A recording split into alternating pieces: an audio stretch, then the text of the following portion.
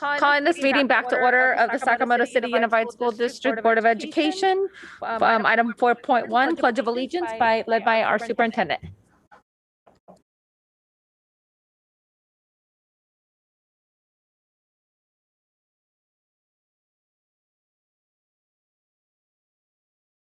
The United States of America, and to the republic for which it stands, one nation, under God, indivisible, with liberty and justice for all. Thank you, Superintendent. We have our item 4.2, broadcast statement by student member Shake.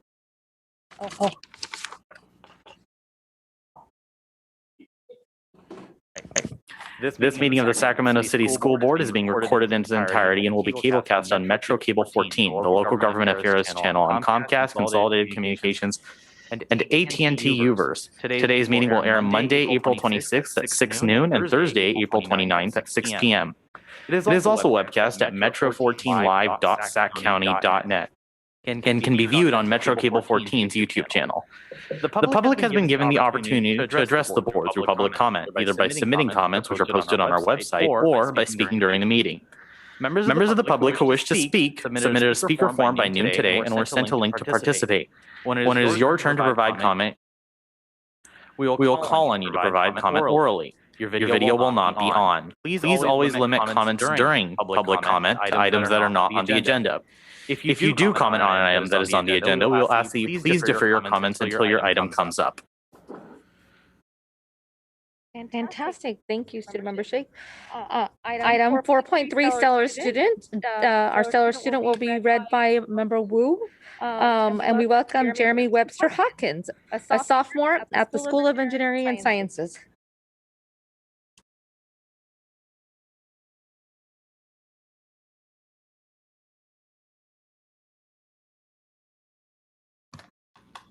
Jeremy has been participating in the ACES program at SES since their program launched in 2019-2020.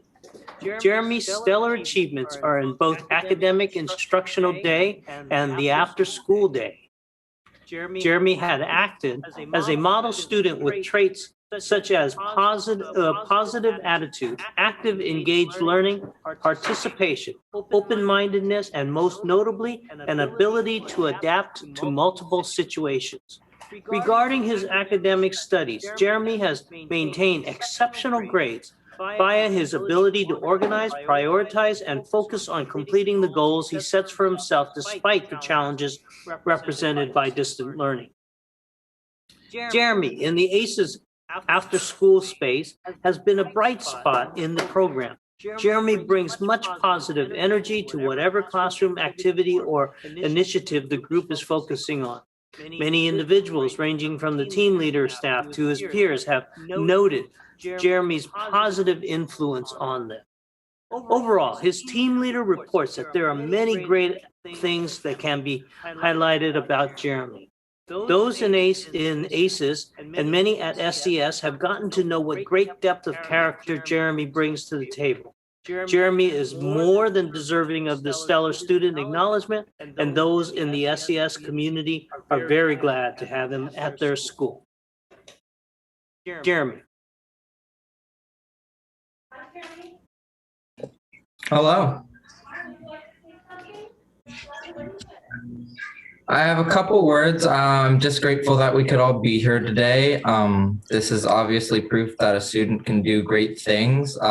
As a student, I didn't see myself coming this far, but with the help of all my fellow peers, I was able to. I've actually probably gone past what I should have, and now I'm improving even more.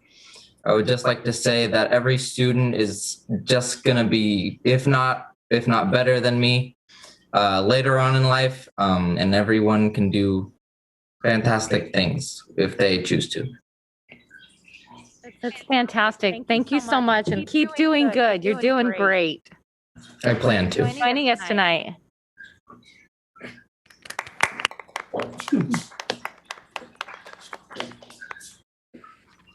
All right.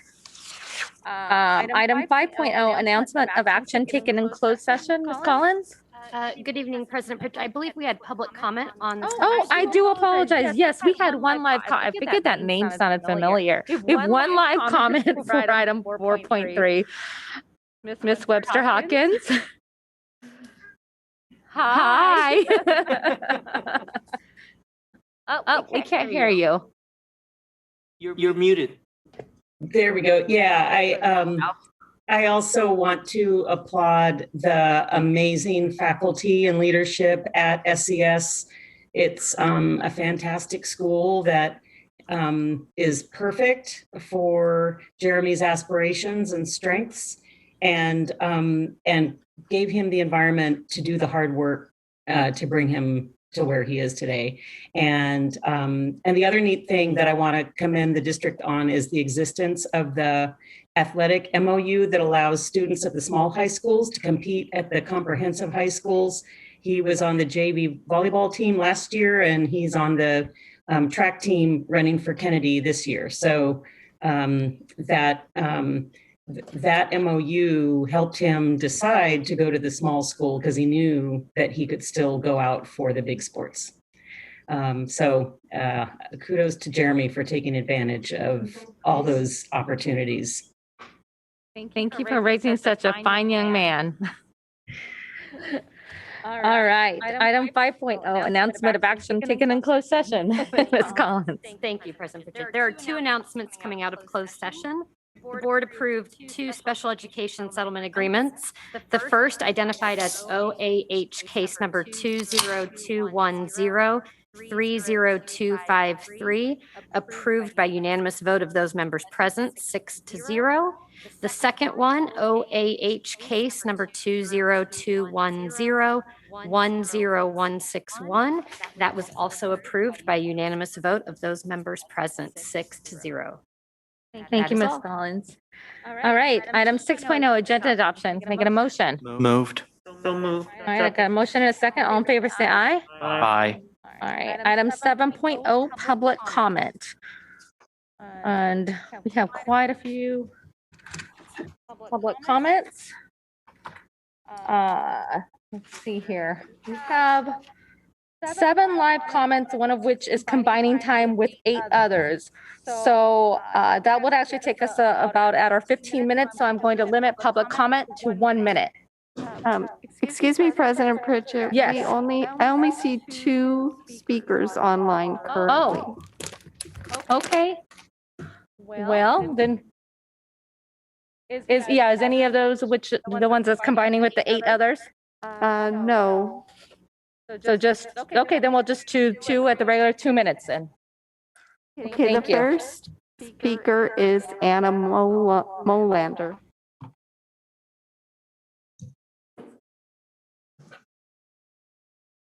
Good evening, trustees and superintendent.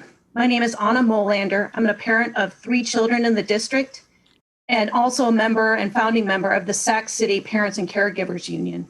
I'm here tonight to thank you for hearing the over 1,200 families that ask for the return of 4th hour at school sites. It's a great victory for Sacramento's families, and I hope you'll join us in celebrating this achievement. But the work isn't done. This pandemic has shown us that childcare is incredibly precarious and broken in Sacramento. Today, Sac City Unified has $300 million in federal FEMA money it could use to build the physical plant for childcare at every school site in our district.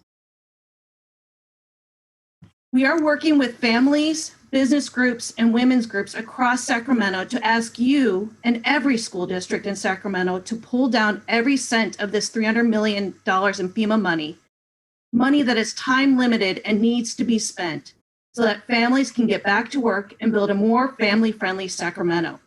We need space for childcare on school sites. Everyone sits on wait lists for care in Sacramento.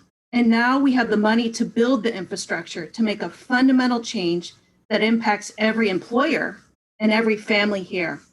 Please don't miss this opportunity to bring hope back to Sacramento as we begin to reopen. Please use this opportunity to pull down this FEMA money as soon as possible and build the infrastructure through portables or outdoor classrooms at every school site. Thank you for your time. Thank you, Ms. Molander. Next comment? Our next live speaker is Nikki Malevsky. Good evening, members of the board. I'm Nikki Malevsky.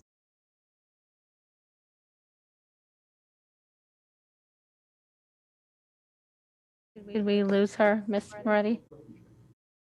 What? Sorry, I thought I hit unmute. Good evening, members of the board. I'm Nikki Malevsky from Sacramento City Teachers Association, and I want to express my confusion and dismay. I've repeatedly seen this board take a position, vote, and give direction to your superintendent, only to see his staff go and do something very different from what we all witnessed you direct them to do. Let's just take a few recent examples. The Adult Ed Parent Participation Preschool Program, the Kit Carson IB program, and busing. I want to ask you, when I saw you all approve the fiscal recovery plan, did you know that you were voting to eliminate busing this year, just as students were returning to school? Were you approving the district staff sending out a letter on Friday, the 16th, telling families that the buses they relied on were going to stop picking up their kids in less than a week? Because the letter the superintendent sent out to parents said the board decided to do that. And then there's Kit Carson. On February 4th, I witnessed this board specifically vote not to cut 5 positions or teachers at Kit Carson, but your staff cut them anyway, and teachers were laid off. And then there's the Parent Participation Preschool Program in Adult Ed.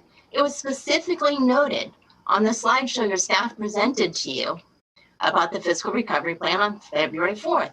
It said, amount does not include the preschool parent participation program in adult ed because effectively 7/1/20, a contribution to the PPPP is not budgeted as this program is self-sustaining.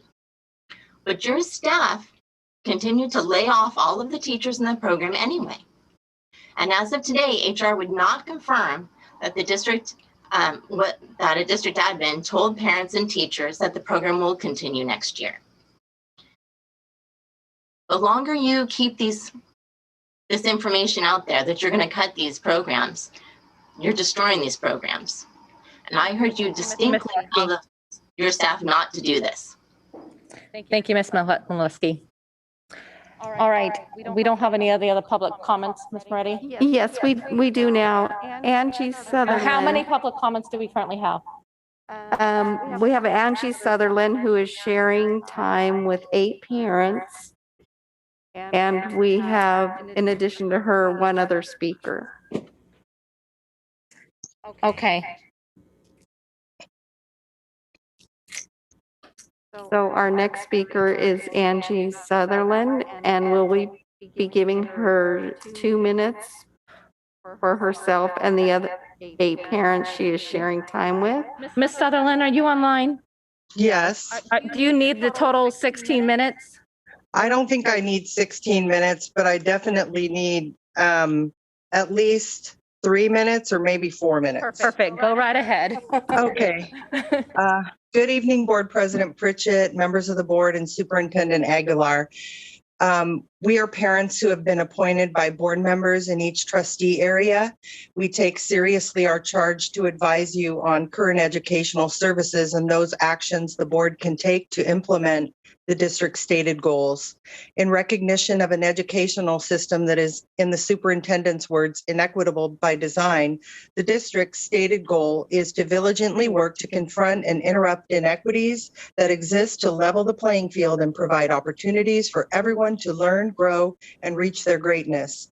The ongoing pandemic has resulted in the district being allocated more than $300 million in federal and state COVID-19 relief funding. Much early COVID-19 relief funding has already been spent to ensure that our schools are safe for returning staff and students. We are aware of many ongoing needs for resources from all stakeholders of the district. However, we are concerned that this district has a history of not making students the priority when responding to demands of stakeholders. In the spirit of confronting and disrupting inequities, the undersigned asked the board to challenge the status quo process and assert its power to spend the remaining one-time money wisely, including by redressing learning loss, during the academic year and expanding summer programs in order to benefit the students of our district. We implore the board to focus available federal and state money on underserved and underperforming students, students with disabilities, English learners, African American students, foster youth, homeless youth, and other student groups with gaps in outcomes in ways that can significantly narrow those gaps and position all SCUSD students for success. Specifically, we urge you to review the upcoming recommendations from established stakeholder groups for the triennial local control and accountability plan update, as well as the revised special education local plan area plan, and thereby make spending decisions based on actions with proven returns on investment for kids. The current moment provides an opportunity to put your money where your mouth is, as the saying goes. Take bolder action to focus on the students and begin to level the playing field for all students in SCUSD. Thank you for your thoughtful consideration of our request. Respectfully, Allison Alexander, Gwynnie Bird, Allison French Tubo, Scott Graves, Catherine Horiuchi, Maria Mar Rodriguez, myself, Angela Sutherland, Rich Vasquez, and Renee Webster Hawkins, and Katie Smith. And we are all parents of kids in our district, as well as LCAP PAC members. Speaking as parents, thank you very much. Thank you, Angie. We're looking forward to seeing it. Next speaker, Ms. Moretti.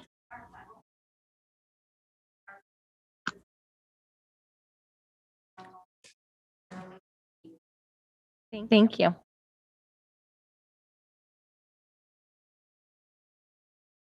Good evening, Superintendent and Board. This is Sarah Williams Kingsley, and I wanted to make a public comment about the unfortunate lack of transparency in terms of SIPSAs, the school site plans for student achievement, as well as other public documents that should be on district and school site websites. Some of you got an email from me recently. I was looking for the SIPSA for my son's school on a weekend after my work hours during my free family time, and the document was nowhere to be found on the website. And I think, I attempted to find it in numerous locations and it was not there. It might be there now. The meetings for the school site councils were not posted. The membership was not posted. And unfortunately, this isn't an uncommon occurrence across our district. These documents, which are supposed to be part of the oversight process that's mandated by the state for each school site and for the district, are supposed to be publicly posted, and they are not. And I've raised this issue numerous times, and I'm exhausted by the effort that I have to go through to track down these public documents that are the roadmap for parent participation and local control in our district. And they shouldn't be this hard to find. And given how many warnings you've had about the lack of availability of these documents, I'm deeply frustrated that this hasn't been fixed. It shouldn't be hard. Other districts do it easily.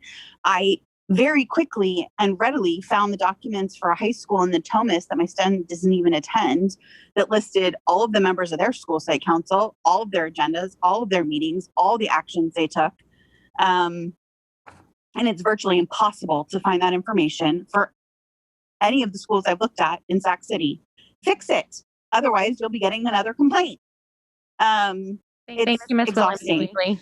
Thank you. That's our last public comment. Ms. Reddy? Okay, item 8.0, special presentations. Item 8.1, are we doing all three at the same time or one by one, Superintendent? We have a resolution 31. Sorry, President Pritchett, we are combining them. Oh, okay. So we're doing resolutions number 3191, 3198, and 3192, which are School Library Month, National School Bus Driver Day, and National Assistant Principals Week. Hi. Nice to see you. Board President and board members. Tiffany Smith-Zimmer, HR Director, and thrilled for you.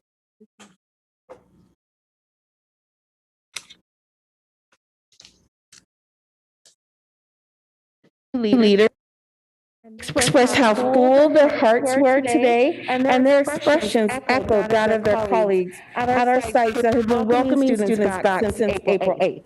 That said, I have the pleasure tonight to highlight some of our superstars that worked tirelessly to ensure that our students were able to return to sites to continue their journey of learning and growing. Tonight, we are here to thank our bus drivers, our school librarians, as well as our assistant principals. Next slide.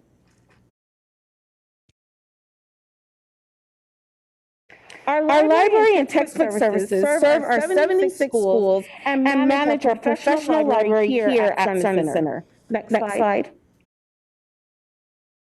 Our Kit Carson International Academy Library hosts fun activities highlighted here, and on the next slide, there's some serious learning and engaging experience as well.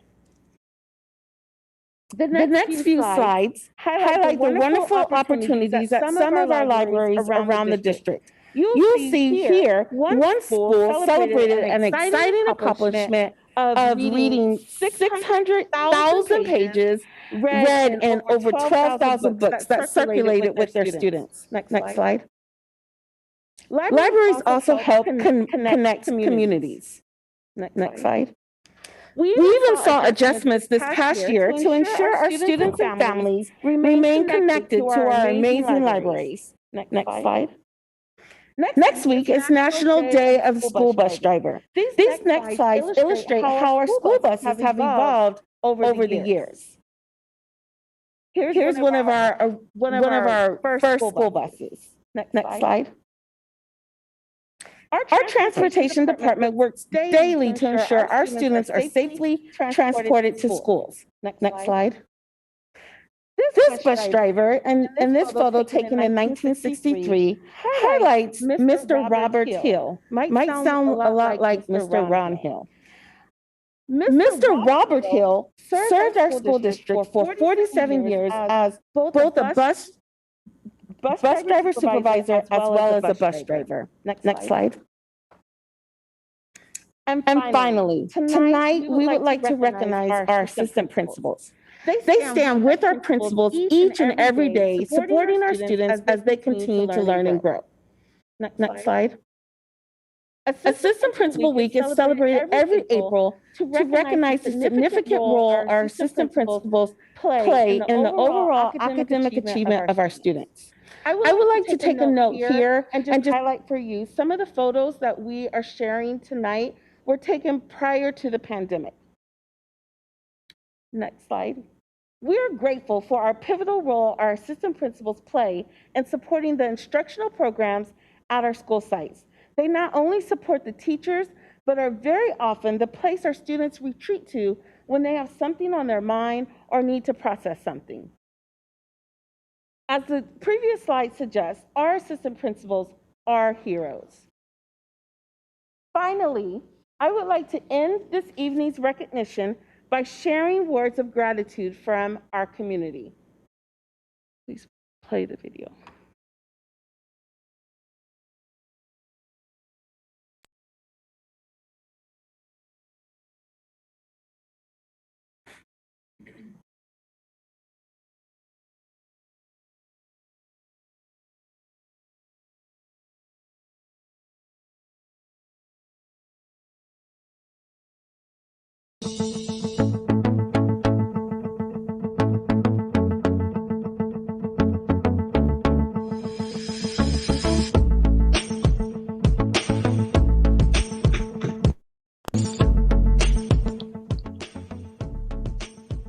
Good evening. I want to take the time and thank all of you for helping us to take care of our children and families as we return some of our students back to in-person instruction. We truly cannot do what we do without your support. Thank you so much. On behalf of UPE, a huge thank you and shout out to all our assistant principals, bus drivers, and librarians. We could not do it without you. Thank you so much for your service. Hello from the Success Team. We just wanted to say thank you for everything people have done to help make students learn and to help students get food and get where they need to get during this pandemic. We wanted to represent, and just words alone are not enough to say how much we appreciate everything everybody does. So a great big hug and thank you from Success to all of you. Thank you. Hello, everyone. From Johnson High School, we'd like to thank our librarian, Gary Briscoe, and our two outstanding assistant principals, Lily Liam-Tongsma and Jill Tom. Gary has been checking out technology and Chromebooks and all the necessary materials for students and teachers to get through distance learning. And Jill Tom and Lily Liam-Tongsma have been working tirelessly to enable teachers and staff to be more effective with our students. We would not be close to where we are without them. So thank you so much to Gary, Lily, and Jill from the Johnson community. Thank you so much.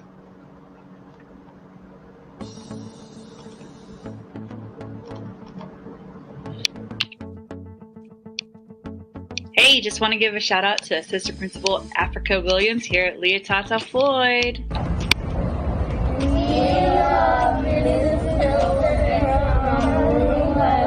Thank you, Miss Wilson, for being a good principal. Hey, Miss Wilson, I just wanted to say thank you for being a great, what are you again? A principal, sorry. And being great in the school, but don't get mad at me, but I'm wearing a blue shirt. I want you to get the ice bucket, because Mr. Legend already got one. Okay, bye. Hello, my name is Paige Maines, and I'm a speech therapist at Oak Ridge Elementary School. I'm here today to do a shout out for Tiffany Wilson, the assistant principal at Oak Ridge Elementary School. Tiffany Wilson, you are the best. You're smart. You're available. You're kind. You're present. Did I say you're smart? I hope you feel appreciated. I hope you feel hugged. I hope you feel proud of yourself, because you're one in a million. And I definitely want to say thank you. Good job. And I hope we work together for a long, long time. I really like you. I really appreciate you. Hug, hug, hug on you. And the families like you. The families really like you. Okay, talk to you later. Tiffany, you're so smart. I wish I was as smart as you. Tiffany, thank you for all your support over the past couple years, all your words of encouragement. Appreciate you, and much love to you. You're amazing. We love you. I say it every year. You are Superwoman. You're the best. Thank you for everything you do. Tiffany, you're amazing. Thank you for everything you do. Hi, Tiffany. Thanks for all you do. The best AP. Hi, Tiffany. Thanks so much for everything you do. You're amazing. Thank you, Tiffany. We love you. Thank you for everything. Thanks, Tim, for everything you do and for being so easy to approach. Tiffany, thank you for all your help with curriculum planning. We love you. Tiffany, thank you for everything you do for our community and for our teachers. Thank you. Tiffany, thank you for your patience and also for answering emails like super late at night when they're urgent. Appreciate it. I don't know what our school would do without you. Thank you. Tiffany, you're the best. I love you. Thank you, Tiffany, for all the love and support. Thank you for your help as a new teacher with assessments and everything. You're a superhero. I love you. Thank you. You're the best. Thank you to our bus drivers who set a positive tone for our students each and every day. Thank you to our librarians who spread their love of reading and joy in books with students. And thank you to Dr. Bridges, who is an amazing vice principal, very positive, very supportive. I love working with her. She's an amazing educator. I want to recognize and thank Dr. Karen Bridges, Pacific Elementary's Assistant Principal, Site Instructional Coordinator. Dr. Bridges makes sure that Pacific Puma scholars are safe at school every day, along with ensuring that they have all the materials that they need to learn, and our teachers have all the materials they need to provide instruction. It is wonderful knowing that we have a leader on our campus that supports us to ensure that we are achieving at high levels. Thank you so much, Dr. Bridges. Hello, I'm Crystal Andrews, principal at Parkway Elementary, and I just wanted to give a huge shout out to our assistant principal, Mr. Dennis Keene. He's been a great addition to the Parkway family. He's always available to support not only me, but our staff, our students, and our families.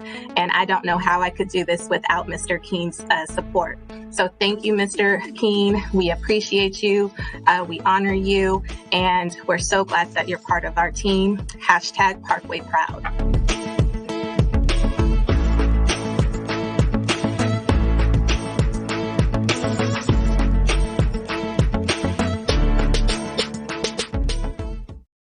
Thank you very much. That concludes our presentation. Thank you for that presentation. We don't have any public comment for this presentation, but thank you to all of our hardworking staff at SUSD. Our kids are our number one priority, and I know that's exactly where you all stand. And thank you so much for your commitment to our school district. We have all three resolutions. We can vote on them all together. So we'll be voting on resolution 3191. 3198 and 3192. Thank you. I got a motion, a second. All in favor, say aye. Perfect. Thank you so much. Thank you for the presentation. And please let them know we missed them all. We're happy to see them all back. All right. Item 8.2, independent audit report for fiscal year ended in June 30th, 2020, submitted by Crow LLP. Ms. Ramos. Yes, good evening, President Pritchett and board members and superintendent and members of the public. Tonight, I'll be introducing Jeff Jensen, our auditor from Crow. He will give you a brief overview on the audit for the year ended June 30th, 2020. Jeff? Great, thank you, Rose. Again, I'm Jeff Jensen. I'm a partner with Crow, and it's my privilege to present a summary presentation here on the audit results for the year ended June 30th, 2020. Next slide, please.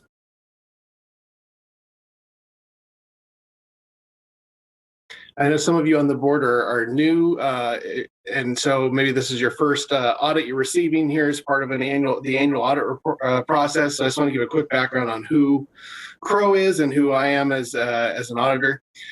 Crow is actually a national, international accounting firm. We're the 9th largest firm in the country. We've been doing school district audits for a really long time, and we audit some of the largest in the state, including your district, and we audit 3 of the top 5 largest districts in California and 7 of the top 20. So definitely work with a lot of different districts and different scopes and sizes. And just to affirm for you, you've hired us to be your independent auditors, and so we are independent of the school district. Next slide. This is my first year leading your audit. I've been with the firm for over 20 years, but this is my first year working with Sacramento City Unified. So I'm ultimately the one that signed the audit opinion to conclude this audit. I do have 2 other partners that work with me to ensure that our team is doing a quality audit and complying with all the applicable requirements that are out there. And the people that really do heavy lifting are Elizabeth Sov, Tim Knupp, and Garen McKay, who are the audit team that works with me and works with your district personnel in order to complete the annual audit. Next slide.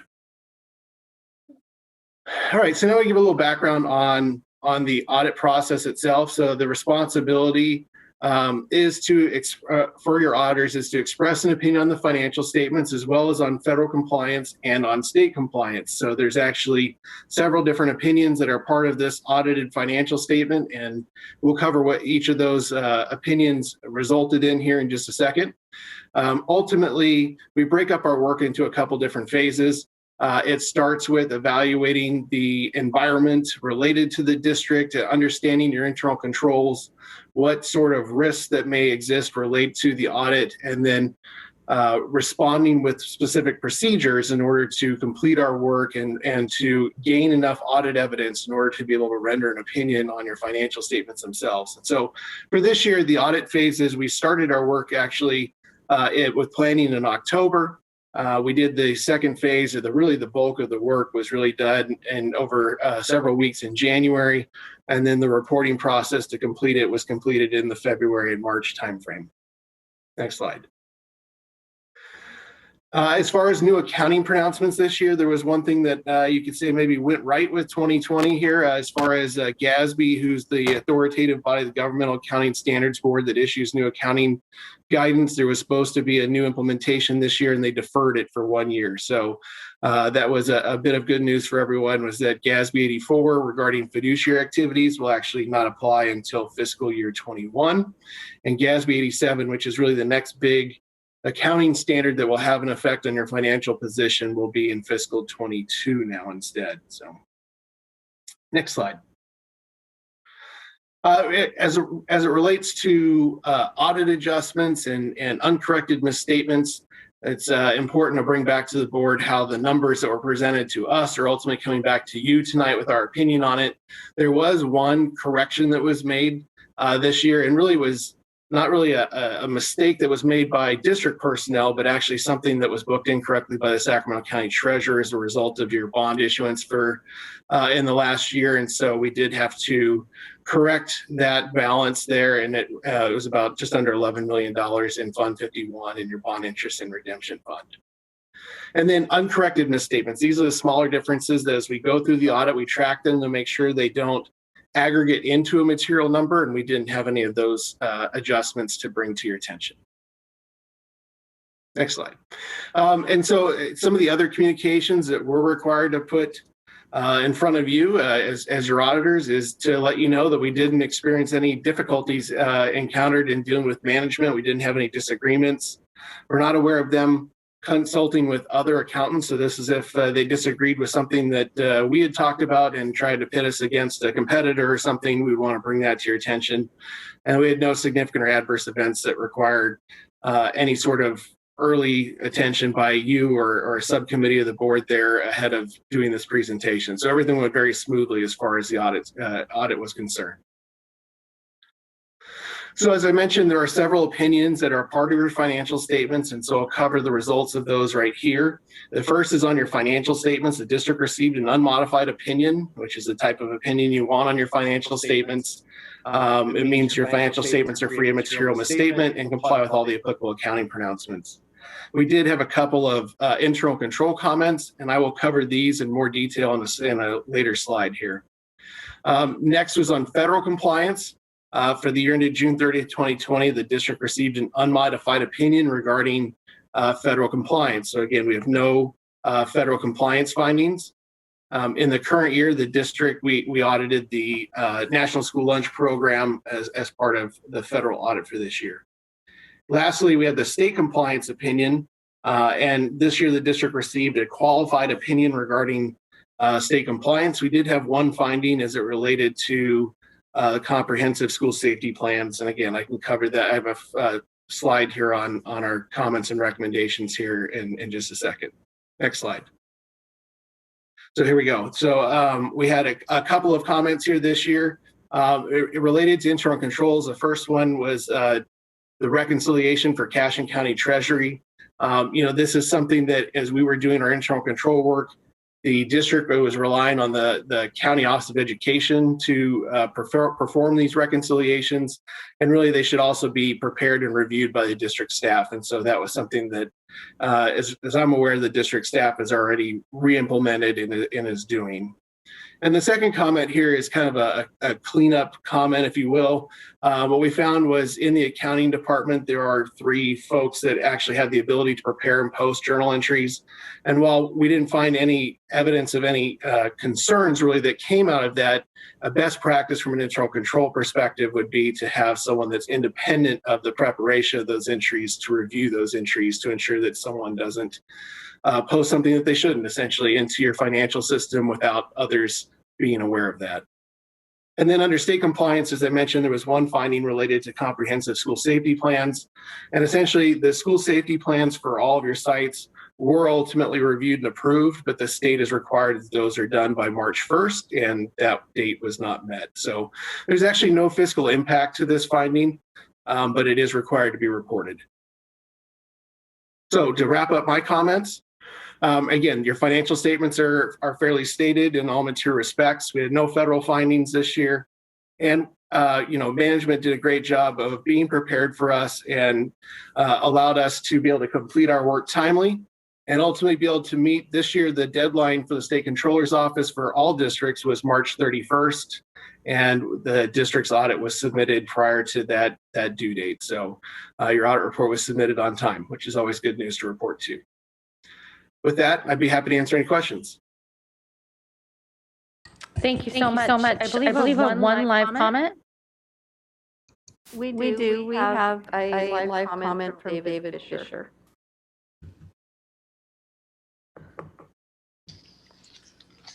Good evening. My name is David Fisher, President of the Sacramento City Teachers Association. Last month, by a vote of 4-3, the Sacramento City Unified School Board rejected the recommendation of Superintendent Aguilar, Chief Business Officer Rose Ramos, and Sacramento County Office of Education Superintendent Dave Gordon to certify the second interim budget as negative.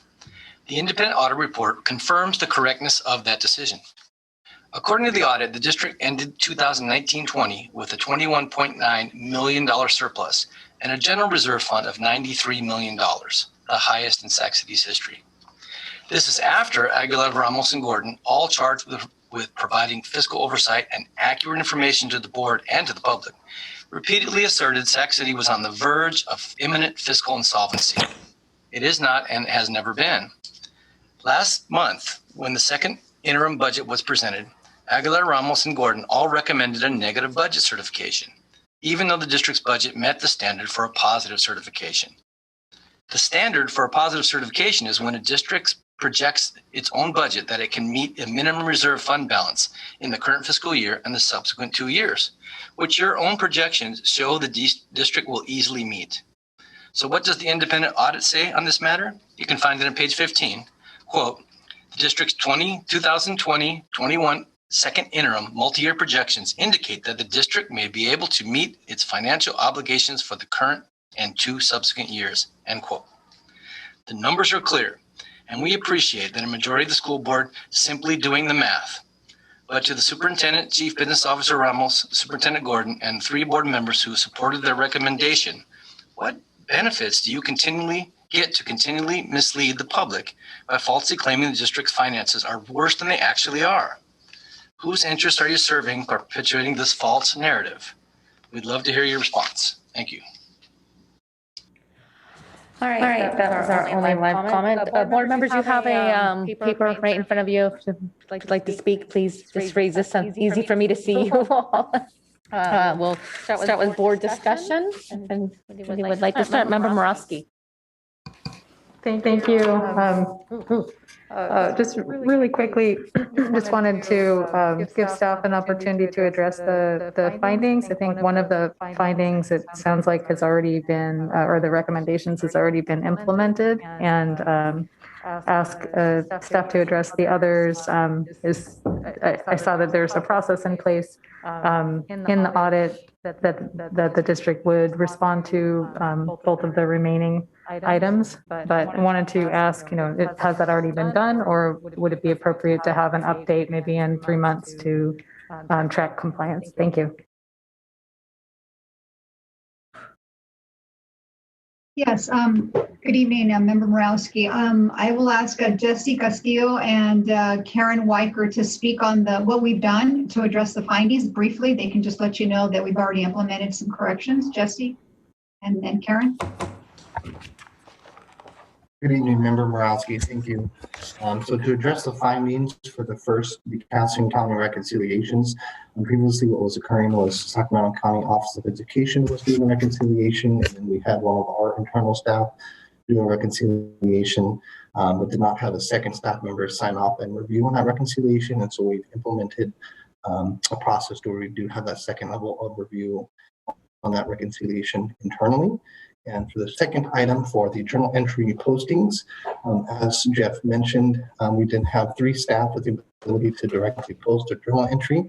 And so what we're doing right now is working with tech services to see, to see what automation and controls we can add into Escape in order to be able to have one member submit it and then another member review and approve it. Thank you. Did that answer your question, Member Morales?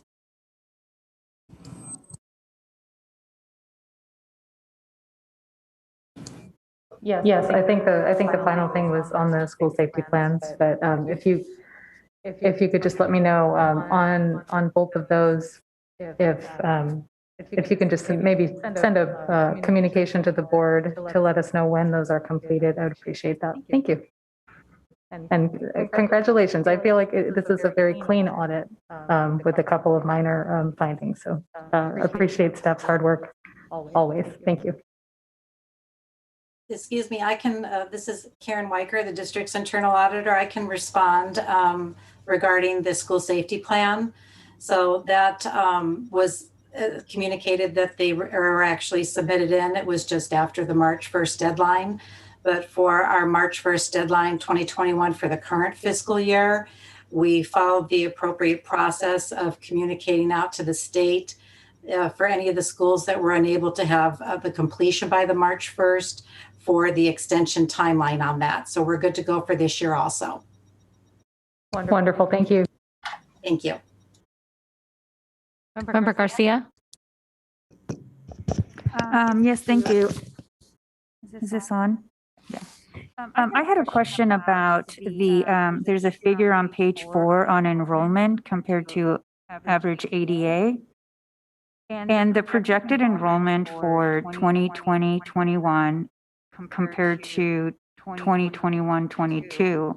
I mean, there's a big difference there in terms of net enrollment. I mean, there's an increase from one year to another of almost a little bit over 1,100 students, which is unusual because we're a declining enrollment district. And then I also wanted to understand why the ADA is the same number from one year to another.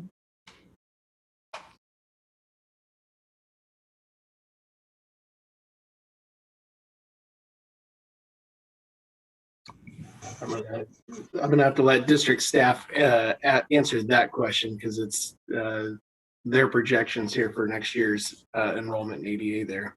Thank you. Member Garcia, this is Rose. Let me look at this document and see, the staff that prepared it isn't with us this evening, so I could, provide you with an appropriate answer. I could just get back to you on that one. Thank you.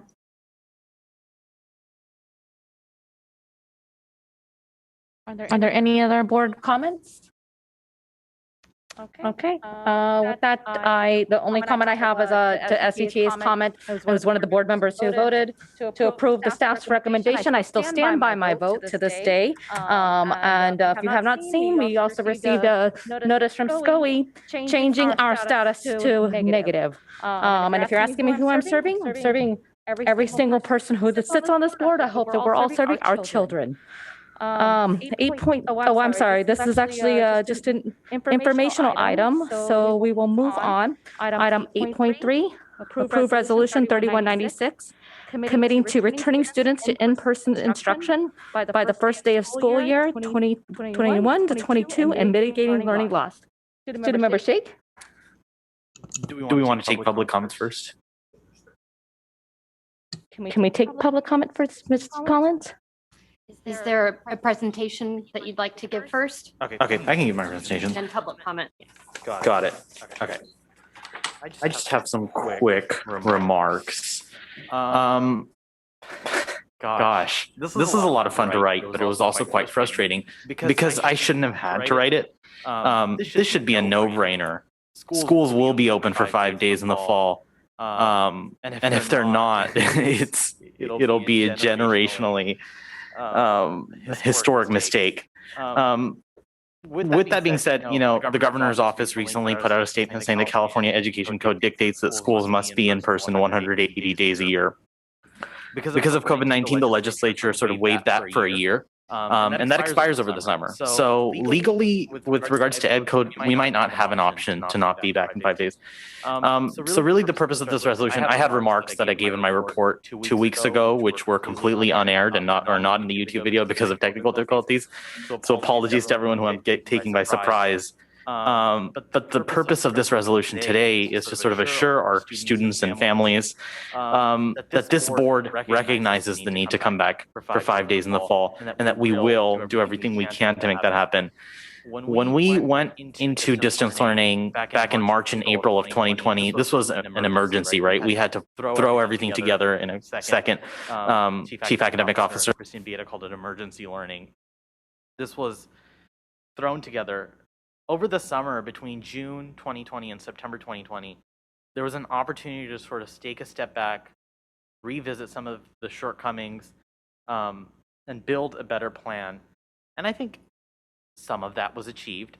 But as Vincent Harris presented at my very first board meeting, distance learning will never and has never been a replacement for full-on in-person learning.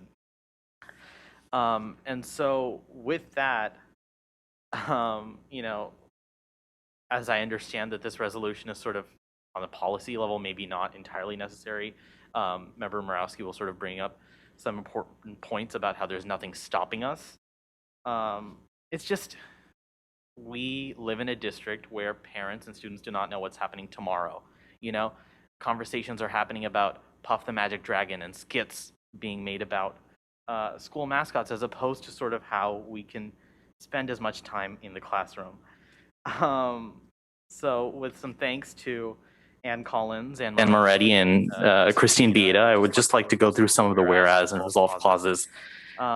Whereas students have shown incredible resilience in the face of historic circumstances, educators and staff have put in tireless work to teach in unprecedented ways, and families have juggled simultaneously working in a pandemic while supporting their students' distance learning. Whereas a recent study by Policy Analysis for California Education, PACE, found that there has been significant learning loss in both English language arts and math, with students in earlier grades most effective, and that certain student groups, especially low-income students, 70% of our students in Sac City, and English language learners, 20% of our students, are falling behind more compared to others. Whereas our attendance and engagement team has consistently reviewed data on student attendance and engagement, finding that 18% of students were chronically absent this year, 17.9. Whereas in the year 2020, hundreds more children in California died from suicide than the virus. I mean, just take a step back. That number, it astounds me every time I say it and every time I write it, because this is a virus that has shaped everything for the past year and a half. It's an incredibly scary thing, and yet we've seen so many more kids die from suicide. It's an incredible tragedy and an incredible disappointment that we've allowed this to happen on our watch. Whereas the district itself has supported 1,048 students and families with 1,903 mental health referrals to support their social and emotional well-being during distance learning. There's some whereas clauses about how the CDC says that there's no reason we shouldn't have in-person school, and a whereas clause reviewing that PBK Architects has certified our facilities as mostly ready. Whereas Doctors Tara Henderson, Monica Gandhi, Tracy Beth Hogue, and Daniel Johnson, upon whose research the CDC guidelines were based, wrote that, quote, keeping schools closed or even partially closed based on what we know now is unwarranted, is harming children, and has become a human rights issue. A human rights issue. With all that said, June 15th, the governor has announced that we'll be fully reopening. You know, the color tiers that we've memorized here at the district will sort of be phasing out as vaccinations increase. You know, the district has been providing vaccinations. There's a clinic tomorrow. Everyone can walk up. There's no appointments needed. 16 and up, Pfizer for first dose. Just a little plug. We had a great time at the vaccination clinic at Burbank last week, I would just say, and I think with that quick shift from Johnson & Johnson to Pfizer, just a huge round of applause for district staff and the county and Aquavax who threw that on, and I was there all day. It was fantastic. Just fantastic seeing people so happy to get their dose of freedom. Anyways, with that tangent through, with the resolved clauses, we have a couple of clauses. The board commits to working with staff and labor partners as needed to ensure that all district students will be able to return to full-time in-person instruction on the first day of the 2021-22 academic calendar.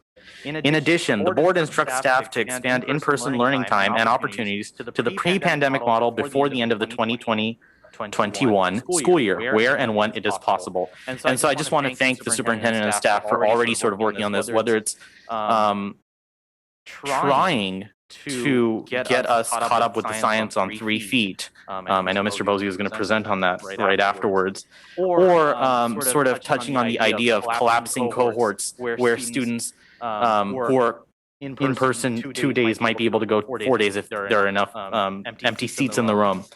So I'm glad to see that already happening. I want to see that continue, and I'm sure it will. That upon return in the fall of the 2021-22 academic calendar, students should have access to as many career and extracurricular programs as health and safety guidelines allow. I attend the Met. Students want internships back. And so as many things as we can do normally, we're hoping for, and we want our fingers crossed, and the board should commit to doing. And that throughout summer programs, expanded learning opportunities, regular learning, the district will be supporting the social, emotional, and mental health needs of our system while ensuring a rigorous academic program, as well as continuing to keep a laser focus on mitigating the learning loss deepened by distance learning throughout the next school year and perhaps afterwards. There are certain folks who don't like the term learning loss for God knows what reason. You'll hear people throughout the terms learning change. We need to understand this is learning loss across the board, and especially for the groups we need to focus on the most. And so with that, I went to school today, and it was great to see those teachers that I'd been waiting to see for months on end. But I had 2 people in my first period, I had 2 people in my second period, and I had like 5 people, better amount in my third period. But the way that we are currently doing our hybrid model is preventing a lot of folks from making the decision to do something they want to. And so that's just something I want to underscore as we go into board discussion. And I think that's my piece. Phenomenal. All right, we actually have 11 live public comments, and we will take all 11 comments. President Pritchett, can I just interject? Yeah. I want to make sure that everybody knows that we are aware of an echo that apparently is making it difficult for our public to listen to the live streaming website. And our team is trying to figure out how to resolve that. We may have to take a short break to see if maybe rebooting things. Our challenge is that we can do away with the echo in the live stream portion, but everyone on Zoom is unable to hear the discussion taking place. Or vice versa, we can keep the echo and continue the Zoom. So we're going to be looking at how many people are on Zoom. If it's our staff only, we can maybe communicate via text as people need to log on to make presentations and such. But our team is aware. Take a 5-minute recess now to shut down and restart. I think we should finish this agenda item. Okay, I want to make sure that people are hearing this. So got it. Mr. Flores, do you think that would be a 5-minute recess to shut down? Will you need more than 5? They're saying maybe 10 to 15 minutes. 10 to 15 minutes. Student member Sheikh, this is your presentation. I am getting text saying the echo is so bad. We're fine with that. Let's go. Okay. Go on the recess? Yeah. Okay, we'll take a 15-minute recess. Hopefully we come back sooner. Okay, we are reconvening. Ms. Collins? Is your microphone on? Thank you, President Pritchett. During the technical break, the board reconvened in closed session, and there are no announcements coming out of closed session. Thank you. All right, and I believe we'll get right to our 11 live comments. Ms. Moretti? Yes, our first public comment is from Alistair Dawson. Hello, board. Thank you very much indeed for hearing me today. I'm Alistair, and thank you for the opportunity to comment on this really important resolution eloquently presented there by Isa. Thank you so much for that presentation. Firstly, brilliant work getting the kids back. It's a thank you to everybody, thank you to the board and everybody, the teachers who have put in huge amounts of hard work. We must maintain that momentum. The strain that 3 hours, 2 days a week puts on our family is quite challenging, but it's manageable. For others, it is going to be acutely challenging. And so we must do more. I, as you might have guessed from my accent, not from here, I'm from the UK. My siblings' families have been back at school in person 5 days a week since the beginning of March. They are working together to get kids and teachers back into full-time education safely. And so the best thing is that we've got about 3 months of data that we're going to get and science and evidence to be able to get our kids here in Sacramento back to school full-time on the first day of the full term. So I think I'm confident that we can work together and get them back. I urge us all to support this resolution. It is fundamentally important to our economy, our families, and our children. Thank you for listening. Thank you. Next comment? Yes, our next speaker is Angie Sutherland. Hello, Angie. Hello. Sorry, I didn't have a comment on this. Perfect. Thank you. Thank you. Nice to hear from you, though. Next comment, Ms. Moretti? Our next comment is from David Fisher. Hi again, David Fisher, President of the Sacramento City Teachers Association.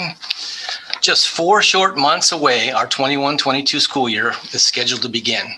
We certainly hope that we're able to open the new school year as close to possible, a traditional in-person instructional model as possible, as safely as possible. But we even hope that it will be better than before this terrible pandemic.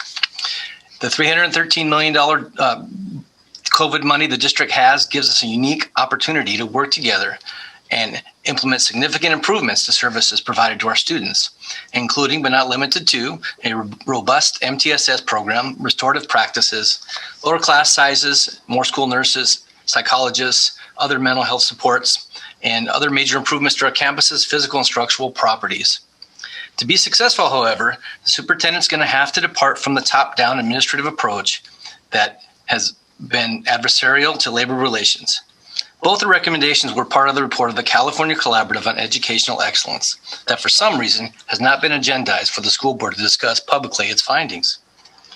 While we were hopeful that we had turned a new page based on our reopening negotiations with the district, our concerns reemerged when the superintendent immediately tried to renegotiate the safety standards that were codified in our agreement.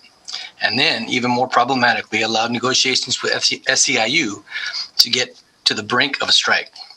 However, once again, we have a great opportunity and an ability to significantly improve our relationship going forward with our discussion about how to successfully reopen schools to in-person learning in the fall. And that can be a basis for that great improvement. SCTA and SEIU together have the strongest relationship we have ever had in our history.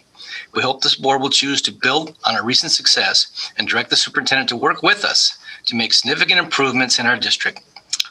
We have what may be a once-in-a-lifetime opportunity to make major improvements in our district. To coin a phrase you may have heard recently, it's time to build back better. Thank you. Ms. Moretti, next comment? The next speaker is Gwen Spann.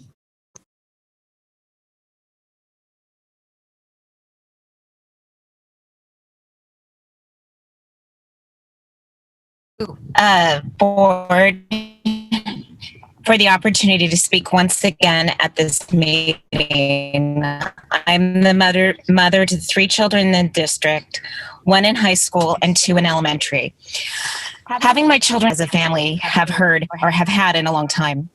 I want to thank the board, superintendent, teachers, and staff who have made this happen. It was not easy, but we did it, and our children are the better for it. Clearly, though, the work is not done, and I certainly recognize that. I hope to see my children in school 5 days a week and for more hours a day at some point this school year. But mostly I want to see them back full time and for full days in the fall. Now is the time to commit to this and to start planning and negotiating to make it happen. I recognize that there will likely be families who do not want to send their kids back to school in the fall. For them, I hope that the district can find a distance learning solution that is workable and fair, because we have seen that the hybrid model is not. While working, it is not working well, and I argue not fair for the students and the teachers. I urge you to find a solution that will get kids who want to be back into the classroom fully into the classroom, even if it means spinning up a virtual academy like other nearby districts. You are professionals trained in this space, and this is your job to find solutions that will provide students with a relevant, rigorous, and well-rounded curriculum, with the expectation that all will be well prepared for a career and post-secondary education. I urge you to vote in the affirmative on this resolution and commit to having our children in the classroom 5 full days a week in the fall. Thank you. Thank you. Ms. Marty, next speaker. Our next speaker is Ingrid Hutchins. Good evening. I'm excited to see that we're discussing this next school year. To do it safely, it will need a tremendous amount of planning. While COVID is on the decline in California, we must remember that it's a virus that even the scientific community acknowledges it knows very little about. I hope all planning is based on the fact that COVID-19 has not been eradicated and we do not have herd immunity, so we must do everything in our power to keep our community safe. Our plans should be innovative and need to include a virtual academy for students who wish to remain off campus, as well as smaller class sizes for those who return to our classrooms. Mitigating learning loss is a term that preceded COVID. We must avoid the lure of looking at old research regarding it during these discussions. Our students are living through a global pandemic while simultaneously being raised in a country that has had frequent episodes of tragic violence, most of it racially based. They return to us as traumatized children. Our students will need a more nurturing approach than the traditional assessment-laden factory model of education. We need to create learning environments that meet our students where they are now and allow our teachers to provide them with what they need most, SEL support and educational experiences based on how children learn best, not what publishers sell us or lobbyists promote. Any conversation regarding the education of students must include teachers, not as an afterthought or in terms of PD, but in every step of planning. It's irresponsible to have these decisions made only by those who have little to no experience or only pre-pandemic experience in the classroom. Theory is no replacement for experience. The world has changed and we must change with it. Thank you. Thank you. Next comment, Ms. Marty. Our next speaker is Jessie Goop.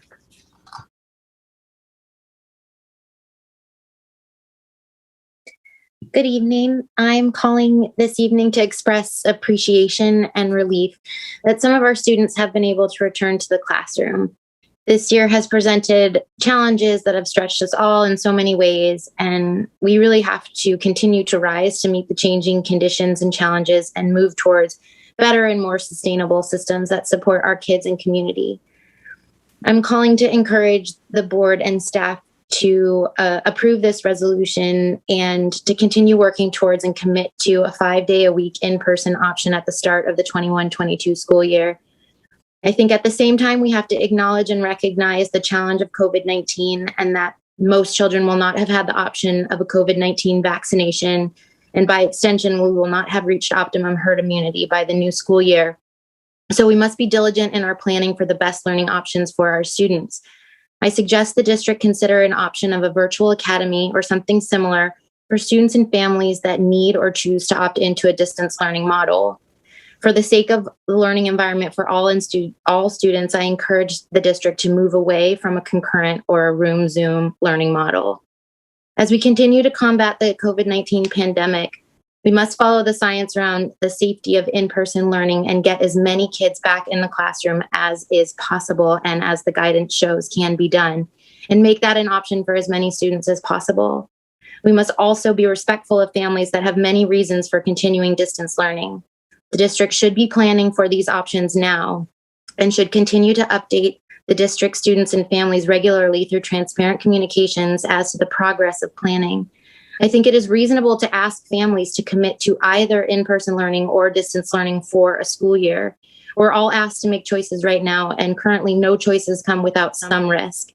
The district should do the work to develop a reasonable system for families, communicate the options clearly and early, and give us a chance as families to make an informed decision. Thank you. Thank you. Next comment, Ms. Marty. Yes, our next speaker is John Myers.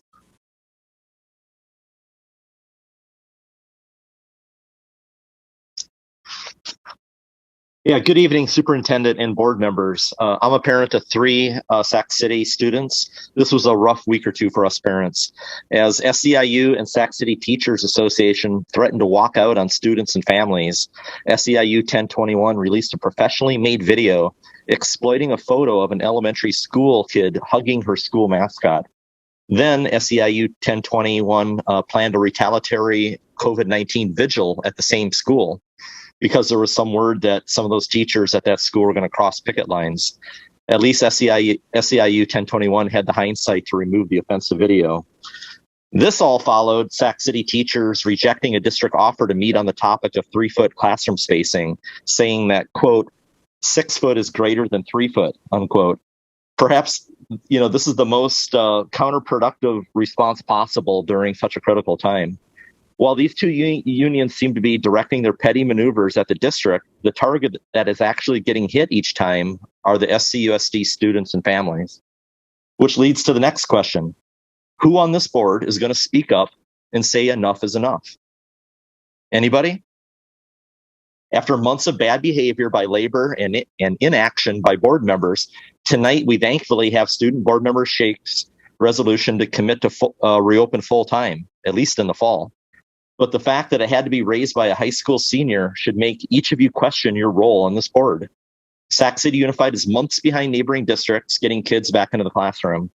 Each additional day brings more kids, has more kids losing ground to their peers. Each day has more families abandoning the district. Board members, it is long past time for you to speak loudly and act on behalf of the students. Thank you. Thank you. Next comment, Ms. Marty. Yes, our next speaker is Karen Rice.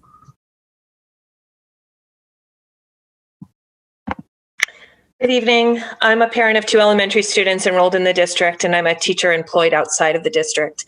I want to thank student member Sheik for proposing this resolution. It is refreshing to have someone finally propose a concrete date to get our students back to full in-person instruction. At this point in the school year, I have to say that as much as I want our students to be back to full-time learning, I've lost hope that it will happen. I've lost hope in the ability of our labor partners in this board and this district to put our students first. For most of this year, we've waited patiently. Families have operated under the assumption that all parties involved were waiting for the science to say when it would be safe to return to in-person learning. Well, the science finally says that it is, and we are. And yet here we are, where just about every other district around us is back to 4 or 5 days of in-person learning, but our children are back to a mere 6 hours a week. So it doesn't seem like all parties involved are really looking to the science. It doesn't seem like they are even thinking about the students. It seems like they're looking for something else and something more. And it feels like they are using our children as pawns to get it. It is a disgrace after 13 months of waiting and suffering that we still don't have a solid date to return. This district feels broken. As such, it has already lost many families to schools and districts that apparently are better equipped at recognizing and addressing the needs of their students. For the rest, we have to operate under the assumption that students will be back in the fall. It is how many of us have kept our sanity, but even that seems unlikely despite the governor's mandate. Without a commitment to a return to full in-person instruction for the fall, the uncertainty, frustration, and distrust with this district grows and more families will leave. Please give us some sense of certainty and hope, restore some sort of faith in this district, and vote to commit to a full return to in-person learning for the first day of instruction of the 21-22 school year, if not sooner. Our children and families need it. Our children and families deserve it. Thank you. Thank you. Next comment, Ms. Moretti? Yes, our next speaker is Lisa Riley.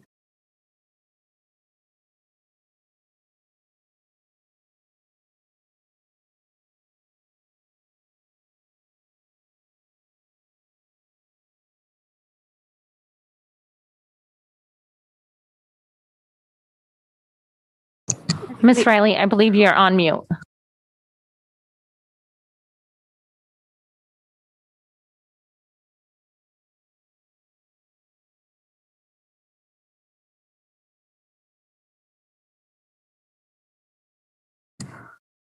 Ms. Moretti, maybe we can get back to Ms. Riley, and we can have the next comment. Yes, our next speaker is Sarah Williams Kingsley.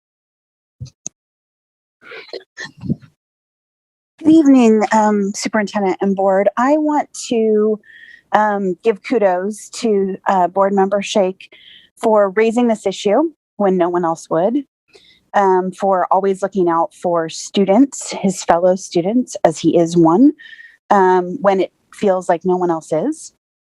I also want to say that, yes, we need to return in person to 5 days a week in the fall. Our students desperately need time with their peers and with their teachers. As the parent of a secondary student, my child is desperately hoping that he will have a vaccine before the school year starts.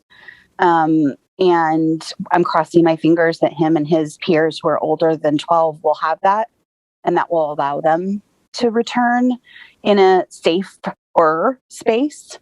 I also want to call out the comments from SCTA's head, David Fisher, about the superintendent and wanting to improve that relationship. It honestly feels so two-faced and disingenuous to say you want an improved relationship to the public while at the same time bashing him every time you give a public comment. I also didn't hear from his comments anything that was student focused in their plans for the money that they say this district has. He should also read the very focused rules about the money that the district is sitting on that is related to the COVID pandemic. His list is the list that SCTA has had for years. We get it. You want more school nurses. And in this climate, no one's going to say no. But adding staff that we can't afford long-term is not the solution that is going to serve our students. And everybody getting their fingers in the pot of all this money before we have focused on what the students actually need is not student focused. Thank you. Thank you. Next comment, Ms. Moretti? Yes, our final comment is from Lisa Riley.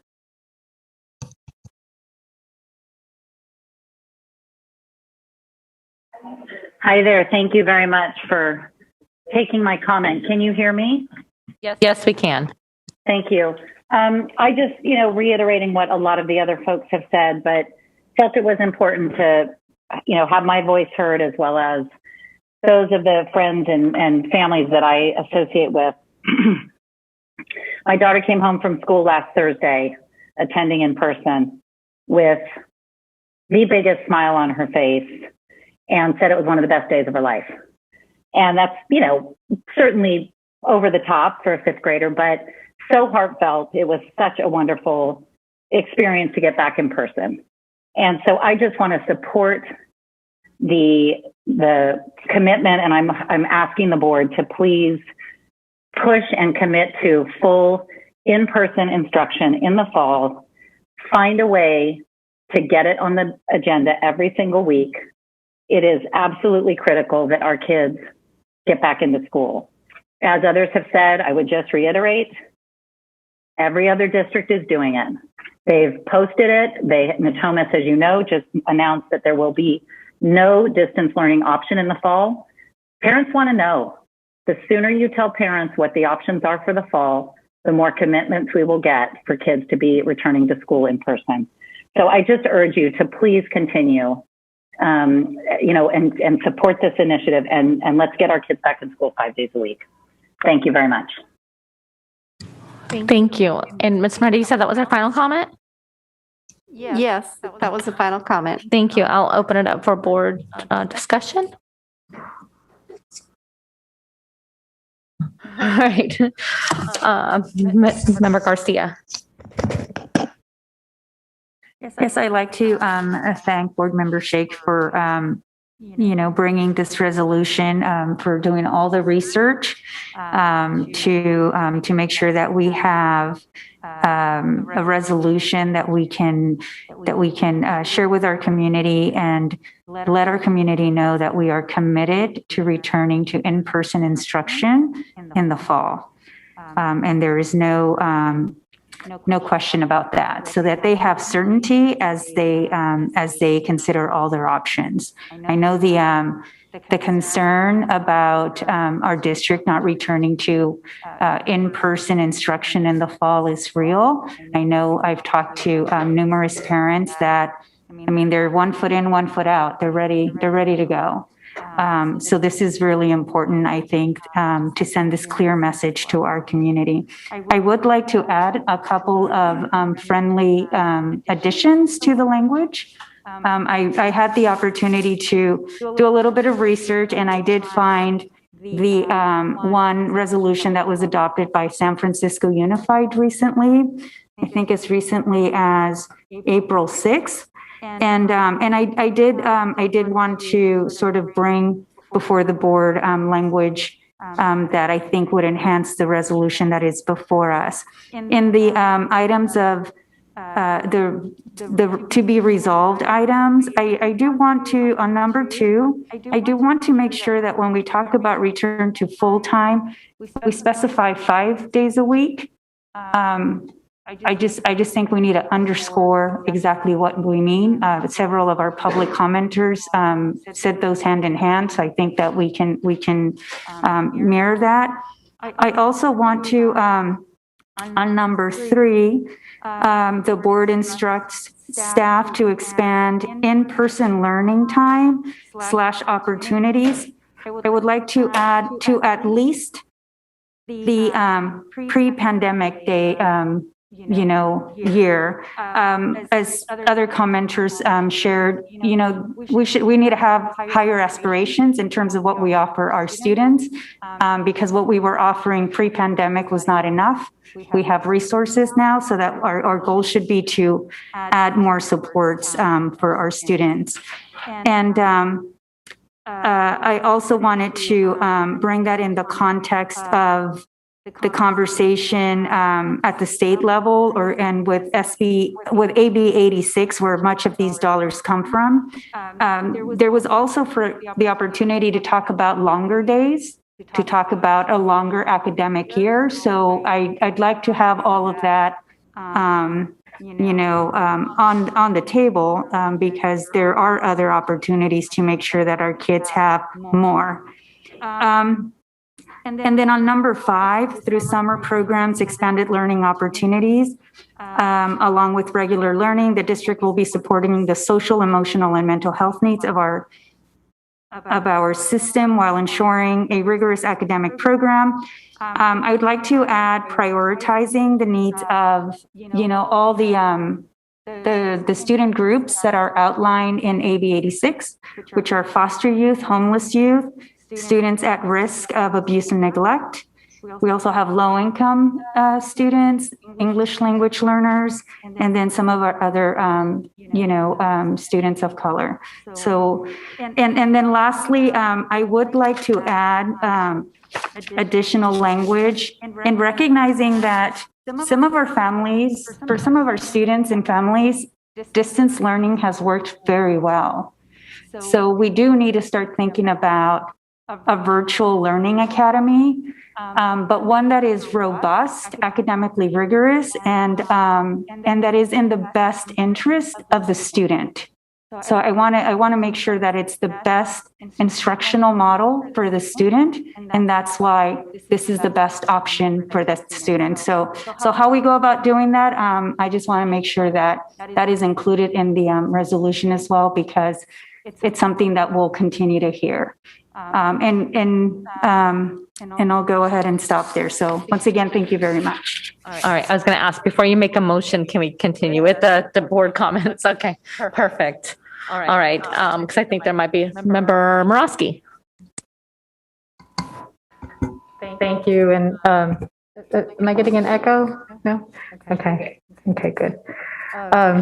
Thank you, Student Board Member Shake. I have to say how grateful I am for you. I feel like, so often you are the voice of the conscience on this board. And for some reason, I think even though many of us feel the same way, you articulate things in such a powerful way that it just cuts right to the heart of the matter. So I just want to appreciate your bringing this forward. I think I didn't even realize the extent to which the communication to our community is so critical at this moment. I never questioned whether, next school year should be full-time, 5 days a week. That's the default. That's what learning is. We had an exception made for distance learning for this COVID period. That exception has not been granted for next year at the state level. So it's fully my expectation, and has been all along, that we should be back full-time, 5 days a week. So, and I just appreciate you bringing this forward so we can formalize that. I think with that, I just wanted to add and also recommend one friendly amendment, and just pull it up.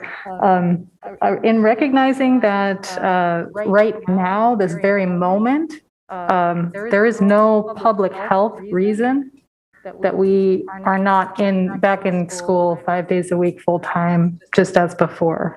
Public health guidance and science has changed, as some of the commenters mentioned.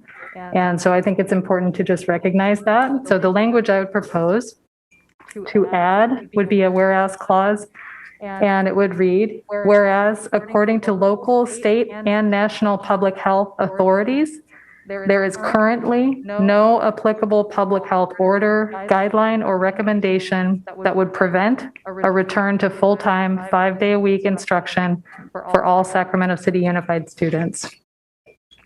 So with that, I just think it's important to recognize right now, there's no reason we can't, there's no public health reason that we can't get back in the classroom 5 days a week full-time, just as before. So with that, again, I just want to thank you for bringing this forward, and look forward to discussing that more in a little bit. Thank you. Thank you, Member Morosky. And I have a comment from Member Villa, who is not here tonight. She said, good evening, fellow board members and Superintendent Aguilar. I apologize for my absence tonight, especially when we are faced with so many important tasks. I want to express my deepest gratitude to Board Member Shake for bringing this resolution to us. Without a doubt, I vote yes to return to 5 days a week on campus for the 21-22 school year. All of the necessary safety protocols have been put in place, and I am confident that we will be ready. I can't wait to see all of our students back in the classroom with their peers and their teachers. I'm also looking forward to the action of collapsing cohorts.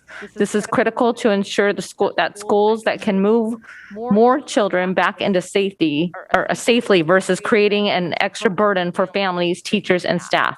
Again, thank you to the whole SUS team who show up every day to make our district strong and safe. And she'll see us on the 6th. That's what she said. And then I just have a quick comment. I think all of us are just so appreciative and awe of the work that you have done, Student Member Shake. I am in full support of this resolution. And, as I was listening to the public comments, I was writing down key words that were kind of ringing to me. And some of those words, unfortunately, were lost hope, broken, shame. And then I remembered April is Child Abuse Prevention Month.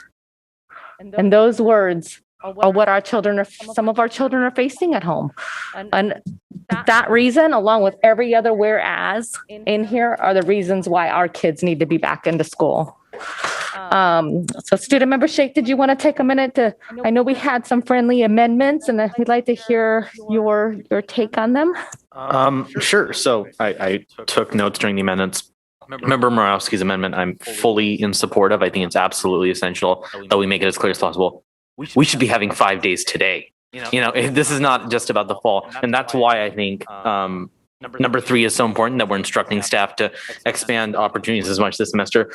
Member Garcia's notes as well, emphasizing 5 days, I agree with. opportunities at least to the pre-pandemic model. I think that's really important as well as sort of prioritizing the needs of students who are outlined in AB 86. My question about the virtual learning model is if that's relevant to this resolution, perhaps, Member Garcia?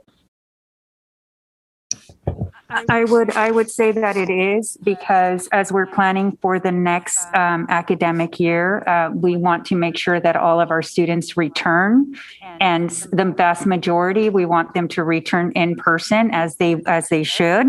But we will have those students and those families who want to stay in a virtual learning setting. So if we don't offer that as part of our instruction for next year, then they'll have to go somewhere else. Got it. Could you suggest some verbiage? But what exactly are we looking at with language on virtual learning academy? So we could say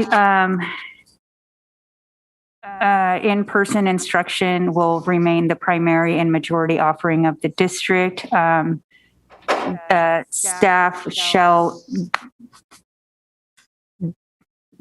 work or develop a virtual learning academy, I guess, instructional model that is, again, the goal here is that it's in the best interest of the student, this particular instructional model. And Superintendent, Yeah, Member Garcia, I would offer just as feedback and recommendation for your discussion that we work on some language that balances both what you're bringing to the discussion, which is that there are, in some cases, situations where distance learning has worked very, very well for our students, with the fact that as we continue to see the needs of our students and families, that we also want to make sure that we're providing the highest quality of teaching in that platform. So perhaps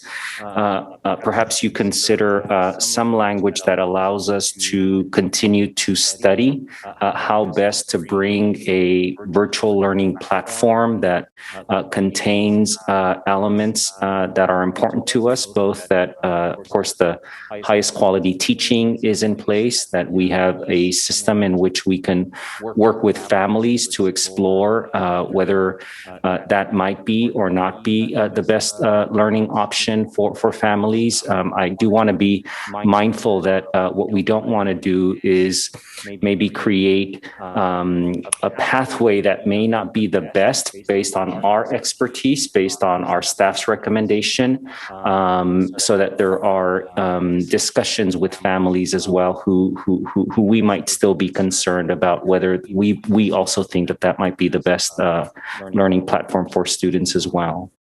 So maybe some language about coming back to the board with some models that are related to allowing students to stay in that virtual learning space.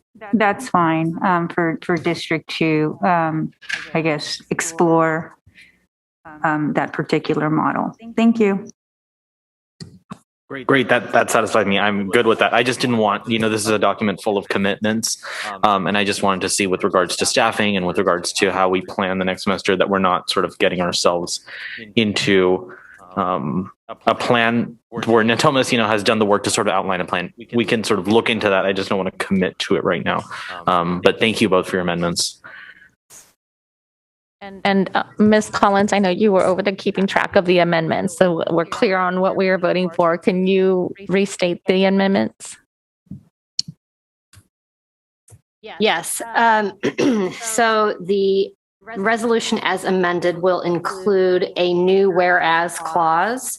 Whereas, according to local, state, and national public health authorities, there is currently no applicable public health order, guidelines, or recommendation that would prevent a return to full-time, 5-day-a-week instruction for all Sacramento City Unified students. The next amendment would be to number 2 under the resolution, that it's inserting 5 days a week after the clause full-time in-person instruction. The next change is to number 3, that the board instructs staff to expand in-person learning time opportunities to at least the pre-pandemic model, insertion of the words at least. The next change would be to item number 5. At the end of that section, including the clause prioritizing the needs of the student groups outlined in AB 1886. And then finally, and this is the part where Member Garcia, please correct me if I don't have this correct, but adding a new number 7, that staff shall work to develop a virtual learning academy. Actually, I believe it's staff will continue to study how best to bring a virtual learning platform that contains elements including the highest quality teaching and systems to work with families to explore their best learning options and return to the board with those options. I think that works. The only correction I have is referencing AB 1886. It's AB 86. AB 86. Just to make sure we have the correct student subgroups. Thank you. All right. Student Member Sheikh, you okay with those amendments? I am. Good. I'm not making any amendments, friendly. I just want to make sure that in reading this, that we stay aware of our Black and Brown students, our disabled students. I know that it says that we want to return to pre-pandemic. I just want us to be mindful of the pandemic before the pandemic. So, I mean, pre-pandemic is not where we needed to be in terms of excellence. So, I don't think there should be any changes to this. I think the way the changes are is fine, but I just want us to be a little more cognizant because it seems like there's a hole in this that's just missing some more of our disadvantaged students. Member Garcia. And the goal with referencing the student subgroups in AB 86 is to fill that hole. Yeah. Are there any other board comments? All right. Well, I will take a motion to approve resolution number 3196. Moved. All right, I have a motion, a second. Student preferential vote. Let me think. Aye. All right, and Superintendent, we need roll call. Member Pritchett. Aye, happily. Member Borowski. Aye. Member Wu. Aye. Member Garcia. Yes. Member Rhodes. Aye. Member Phillips. Aye. Fantastic. Thank you. Thank you for your hard work on that, Student Member Sheikh, and to the staff that helped as well. Thank you. All right. We are at item 8.4, update on reopening MOUs and next steps. Mr. Bozio. And President Pritchett, board members, I just want to introduce, this is a continuation of the discussion that came from the initial ratification of our MOU with SETA, a motion that was made to provide updates to the board on the meet and confer language. Mr. Bozio will be providing such update to you. This is the second update that we will be providing to the board, and we look forward to the board's discussion. Thank you, Superintendent. Good evening, President Pritchett, Board of Education, Superintendent Raul Bozio, in-house counsel. As the superintendent just stated, we're here to share with the board as they requested, as you requested, an update on the MOU and specifically on the question of, thank you, on the question of spacing between students. And a quick review from what we shared in the update, the previous board meeting. And then we'll get on to some of the newer developments. Because we previously shared, and you're aware, CDC, CDPH, SCDPH, have all allowed now for 3 feet distancing between students in a classroom setting. And that is distinct from the guidance that still provides 6 feet spacing between adults and students, or when different activities are occurring, such as eating, etc. As you're also aware, our MOU with SETA and it does include some language around 6-foot spacing, hence why we're here to discuss this question of potential modification to 3 feet for spacing between students. Again, the MOU with SETA provides that the district will comply with all the state and federal, local health and safety guidelines. The agreement also provides that any revisions or changes and updates to the health and safety guidelines, if any provision contained in this MOU conflicts with revised or updated guidelines, best practices, recommendations, and considerations from SCDPH or CDPH, the parties agree to meet and confer. So that process of meet and confer, as we shared the last board meeting, the district sent a letter to SETA on March 31st, citing the updated guidance on the physical spacing between students in a classroom setting of at least 3 feet, and requested to meet and confer pursuant to the language of the MOU. April 5th, as again shared previously, SETA declined to meet and confer, stating that the updated guidelines were not inconsistent with the agreement. And the district responded by letter of April 7, stating that indeed the guidance is inconsistent with provisions of the MOU, and that the parties understood that they would be able to discuss this topic and further revisit it.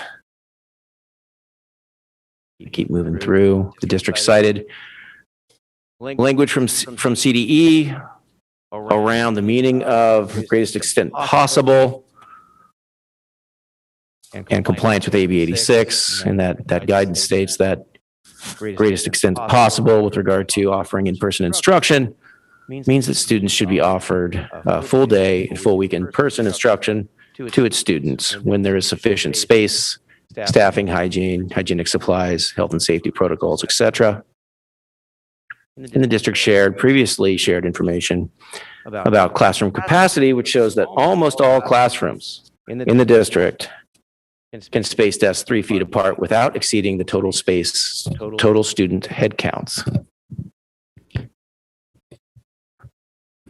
On the 9th, the district received new communication from SETA, where it stated that it would be open to having discussions with the district regarding possible modifications to the instructional model, the compositions of the cohorts, and even whether cohorting would have to continue once an in-person instruction has been resumed. And we had a clear sense of how many students were returning for in-person instruction.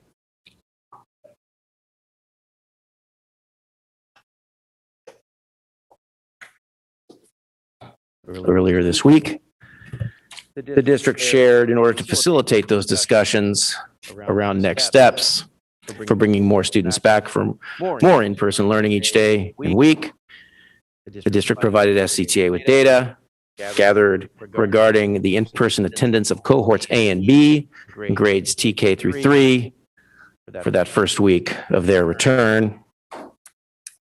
Also included and shared with SCTA was additional information regarding spacing between students.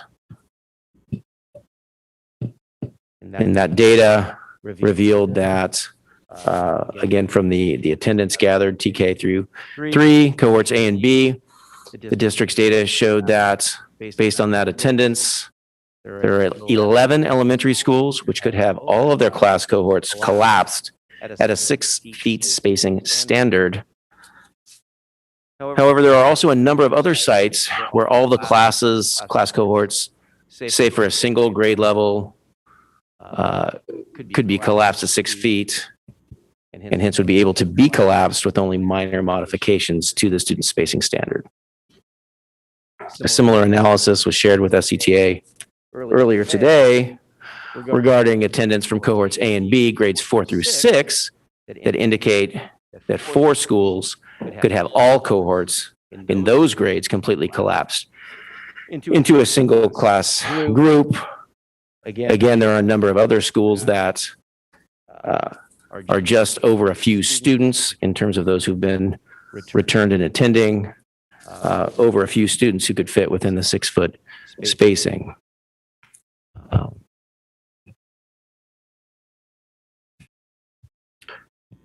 So with that, again, the district has offered to and proposed to meet with SCTA next week and hopes that the parties will be meeting and discussing this matter further.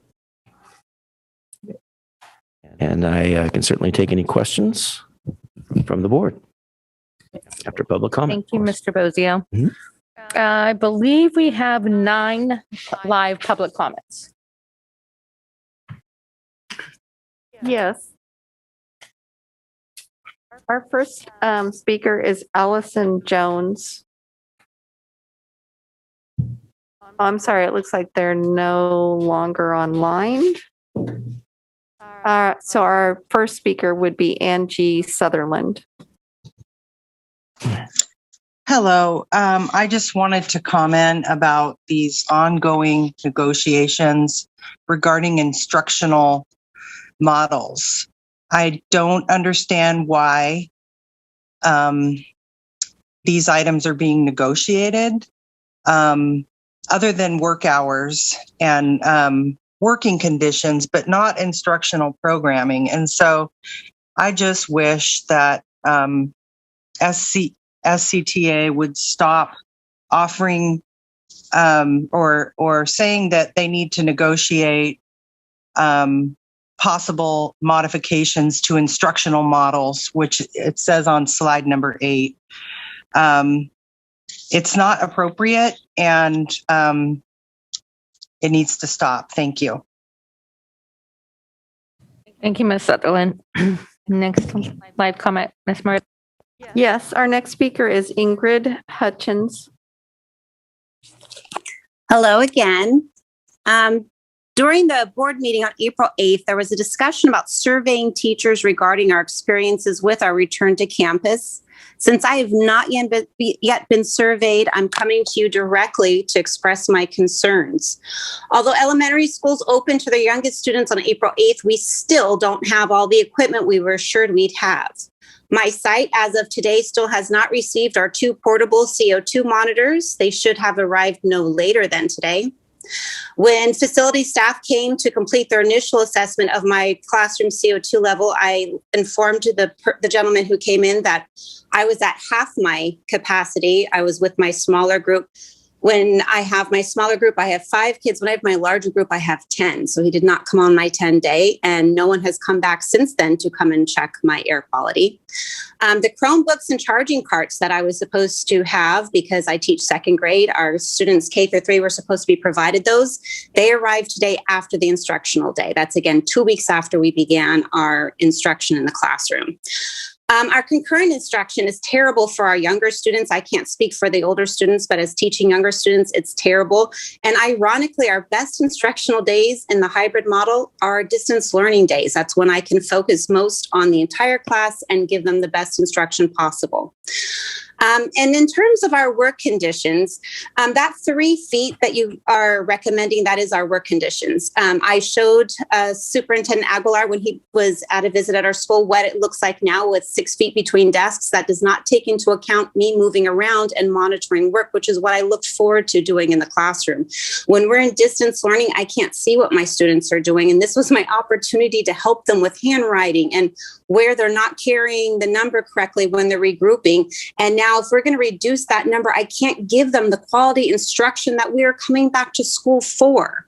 So I really would like to have a good discussion about the difference between furniture, between students, and a teacher being able to move around the room and actually actively instruct his or her students. Thank you, Ms. Hutchins. Thank you. Our next speaker is Jane Doe.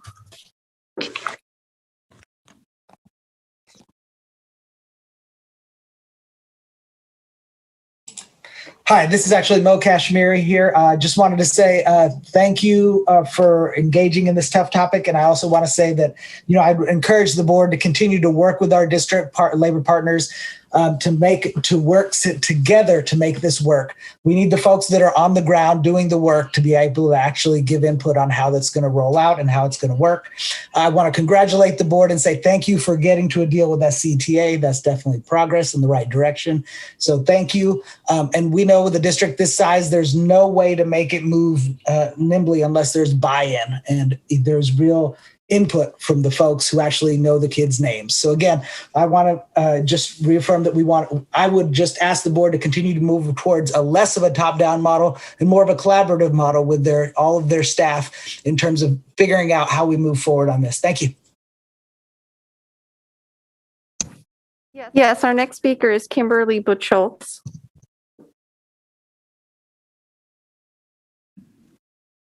Good evening, board members. Every Thursday and Friday, my young children are thrilled to be back in the classroom. And my 9-year-old has been asking me lately why no one goes to school on Monday. She asks me why some of her friends get to go every day when she only gets to go a few hours 2 days a week. And she says it's not fair. And I have no good answer for her other than, you're right, it's not fair. Unfortunately, the grown-ups in Sacramento can't get along and do what's best for you. The biggest advocate for my children is student member Shake, who has led the charge to bring my kids and all of their peers back to school full-time in the fall. And I thank you for your devotion and steady commitment to representing the students in this district. And thank you, board members, for your support of Member Shake's resolution. SCUSD remains behind. Almost every other district in our county and in our neighboring counties have been back or are planning to be back soon 4 or 5 days per week. You don't have to reinvent this wheel. Collapse the cohorts, please. Get rid of concurrent learning. Ms. Sutherland commented earlier on the inequities of the current model. The longer our children are denied a proper full-time in-person school day, the wider the inequities will be between Sac City kids and everyone else. Every parent knows that you cannot reason with an unreasonable child. You have to be the parent in this situation. You have to take the lead. You have to follow the science and public health guidelines. You just committed to do so. Thousands of students depend on you. The SCTA leadership is disingenuous, unreasonable, and illogical. They do not bargain in good faith. They don't have the students' best interests in mind. I encourage you to not negotiate with them and just make what you just committed to an actual reality for our children. The law requires that students be in school full time. Start the process now, please. Fully reopen the classroom to our children now, and please offer a separate, non-concurrent distinct learning option for those families who want to keep their children at home. Thank you again for supporting Student Member Shake's resolution. Thank you. Next comment, Ms. Moretti. Yes, our next speaker is Nikki Malevsky.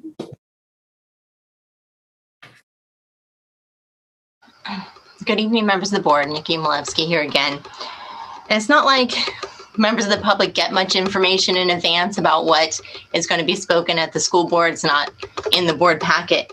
But I got to say that when I saw an item that said update on reopening MOUs, although I read now it's MOU''S, and next steps, that you guys would be honoring and speaking about the agreement you recently reached with SEIU that averted a strike that would have happened today.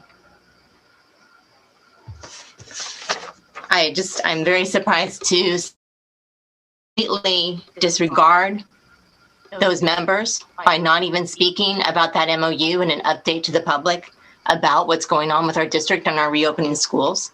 SCTA would like to congratulate the members of SEIU Local 1021 for winning an agreement on reopening our schools that protects and extends the health and safety standards for our students and staff, which they so greatly deserve. SCTA members are proud to stand side by side with their classified coworkers in SEIU Local 1021, just as they stood by us in negotiations with the district. Having been an eyewitness to bargaining, we can say that the disrespect of Superintendent Aguilar, which is shown here again, has been shown to the classified workers is completely unacceptable. And we noticed that began in the first days of the pandemic in March of 2020, when he capriciously required SEIU staff to report for in-person work at the Cerna Center, and then tried to retaliate when classified workers voiced their opposition. And it continued all the way through Monday evening, when the agreement was finally reached just before midnight. While we are glad that a strike was averted, based upon what we've just experienced, without a complete revamping of Superintendent Aguilar's approach to labor relations, it will be a matter of months before we are once again at this precipice. Thank you, Ms. Mileski. Our community deserves better. Thank you. Next comment, Ms. Moretti. Yes, our next and final speaker is Sarah Williams Kingsley. Good evening, board and superintendent. I want to comment on this specific item because I think it's really important that we focus on the language that SCTA used to communicate back to the district, where they're using a sleight of hand to say that 3 feet is or that 6 feet is more than 3 feet. And so they don't need to come back to the table, and giving themselves a pat on the back for averting a strike that they and their labor partners brought upon the district and the families of this district, by trying to, if SCTA won't open our schools and our classified staff then need childcare, it's not the fault of the district that those children need childcare. It's the fault of the folks who are being paid who don't want to come into the classroom so that those students can be getting an education instead of babysitting. Number one. Number two, the board should no longer approve any MOU with any labor partner that says that there's an open-ended opportunity to come back and reopen the negotiation. The board should say, if there is a need to reopen the negotiation in any MOU, that there is a finite, specific timeline for that meeting to take place. Because what we've seen from the district's labor partners, specifically SCTA, is that when there is no finite timeline, they will just refuse to come to the table, and they will stall, and they will procrastinate, and they will blame the district for any failure to move. And that's how we end up in these stalemates and these failures to improve our outcomes for our students, because SCTA can just say, oh, those dates don't work for us. I'm sorry, we're not coming. And then healthcare changes don't get approved. And then restorative justice doesn't move. And then assessments don't move. And then reopening doesn't move because, oh gosh, we don't have to come on any timeline except our own. And they can just sit on it. Thank you, Ms. And I'm Williams. tired of it. Thank you. And you said that was our final comment, Ms. Moretti? Yes, that was the final comment. Okay, perfect. Thank you. Thank you to all of our commenters. We'll open this up for board discussion. Any board members? Member Wu.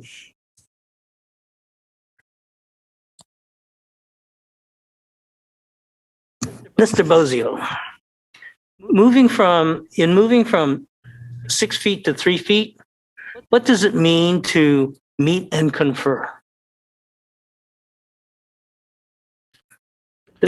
Does it mean that you meet until you complete agreement?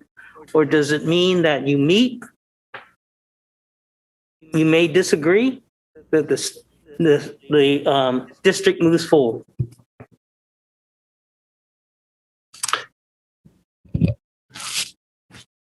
Well, member Wood, you're right. There is a kind of a technical meaning to that term often that is something less than full negotiational agreement. But we also, I think have to consider. Well, I'll just leave it at that. I don't want to offer any legal opinion per se as we get into the weeds. Wu, did you have another question, or was that a Member Morosky, did I see your sign up? Thank you. I just want to thank staff for keeping this moving, I do think we need to talk about timelines. As I said in the last item, there's no public health reason that our students are still being excluded from the classroom. Many people have pointed out that our surrounding districts are back 4 or 5 days a week. And so, I mean, I think it's not rocket science. I don't know if there's a lot of things that have to happen in order, like planning wise, to get that done. To me, it's like you just bring the kids back who want to come back. So I would ask, is there anything preventing, like if we said May 1st as a deadline, if we're meeting next week, is there anything preventing us from getting our kids back, say 4 or 5 days a week? Member Morosky, what we have communicated to our labor partner with that data set that we provided, and we posted it on our website as well, is that we've identified in some cases entire schools, but down to classrooms, where based on attendance up until this point, at least up through 6th grade, that we would be able to collapse our A and B groups and still maintain the 6-foot standard, the 6-foot distancing that we have in place right now. I don't see anything that would keep us from being able to accomplish that. We, again, have identified those classes, those classrooms where we just have not had enough students in either group to keep us from accommodating all of those students to come back to in-person instruction at least 4 days a week. We've also received inquiries from many of our educators who have asked, what if I somehow voluntarily collapsed our groups as well? What would I sign? What could I sign? And so we've also offered that as another topic of discussion with our labor partner, just as we've had waivers, if you will, liability waivers on other items. That would be a similar type of waiver. I do want to just mention that this morning, as a matter of fact, I interacted with a parent at Isidore Cohen who had asked the principal about this question. And so it just happened that the parent came back today while I was visiting the school site. And so I met the parent, and the parent was actually asking the question from his perspective. That is there something that I can sign as some kind of waiver so that my child can come to school 4 days a week? And so this is, of course, top of mind, I think, for many of our parents. It's top of mind for many of our site staff, our school staff. So to answer your question, certainly not to continue the 6-foot distancing in those classrooms, in those schools where we just have not had enough students coming back to in-person instruction. For the 3-foot distancing, again, that's a conversation that we've asked to have with our labor partner. I would want to get back to the board in terms of any other areas that I may not be thinking of right now. I can't think of any right now, except for just the logistical aspects of bringing in more desks and the time that it might take to take the measurements and make sure that we're abiding by the standards in a very disciplined fashion. If you go to our classrooms right now, for example, you'll see tape markings on the floors, and that's exactly where desks are put back or they're maintained there by our custodial staff. So there would be some of that type of work that would have to take place, Member Morosky. Okay, very good. Well, I would just ask that, we stay on both of those topics. And, like I said, there's no public health reason why we're doing this anymore. The only reason is because of, stuff written that people have agreed to in under scenarios that are frankly no longer relevant from a public health perspective. And I just want to address the idea of that, the superintendent is out of line, coming back to try to renegotiate health and safety standards. That, I don't even understand like what that is. If we're talking about the 3 feet, which is accepted by all the public health agencies as a renegotiate, well, yeah, that's what this board asked to do. That's what this board asked you to do when we adopted the MOU that very day. So that should not be a surprise. That is not in bad faith. And it's unacceptable to imply that that's in bad faith. It's just not.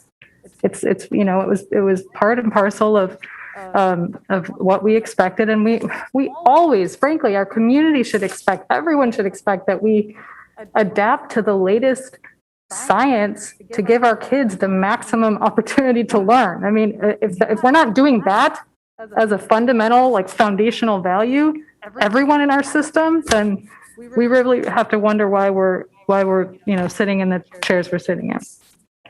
I just wanted to share one last thing, and that is I have 2 sons in second and fourth grade, and they've both finally this week come back to class. And I had a moment where they were both in school finally, and I experienced that, like, oh my gosh, I can focus on my work and I can do that thing, which is important as a working parent. But we have 39 school days left. I calculated by the minute, and thinking about how much can happen in 1 minute in a school setting. You can hear a poem. You can, set up a recess basketball game with your friends. You can, there's a lot. A teacher can come over and help you figure out some math problem. There's a lot that happens in 1 minute. We have 39 days left, and I calculated that for my sons, there's over 10,000 minutes that they will lose between tonight and the end of the year. Okay? We talk about every day counts, every minute counts. When I added, when you times it by the number of students we have, I didn't even want to look at it. It's 400 million minutes. That's a lot of lost minutes of in-person time that our students really deserve. So I just think we need to stay focused on this. I don't even want to think about all the minutes we've lost up to this point. That's just moving forward this year till the end of the year. So I just think we need to continue to do all we can. Thank you. Thank you, Member Morosky. Member Phillips. Just for clarification, it's 6 feet at the high school level, or 6 feet from teachers? Just trying to understand this. 3 feet is for elementary and 6 feet is for high school. So, I mean, I don't know if we explain that every time. I don't know how much the public actually knows about the difference between 3 feet and 6 feet.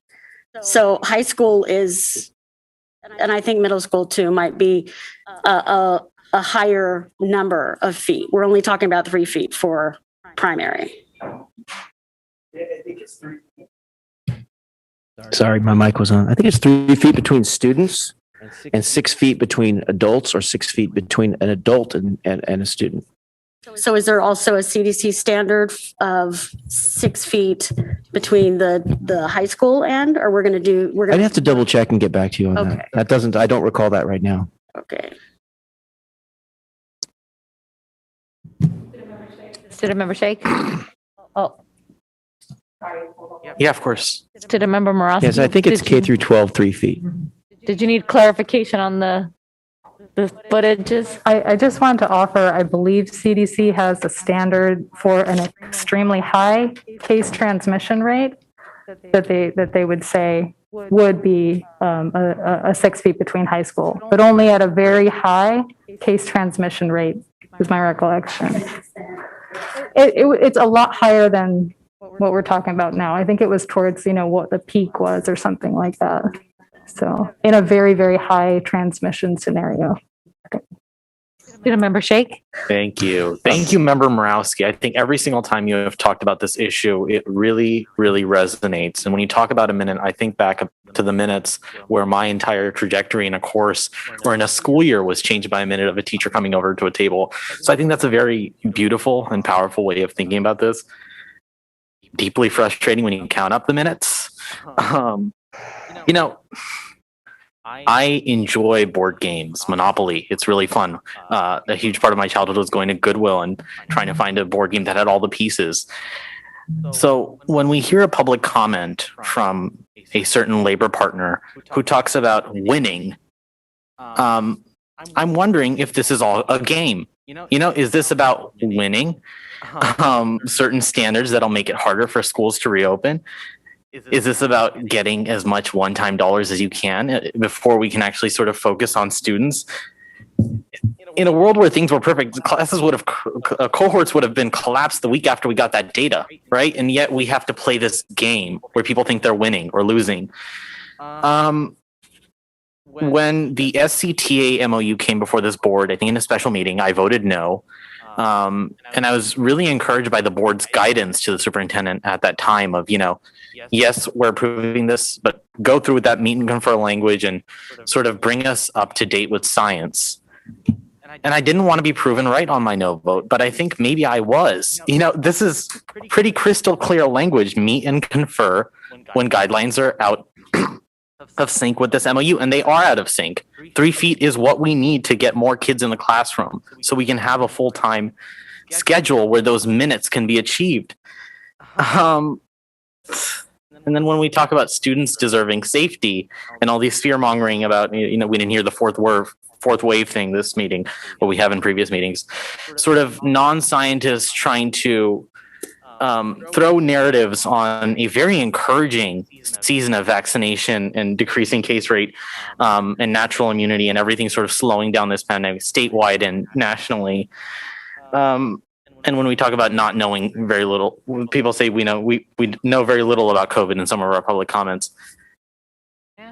We know quite a bit. And if we do know a little, we know a lot about how it works in schools. And we know that schools are safe. And Member Morawski's whereas statement to the previous item is entirely true, and it's been true for weeks. In certain cases, it's been true for months. So I'm not sure what we're doing here. Are we just taking pot shots at each other and playing games? Or are we trying to get the best result for students? And I would ask that question of everyone. Well said, Student Member Shake. If there any other board? Mine's on. It was on. President Pritchett, Yes, go I ahead, do want to Superintendent. come back. I think that Member Phillips still had an unanswered question, and I've asked Ms. Flores to provide clarity on that question of what CDC guidance actually does speak about related to transmission rates and what distancing standards are included in the guidance. Ms. Flores? Perfect. Welcome, Ms. Flores. Thank you. Good evening, board members. So yes, Board Member Morawski was correct. The guidance is 3 feet for K-12 education. The one caveat is in middle school or high school where transmission is high and cohorting is not possible. So, you know, right now we are cohorting our students to the greatest extent possible. That 3 feet guidance, though, does come with that caveat of really good adherence to face mask or face covering wearing, which of course we're already practicing. So I hope that helps provide some clarification.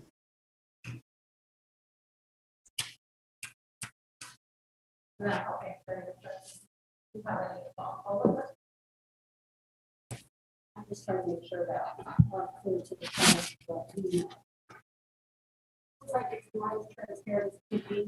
my mic isn't on, but it just feels like we're not being as clear. And I feel like every time that I say something, it seems like it's I don't know, in opposition to the district. And I really want to make sure that it's clear that that's not what I'm asking. I'm asking for my understanding the difference between It just seems like when I ask a question, sometimes things go up and I'm like, I just want to make sure that I'm, not offending anyone, but it just seems like I'm coming across in a certain kind of way. So when I ask these questions, it's not just from my understanding, it's also for the folks in my neighborhood who aren't online right now and who, are barely getting any information regarding what's happening in our schools. So, I'm just making sure that that stuff gets translated properly.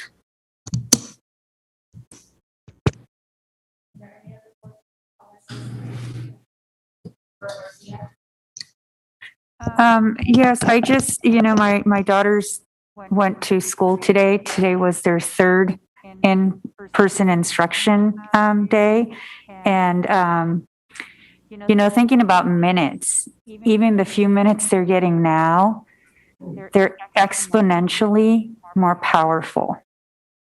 It changes their entire demeanor, their attitude, their confidence, their outlook. They want to talk about their day at their school. The moment I pick them up, they just start talking and talking. It reminds me of like the preschool days, right? Where they just start sharing. And so it just makes me very sad that this is so challenging to do, to bring more kids into in-person settings. And so it's just, I just want to express my sadness, my frustration, and the tremendous opportunity that we have. And every minute counts, and it counts. It is so much more valuable than a minute a year ago, or than a minute in distance learning. And I can't imagine this is easy for educators either, doing a concurrent instructional model. So I don't understand if it's easier for the parents, if it's better for the kids, if it's better for the teachers, why we're still talking about this. I just don't get it. But I do want to, I'm a deadline driven person. I like to have closure on conversations and just kind of move on from whatever that decision is. So when are we going to come to a close on this conversation? Because we have 39 days of instructional days. So can we have a final answer next week or for our next board meeting, just so that our parents know what they can expect? We certainly should have an answer based on the response that's provided by our labor partner, Member Garcia. The letter that we sent does indicate a couple of dates in which we want to have those discussions that I just mentioned. If you think about, you mentioned sadness.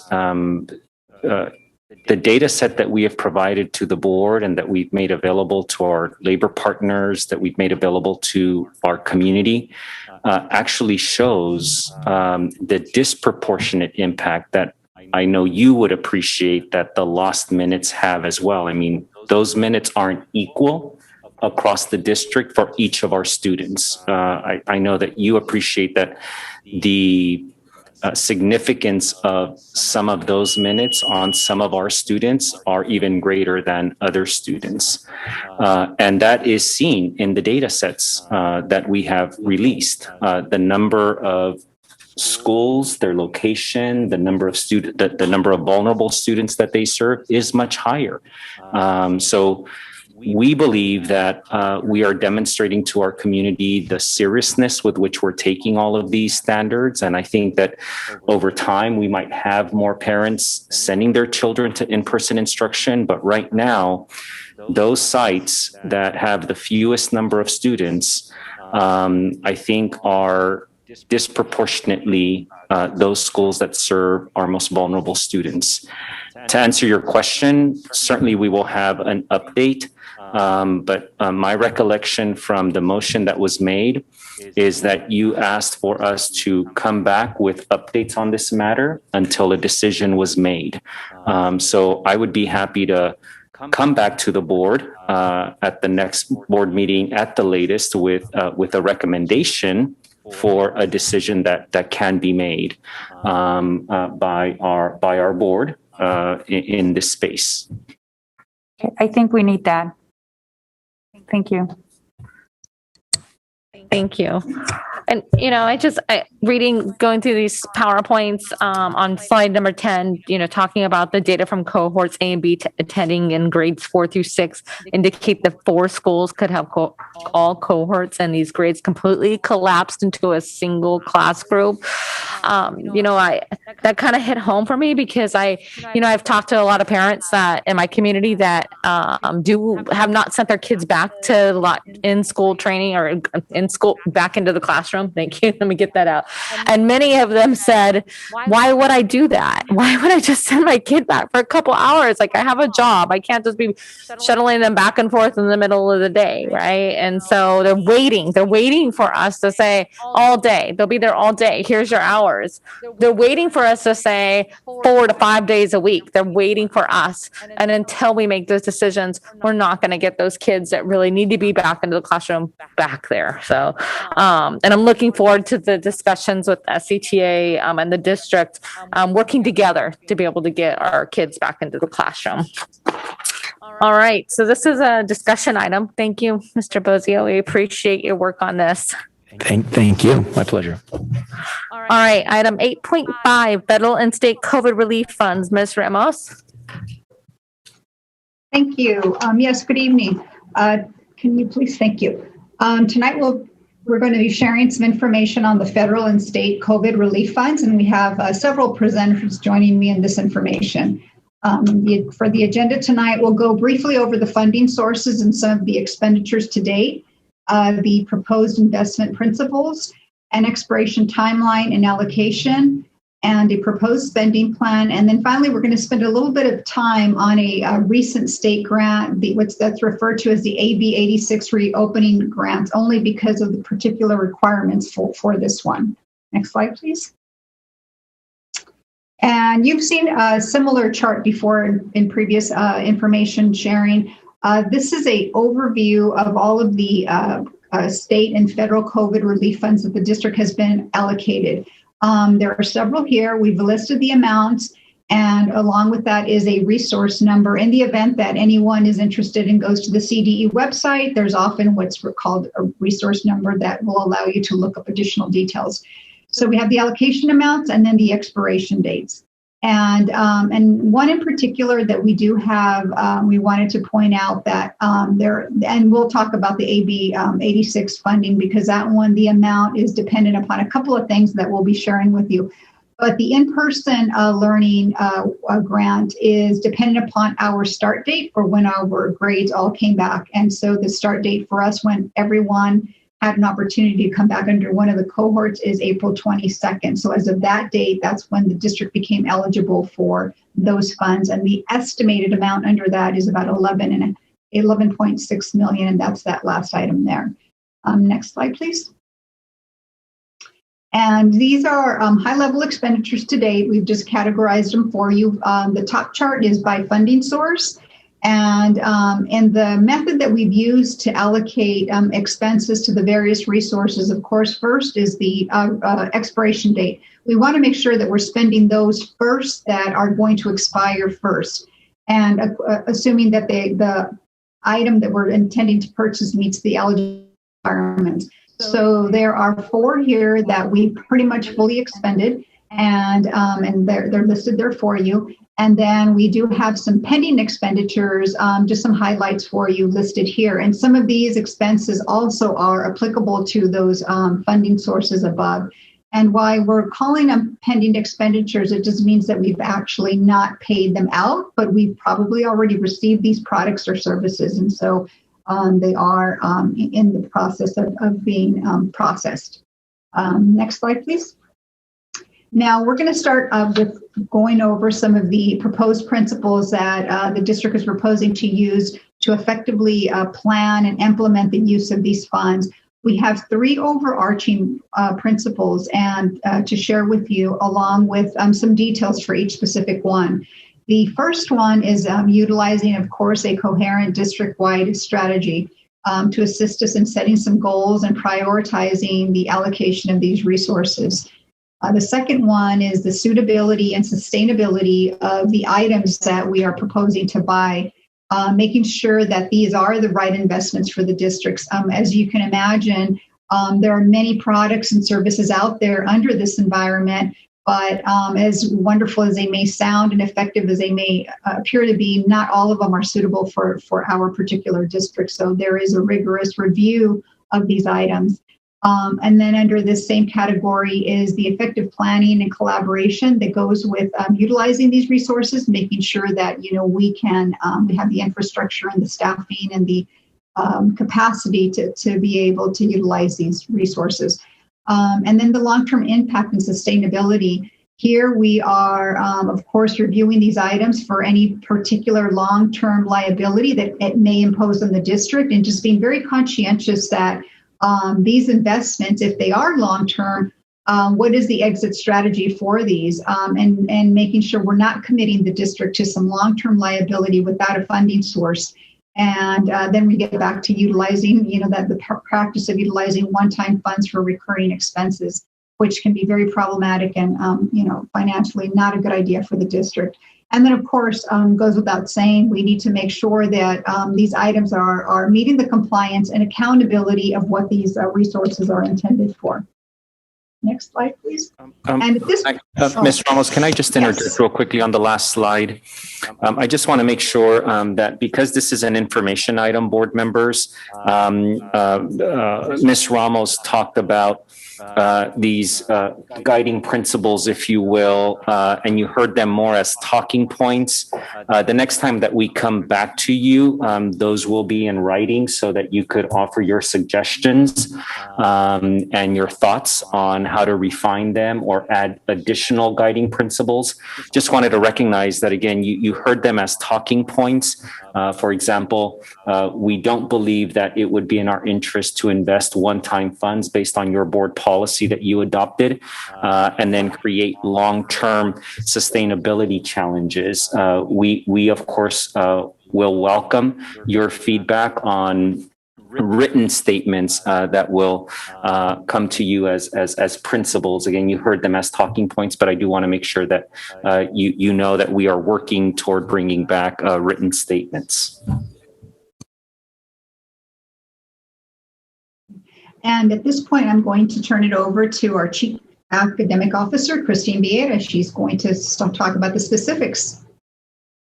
Good evening, and some of what you hear as we go through some of these next slides may sound repetitive, but I think that's really important. You'll hear about our coherent district-wide strategy as well as these principles from the academic office perspective, but you're also going to hear about these decisions through the perspective of some additional members of our team.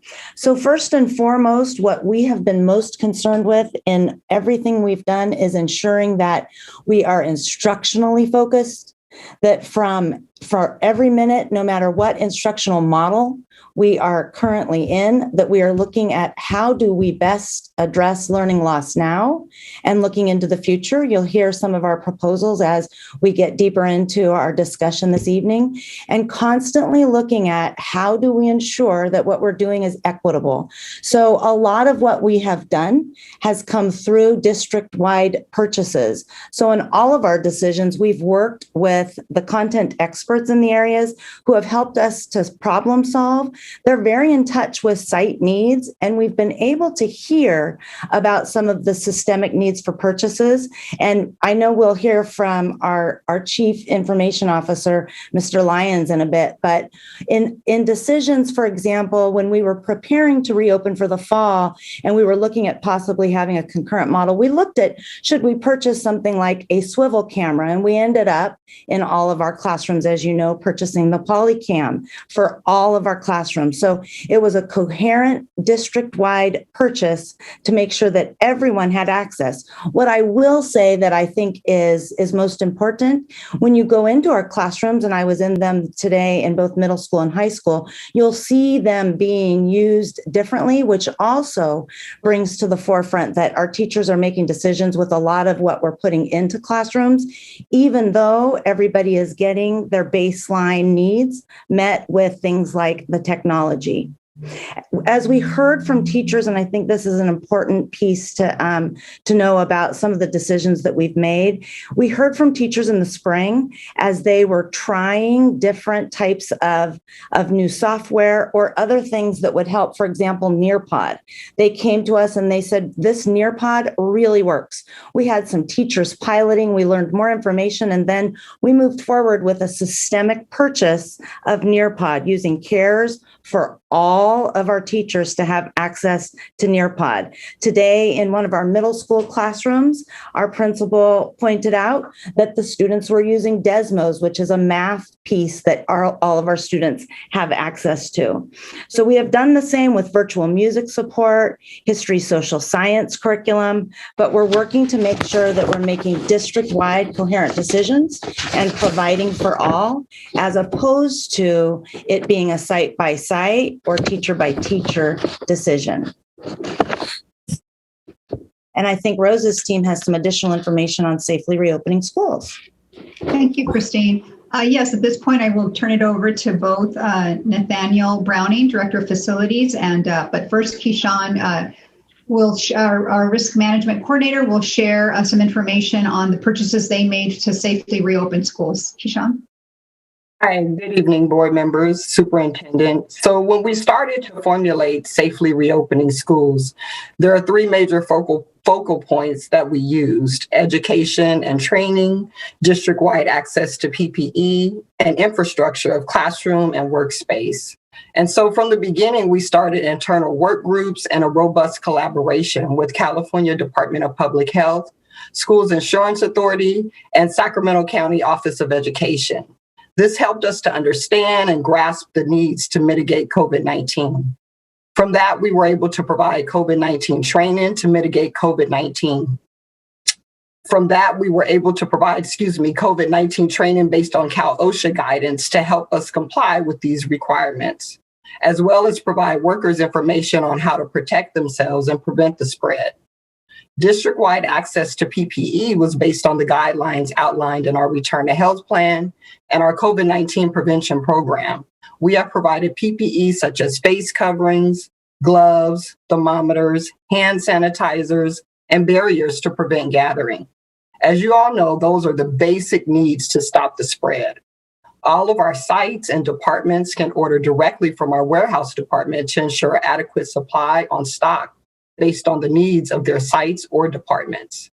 Next, I'll pass it over to our facilities team.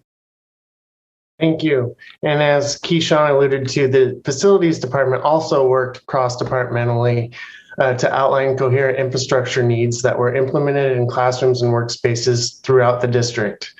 From there, our team worked to develop and outline physical distancing measures that address our unique portfolio of school sites, crowd control efforts through the use of signage, stanchions, and traffic cones, additional mitigation efforts such as the installation of plexiglass in customer service areas, assessing and addressing ventilation needs at each site, and working with an independent third-party architecture firm to assess our readiness for reopening.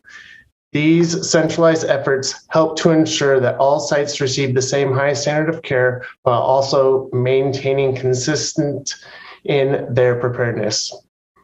And with that, I'd like to turn it over to communications. Hello, board members. Over the course of the last year, our communications office has not only continued its work to communicate about district initiatives, we have been in overdrive to ensure that we are providing clear and consistent communication to our families about COVID-19 and our reopening plans. You've seen this through our Return Together, Return to Health plans, which we have had to update at this point 8 times due to changing health conditions and guidance. It has been a year of pivots, I think, as we all say. Our department created the Return Together branded plan in part for repetition in messaging to help with retention, as well as to give our families a clear signal of our communication and when it is referencing COVID-19 or our reopening planning. We have sent repeated messaging to our families through our weekly, sometimes daily, sometimes hourly updates. We've produced videos to demonstrate health and safety protocols, messages from our superintendent, our staff, and our students. We've worked with local and state media to help reach families through earned media strategies to help media tell our stories. We've completely redesigned our social media strategy and have used multiple mediums to reach our various audiences. As a reminder, we didn't even have an Instagram account a year ago. We know that our students, our families, our staff would need to adjust to new norms as they return to our campuses, and that it would take repeated reminders for our families to adjust to these norms. We're still seeing that.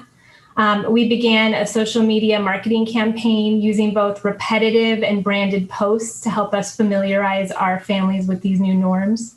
And this included the use of sponsored posts, which we weren't using previously. We've shared text messages and robocalls. We are rolling out a campaign on vaccinations and safety next, and we've already begun to post some of this material as we've publicized our vaccination clinics. Over this last year, we've created 8 micro pages and websites related specifically to the reopening of schools or COVID-19, providing resources virtually because our teachers and staff could not come together in person. We've made our digital communications as accessible as possible for our families, providing translation, surveys, access, forms that were not once on our website. So much was shifted online and to our team. And we've really integrated communication in our planning processes system-wide. We've worked with our facilities department to ensure that our signage on our school sites were high quality and adhered to our branding and voice, that it was tailored for the appropriate age level at the school site. We created a video and directions for principals and site managers to hang these materials. We worked with our attendance and engagement team to ensure that our families had the information they needed to sign into their classes, both in the fall during distance learning, and then in the spring when we were assigning cohorts. And we instituted a plan that would allow two-way text messaging back and forth with our attendance and engagement teams for our students between their school. We've reached out to our families to get their feedback on their planning, as well as their plans for their students' learning model. In fact, in only a week and a half together using multiple modes of outreach, we were able to get 32,000 of our families to provide us with that information. We've also worked closely with our principals to ensure that they have what they need, providing toolkits and guidance so that communications throughout the district at every level are consistent, and so that we can make sure that communication is easier for our school site leaders.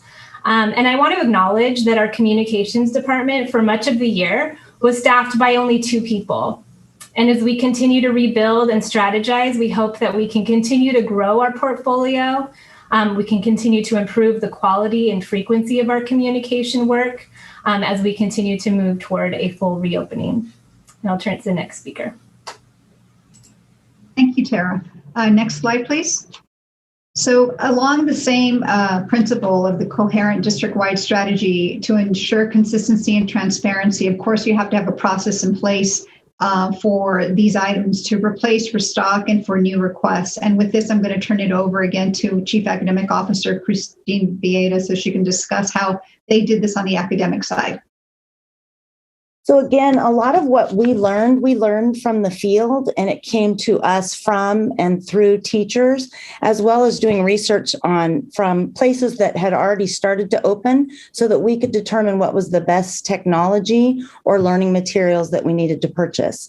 I think one thing that's very important here is we continue to think about instructionally focused and learning loss focused, making sure that we stayed with that theme. We also wanted to, when it comes to the staff development piece, and we'll discuss this when we get to also talking about suitability and sustainability soon, we wanted to make sure that we weren't buying everything that came our way. We've been inundated, all of our departments have this year, inundated with vendors, with ideas, with things that we thought that folks thought we should buy and purchase.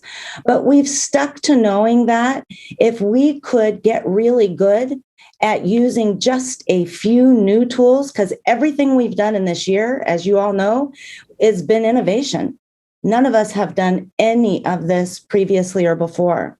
So we've really worked to find out what was working for teachers, to get those tools into more teachers' hands, and then to go to systemic district-wide purchases. And I shared in the last slide a few of those examples. When it comes to staff development, we were so excited to open our school year this year in partnership with an agreement with SCTA to have some days of professional learning where our special education team and our general education team, for the first time in a very, very long time, came together to learn together. We've learned about the universal design for learning, and we've continued that learning throughout our year. We learned about essential standards, assessments, scope and sequence, use of technology, continuing to learn to build and use the Google Classroom suites. And all of that work has now been, through our C&I department, put onto a really incredible website that our C&I team developed that teachers can go back to anytime to continue to enhance their learning. In addition to these consistent district-wide purchases, we've also worked to meet individual needs, with our C&I team developing opt-in trainings in science, English language development, foundational reading skills, as well as mathematics. And some of our teachers have participated in some of this learning and have also continued to gain their skills and to be able to improve the instruction that they're providing for our students. I'll turn it over now to Mr. Bob Lyons, Chief of our Information Department.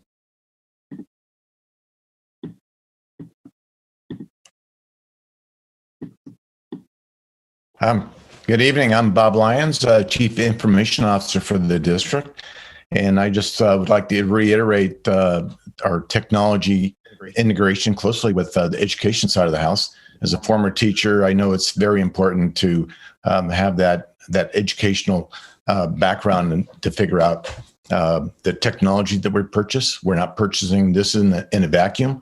And so it's very important when we purchase this that it has a use for instruction and not just for technology's sake.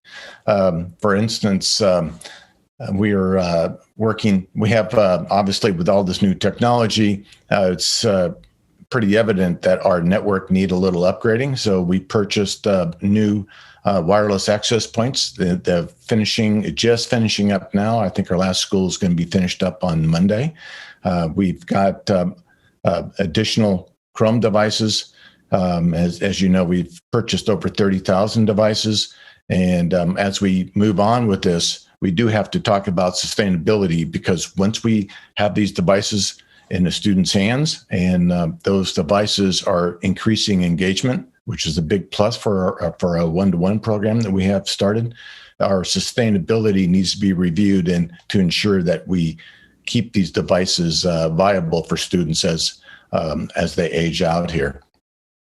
We also have Chromebook carts to securely store and charge these devices. So we need to ensure that to mitigate that learning loss, that these devices are actually functional in the classroom. So they are securely, they have these carts to securely lock them up at night, and then so they're fully charged in the morning.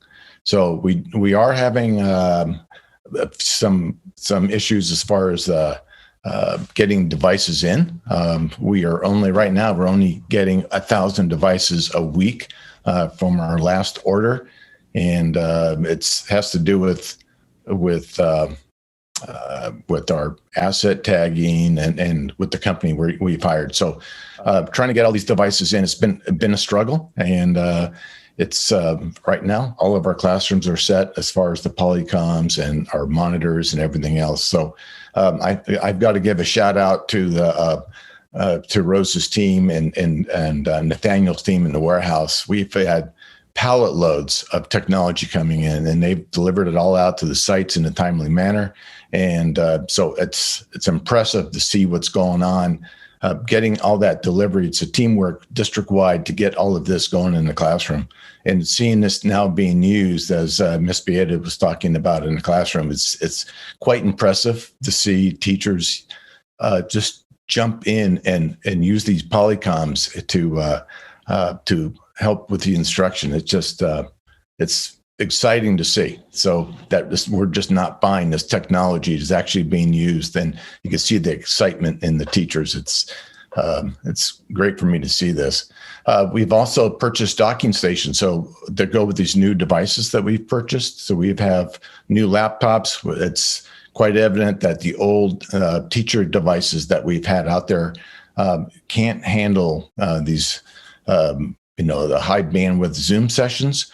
And with the new devices that we have out there, we have docking stations for the additional ports that are required. So we're putting all these little pieces together. So we have a fully functioning classroom with all of the necessary equipment. Obviously early on to mitigate that learning loss and provide that digital equity, the hotspots for students, getting devices out and having these devices being quickly replaced if something's going wrong with them. So it's the classes or the sites have devices that they can check out, readily available.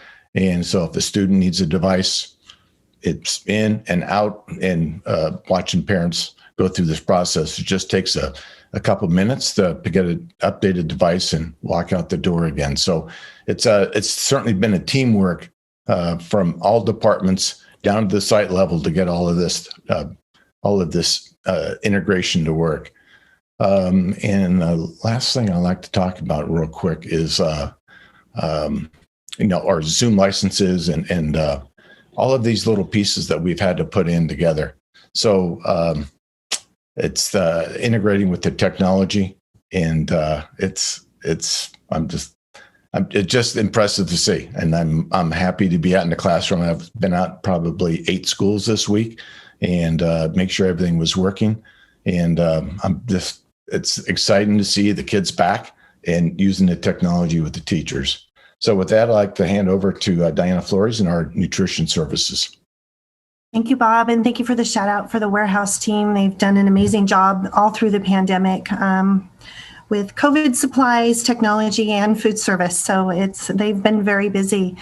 Our district-wide strategy in nutrition has been to continue to pivot every time we change either a learning model, summer meals, springtime meals, bringing kids back, and we're also planning for summer this year.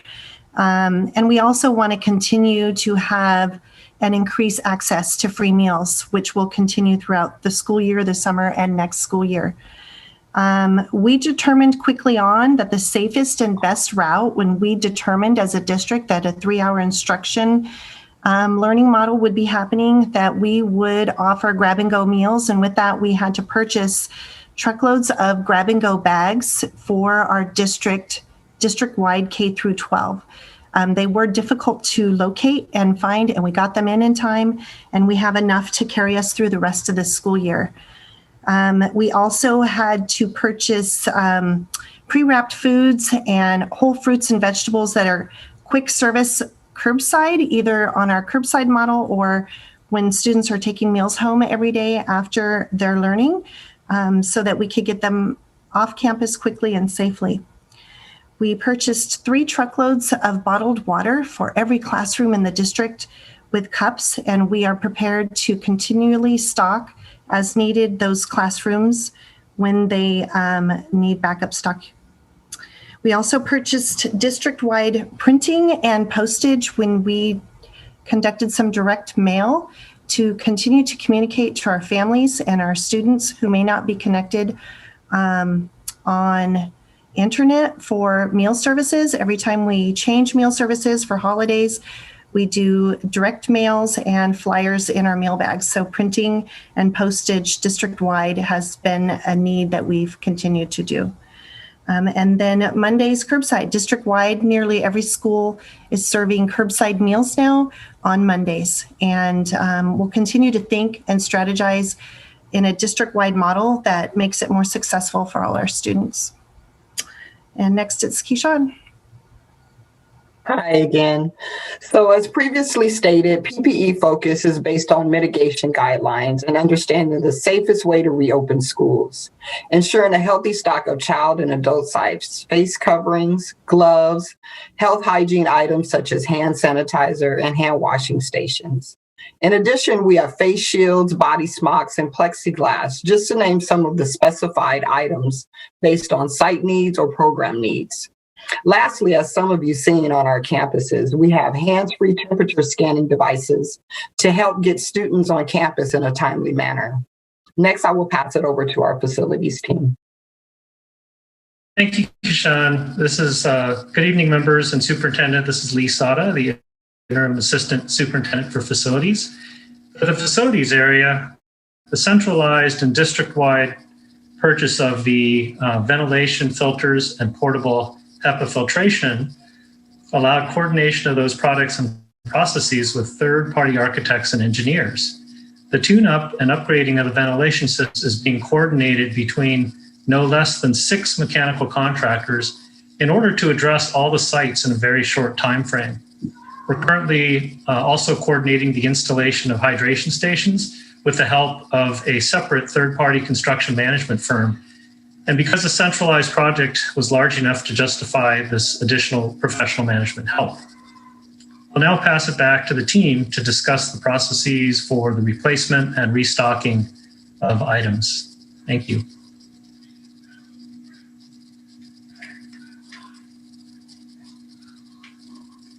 Okay, we've already covered some of those. Kishan, was there anything else you wanted to add? I think you pretty much touched up on, how we restock. We have a high on-hand supply in the warehouse, and there's orders that are filled out. At this point, I'm going to pass it on to Christine so she can just briefly share with us the requests for new items. So in aligning with the district principals and specifically for the academic office, when we're looking at the requests that come in, we knew that we needed to have a process that worked for the whole system, that was fast, but also made sure that we were holding to being able to analyze if requests are instructionally focused, if they are going to be able to serve a need for a certain segment or across the whole system for that particular segment, as well as being able to analyze a justification for the request for a purchase for use of these funds that aligned with our principles. And so typically what happens is we get requests from the field from teachers that come in and through content area experts, and they are reviewed, for example, and I would like to just share, I don't think we can do any of the work, and I know that the team would agree, without Nova Katz. She is our ed tech coordinator, and she has been very, very supportive and helpful in our academic office in helping us to make decisions about, is this the best way to use these funds? And can we, as we heard Bob sharing, can we make sure that we can sustain and utilize this effectively throughout our classrooms? And so what happens is the requests come in to the chief who oversees that particular department. It comes with a justification, with a budget, sometimes for contracts with a 1, 2, or 3 year request, depending on what we're looking at. And then after a review of the justification, questions asked if needed, that justification and all the information along with the budget goes straight to our budget department. We have a particular person that it goes to. We know exactly who we need to CC. We tell them that it is absolutely approved. And then it goes into the process for purchase. It's been relatively streamlined and very quick. We get questions back sometimes from our partners across the system, and we work hard to get those answered so that we can get the purchase requisitions and the items out to sites as quickly as possible. Next slide, please. And so now we're going to discuss, and again, you'll hear from multiple members of our team, both on suitability and sustainability. And so from the academic office perspective, when we start to consider the suitability perspective, we're constantly asking, because again, we've been inundated by vendors asking us to purchase all kinds of things. And so we first just stop and say, well, boy, this sounds like a really, really good idea, but is it a good fit? Is it suitable when we're looking at the instructional needs of our system? Can this really, or is it the best way to ensure that we are addressing learning loss with this particular item or this particular product? So we've had a lot of entertainment, but we've not just reached out to purchase everything that's come our way, because there have been a lot of good ideas that have come our way. I'd like to share that a lot of what's happened, again, has come from real trials out in the field. For example, there was something called Go Guardian that came our way as a possibility of something that could solve many things for teachers. So we had some trials. We had our teachers, Nova Cats, again, our ed tech specialist, reached out and had some teachers try to see, does this work? Is this something that would be beneficial for our system? We get that feedback, and then we make determinations that, yes, this is a positive and we're going to buy it for the whole system. That something similar happened with support from Makila Fetzer in our mathematics department in CNI. She recommended and was hearing from teachers that we needed something called Desmos that would help students with mathematical instruction as they access online, whether they're sitting in the classroom or they're operating through distance learning. It was a huge success, and so we made that purchase for our system. We've also, when we're considering suitability, continually thought through, and I'm moving down to the bullet that says staff capacity and training needs. Other team members will discuss this too, but as I shared before, we've been very cautious not to purchase every single shiny thing that has come our way, and knowing that we needed to be able to build the capacity of a very limited curriculum and instructional team. Our training specialist team needed time to gain expertise with all of these new tools. And had we jumped and purchased everything that came our way, we would have really been spread in trying to become expert at all of these wonderful looking tools. So we've really tried to hone in on what are the best purchases for instruction and addressing learning loss based on teacher needs, and also based on our capacity to be able to support the system. It's important to remember that everything we've done is innovative, because we've never done any of this, even in what we're doing right now with our concurrent instruction. So those are some of the factors that we've thought through from the aspect of suitability in the academic office. And no, I know the rest of the team has some to share regarding safely reopening schools. Yeah, thank you, Christine. Yes, and so we've kind of discussed some of these items as far as safely reopening schools, evaluating carefully the products or the services that we're considering buying. And just jumping down really quickly to sustainability, being very mindful of those long-term investments, as we stated earlier, making sure that we're not committing the district to something that is beyond the dates of these resources, where we do not have an alternative funding source. We don't want to commit us to long-term liability, certainly. And the next slide, please. This speaks to compliance and accountability, and we're not going to read this for you. Of course, we have to make sure that we're being compliant and accountable. We have regulations and guidelines that guide the spending. We have to meet the intent and the purpose of these funding sources, and we've provided some links here for you to provide additional resources. And then next slide, please. I'm going to turn it over to Jesse, who's going to quickly just go over just some proposed spending and expiration timelines of the funding sources. Thank you, Rose, and good evening. This slide goes over our expiration timeline for our various COVID-19 funding sources. The chart at the top just shows a brief overview of each funding source expiration date. As you can see, May 31st is the most recent one, coronavirus relief funds, and we are on target to spend down those funds by that date. Below is a table a spend down of our remaining COVID-19 funding sources. And what this looks at is our total allocation for each source, as well as the timeline to spend those funds down, just assumes an even distribution or an even allocation of those expenditures and what that would look like for each fiscal year. Of course, this will be updated as we further define and develop our spending plan. Next slide, please. Thank you. This slide is just a visual representation of the table from the previous slide. Again, as you can see how it flows through the fiscal years, assuming steady allocation for each of our various COVID-19 funding sources, with that 21-22 fiscal year of approximately $126 million in expenditures, also in consideration of the expiration dates for each funding source. And with that, I would like to pass it over again to Christine Beta. Thank you.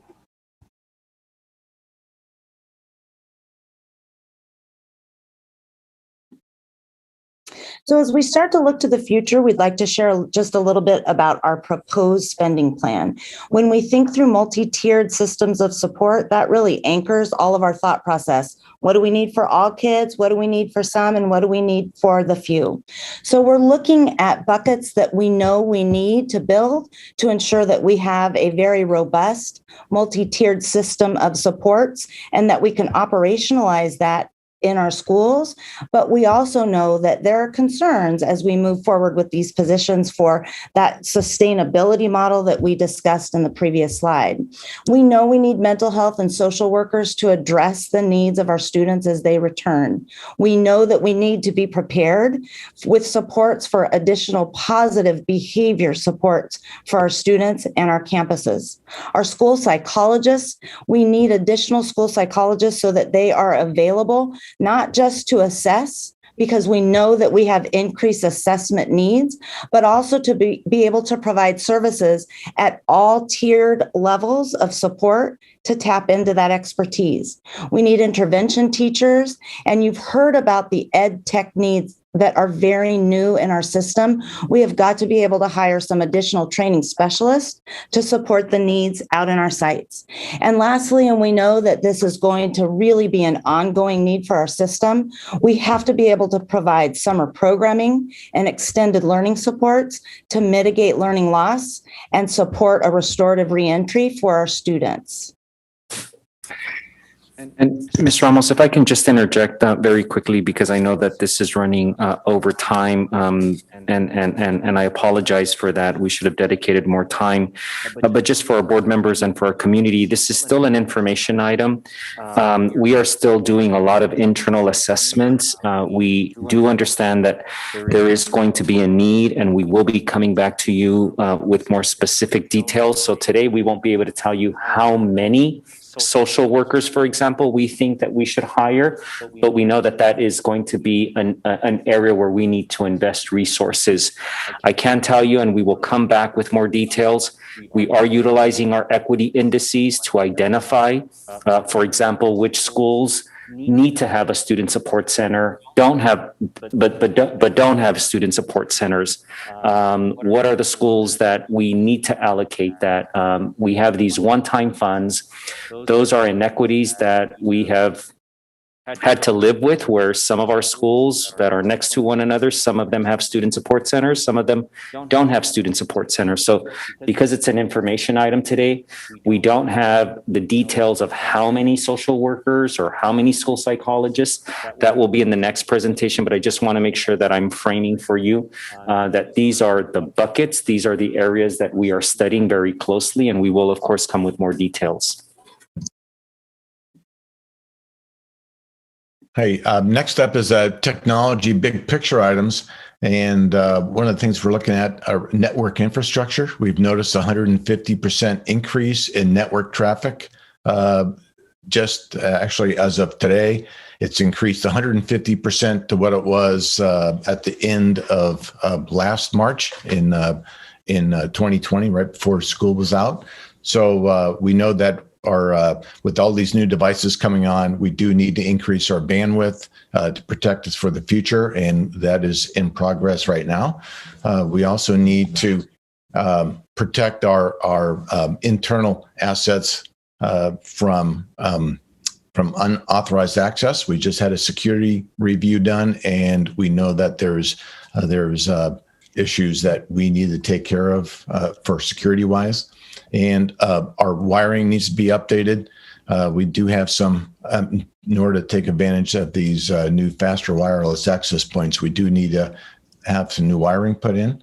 As far as our mobile computing devices, we're looking at not just Chromebooks, but I was talking with Mr. Greens over at the manufacturing and design CTE teacher at JFK. His students are now utilizing high-end servers in the cloud, so the students can access from their Chromebooks. They can access these Autodesk programs. So high bandwidth programs that now can be accessed from Chromebooks. So that's we're moving that direction.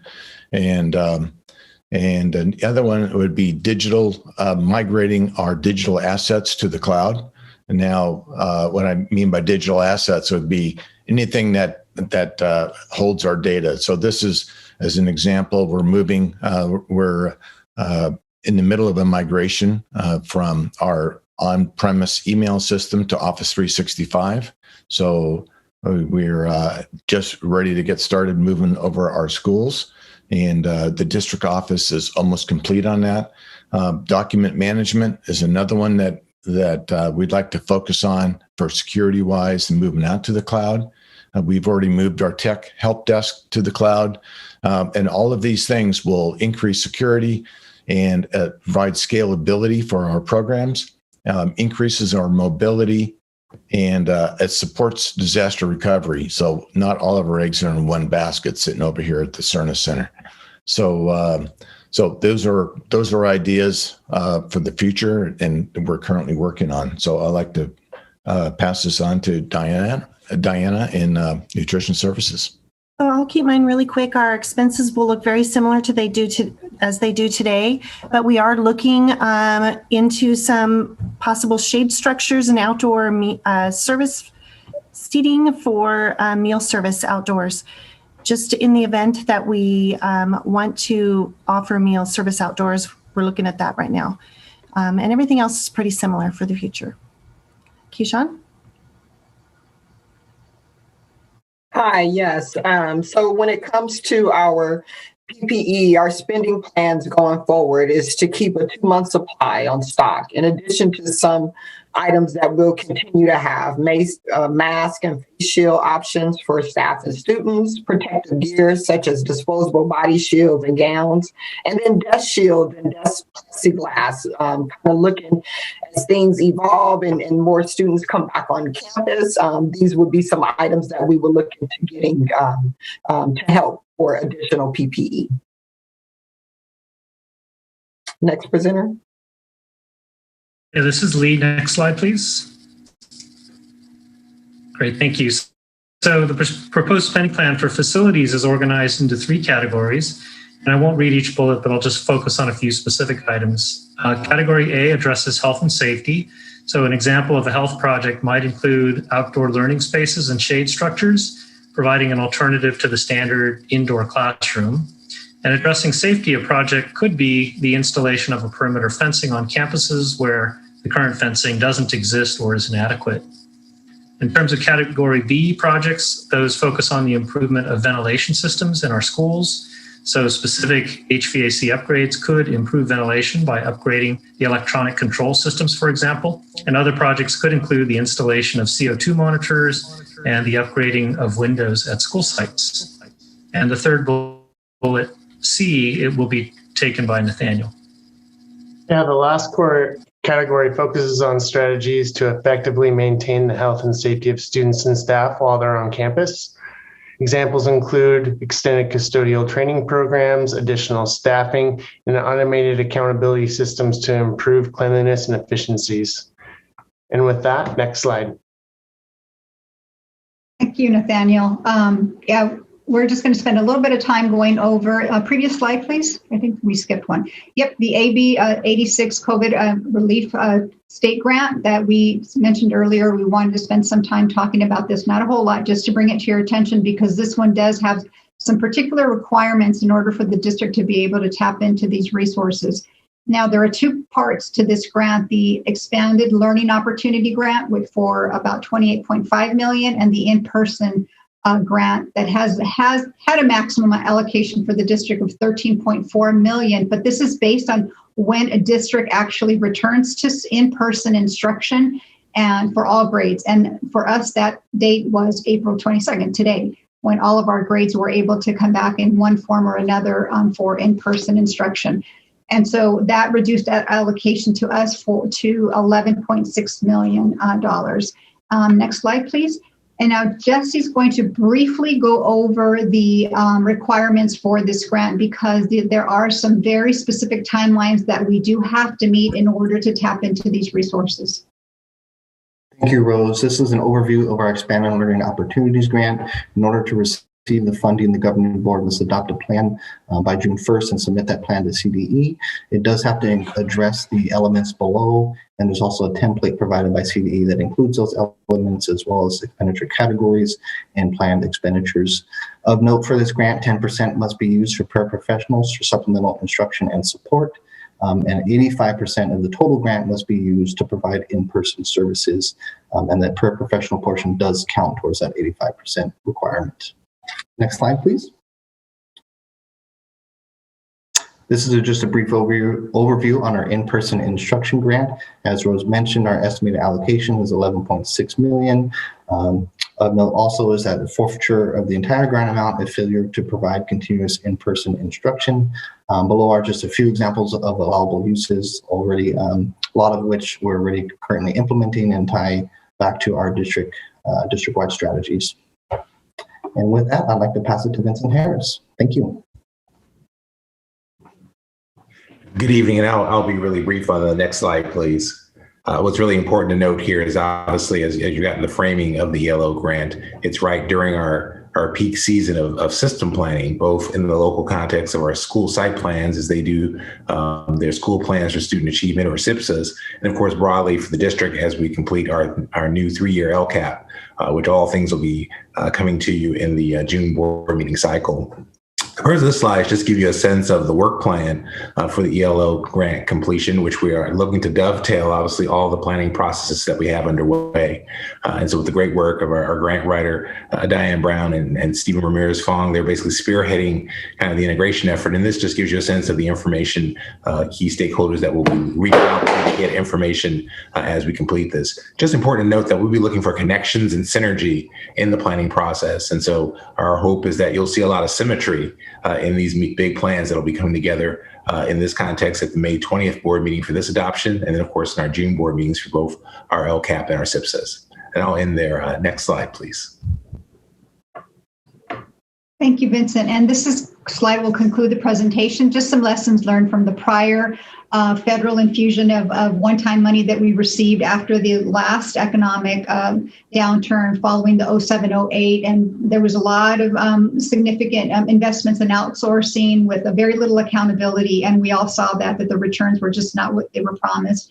And the no exit plan for ongoing commitments. And fortunately, our board has now approved a policy to prevent us from getting into these situations where we do not have a funding source and we have a long-term liability that we cannot afford, and lack of a coherent plan. And as you heard from the team, we do have a plan in place and with some processes to prevent this from happening, the inconsistencies and inefficient use of resources. And with that, it concludes the presentation. If you have any questions, we would be glad to take them. Thank you. I believe we have 3 live comments. Yes, our first speaker is Angie Sutherland.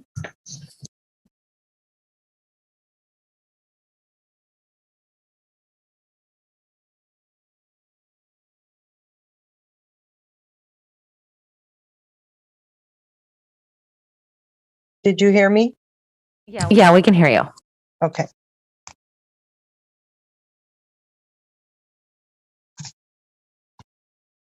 And you heard that I said that Renee Webster Hawkins would be speaking? Oh, no, we did not hear that. Oh, okay.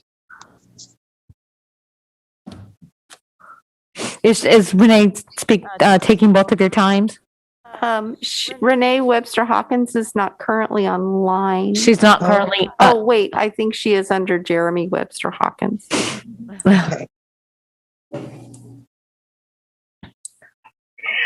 Good evening, President Pritchett and board members and superintendent.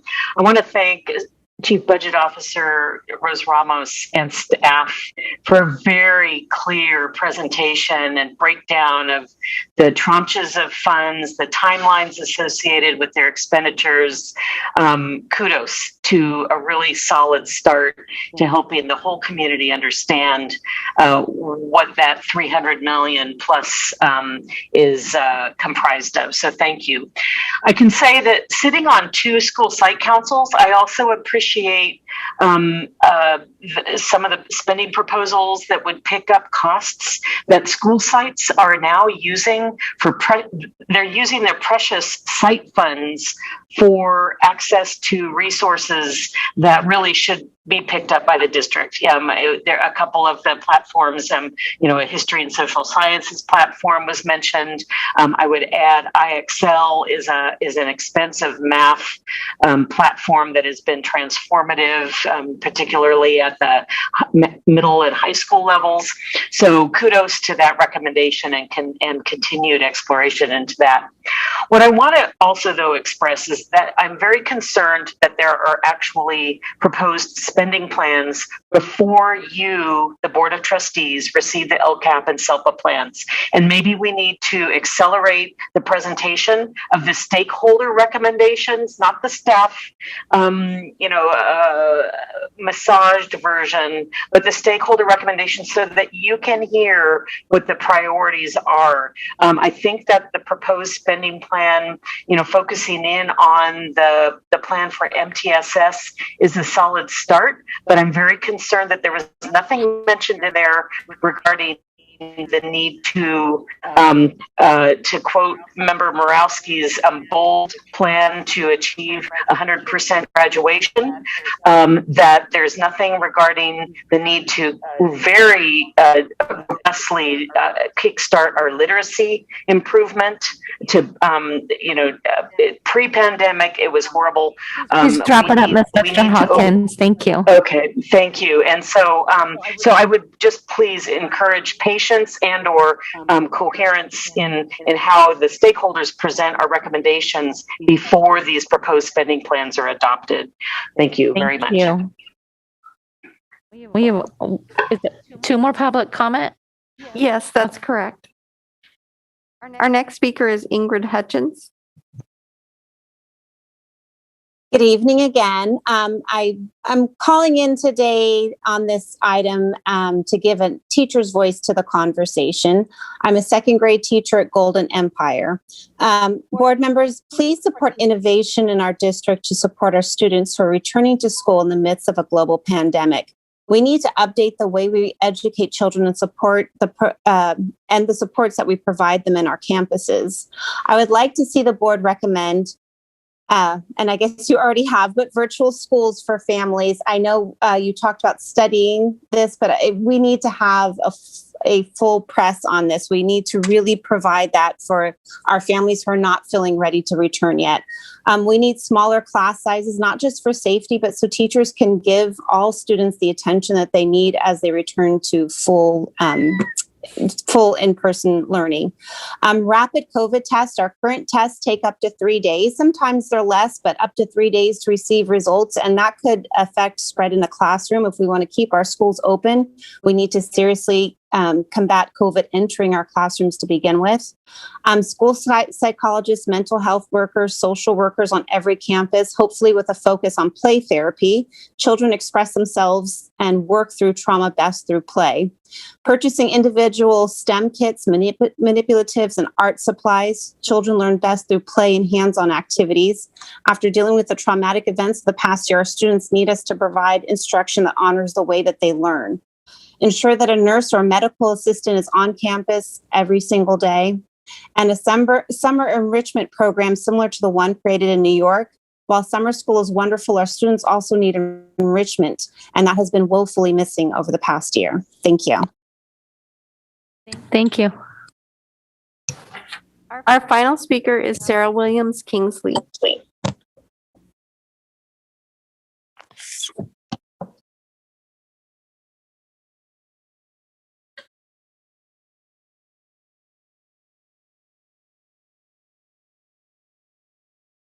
Good evening.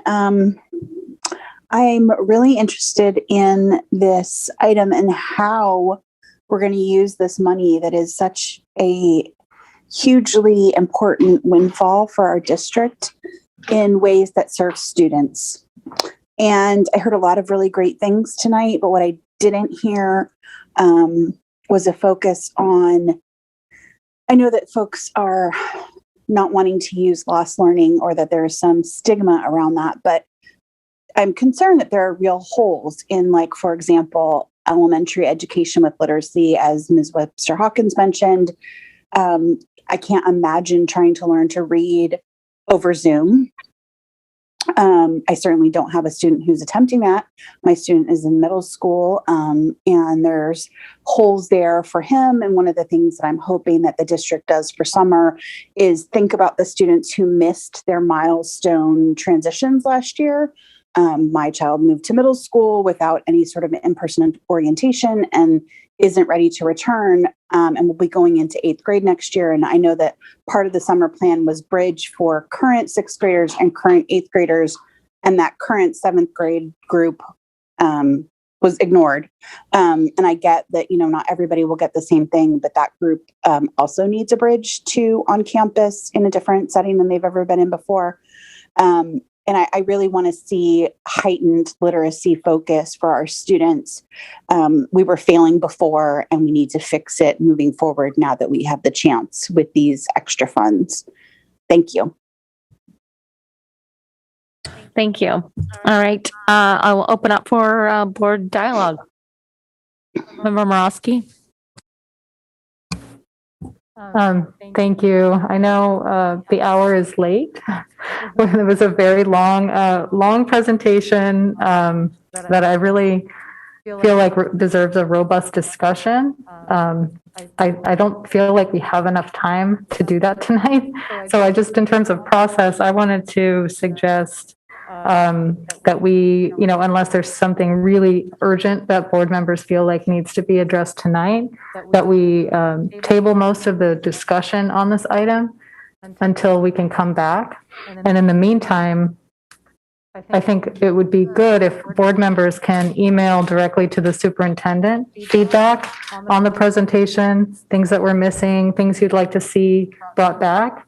And that way we can have a little bit of time to digest this. I know this was a lot, and we didn't get this far in advance, so it wasn't a lot of time to digest. And I just feel like I need more time. Maybe my other board members need more time. So that would be my request. And if you're okay with that, President Pritchett and fellow board members, I would ask the superintendent maybe just address, what kind of feedback might be helpful. Absolutely. I mean, I'll just answer your question, Member Morosky. I agree that this is a very heavy presentation, one that needs to be further unpacked by board members. I think that the public comments are right on point. There are going to be a lot of suggestions and a lot of input that I think we have to pay attention to. We met with our LCAP PAC, for example, and they have, of course, dedicated countless hours at understanding our budget structure, trying to understand the needs of our students and our families. I know that there's our ad hoc committee as well that's being led by Member Garcia that is also engaged in some of this work. I want to come back as well and give you a more exact sense, showing you some data about some of the decision making that I think will go into selecting what the amount of investments should be that we would recommend to the board. But I also know that there's a lot of ideas that I think have a lot of merit.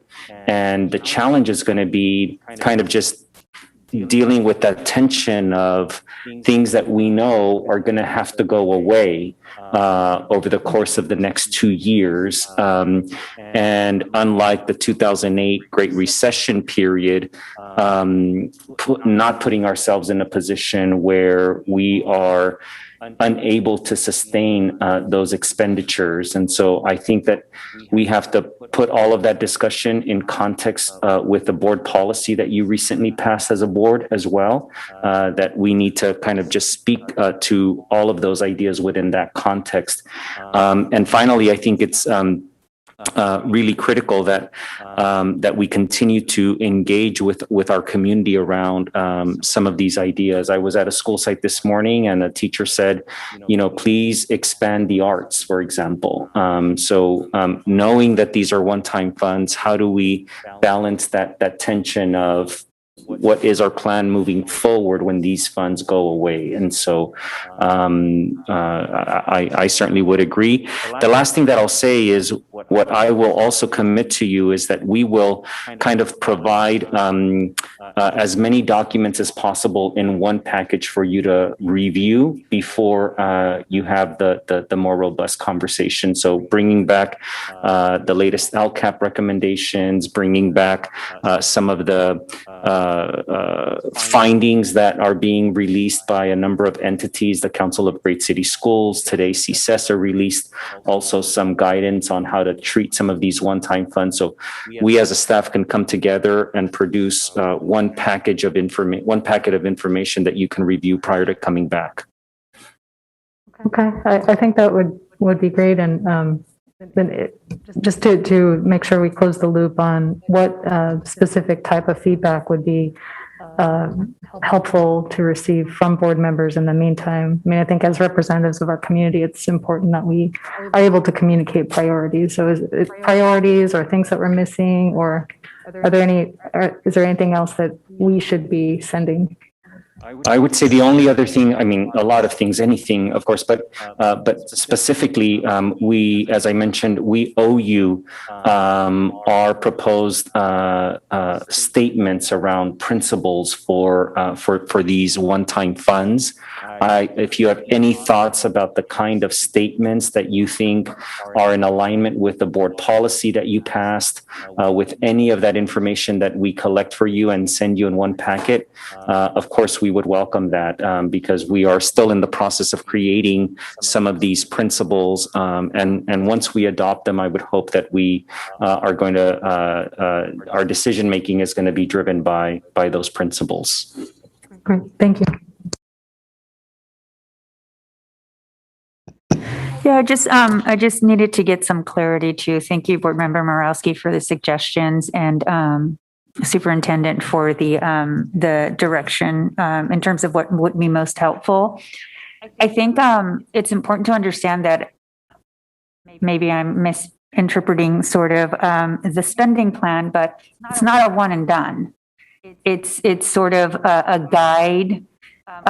This is where we're going. These areas are the ones we're going to focus on. So in terms of continued, input from the ground up, not only within our district, from school sites up to the district office, but also from our community, it's not the last time that we're going to continue to want to hear back, or that we're going to ask to hear back, because we're going to continue to find ways, the best ways to support our students and our entire school community in a manner where we can spend one-time dollars in the best way possible. So I just needed to get some clarity on that, so that that's clear, that it's not by June 1st. We have to have all these decisions made. We have to know exactly where these dollars are going, but we definitely need to have a good idea of where we're going. Correct. Member Garcia, I think the way that we just framed it as an information item is these are the initial buckets that we want our board to be thinking about, that we are doing some further studying. And again, to the extent that there's additional buckets that we have not included, we would welcome that feedback. In some cases, we gave you a little bit more information about what's in each of the buckets, but we're not in a position where we can tell you how many of those things are in the bucket.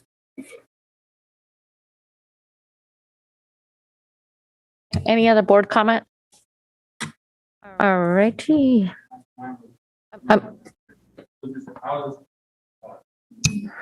was just clarifying that earlier superintendent stated that it was an information item that he planned to bring back for more robust conversation.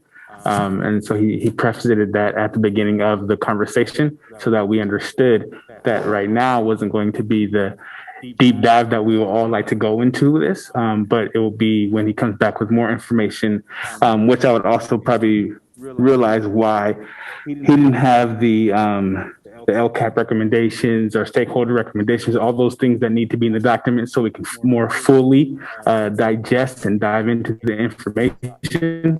And so, but he said that after we went through everything, so I didn't have an answer to anything else. Definitely need more feedback. All right. This is an informational item, so there's no other. We'll move on. Informational item. All right. Before we move on to the topic and before we move to the next, interrupting the next presentation, I'm going to ask for a motion to extend the meeting past 10:30. Even though our agenda goes to midnight, we still have to extend past 10:30. So I'd like a motion to extend the meeting till midnight. Moved. Thank you. Second. All right. All in favor, say aye. Aye. All right. Thank you. All right. Item 8.6, special education assessments and CDE determinations update. Mr. Bozio and Ms. Hattagard. Dr. Hattagard. Thank you, President Pritchett. Just a very few comments to introduce the topic. This is an information item, but it's a very important item for our board as well as for our community. This is a very serious matter.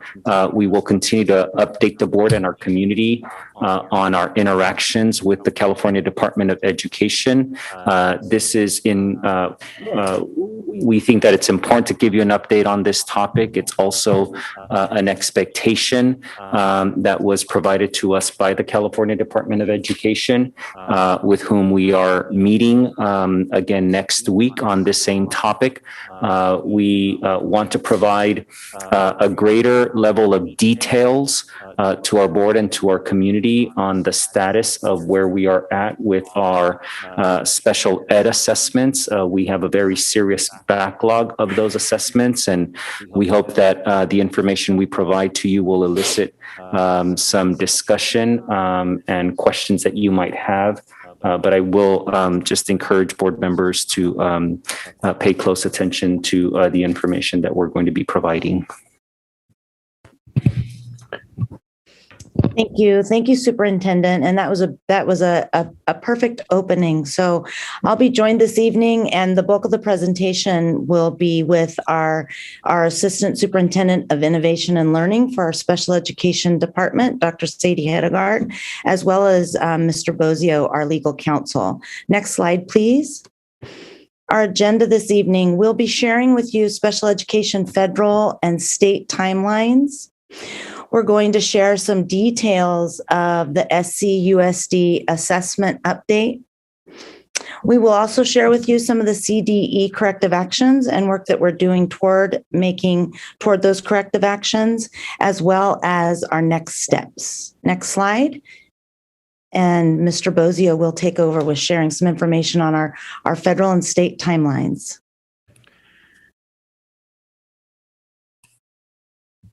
Thank you. Okay, for a little bit of background, First and foremost, the board may recall that we provided an in-depth presentation back in February regarding special education assessments, as well as one of our cases and CDE decisions that we'll again revisit tonight. So fundamentally, for background, the legal requirements regarding special education assessment timelines are provided in the slide here for you. Both federal, the first bullet, federal requirement that requires the initial evaluation must be conducted within 60 days of receiving parental consent for the evaluation. California Ed Code, 2 provisions for you as well. Also requires that an IEP resulting from an assessment of a pupil shall be developed within a total time not to exceed 60 calendar days. And the second provision there, 56043A, requires that the parent or guardian of the pupil shall be given in writing a proposed assessment plan within 15 days of the referral for assessment. Of course, the district has policies and procedures and guidance handbook for staff that further delineate the procedures that are in place for documenting and responding to initial special education evaluations, reevaluations, and related procedural safeguards for parents and timelines, thank you, as required by state and federal regulations. Again, we did present the board with a lengthy presentation on this subject at the February 18th meeting. But it's a very important topic, as the superintendent described, and we have an extensive update for you here tonight as well. Again, special education assessments are the foundation on which an IEP is based. Assessments update.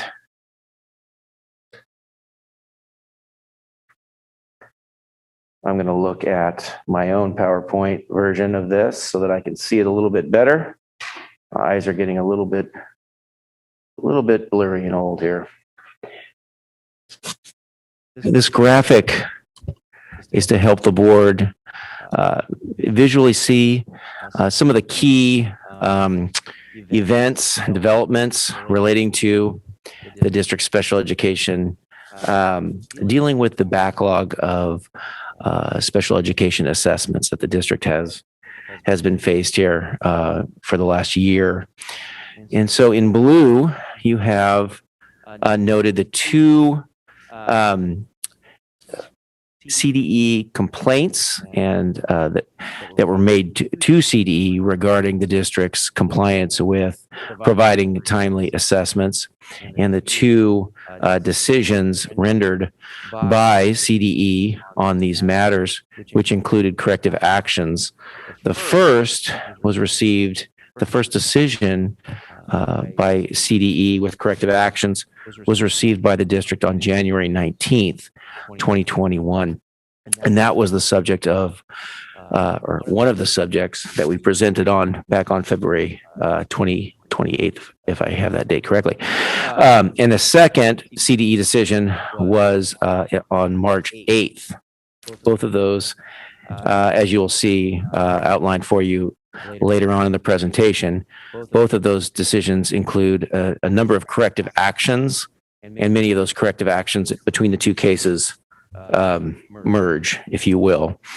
In green on this graphic are the important dates around our negotiations with our labor partner, SETA, around the provision of special education assessments in person, so that those assessments that had not been taking place since school closures in March of 2020 could begin. As you recall, and from previous board presentations, the district did enter into an MOU with SETA on February 26th. And you may recall that MOU generally provided for in-person assessments to take place by staff who volunteered to do that, and with a district goal of completing 20% of the backlog of those assessments each month so that they could be completed in full by this summer. March 20th, of course, you're aware of that the district entered into the safely reopening schools to in-person instruction and services MOU with SCETA on March 20th. In light of that agreement to reopen schools in person, the district and SCETA engaged in further discussions and reached an addendum to the agreement related to providing special education assessments on April 12th, 2021.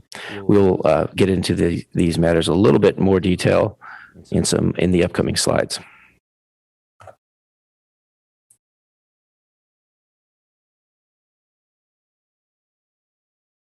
The bottom line from the CDE decisions and the district's own conclusions is that the district is out of compliance because it failed to meet the requirements of the Education Code and the federal regulations regarding assessments. There is no dispute on that matter. Again, the district is in full agreement on that topic. Assessments were not conducted for students with disabilities or suspected to have disabilities from March 2020 until February 26th, and actually probably a little bit thereafter, after the MOU was agreed to. And that is the source of course, the backlog of this large backlog of the assessments.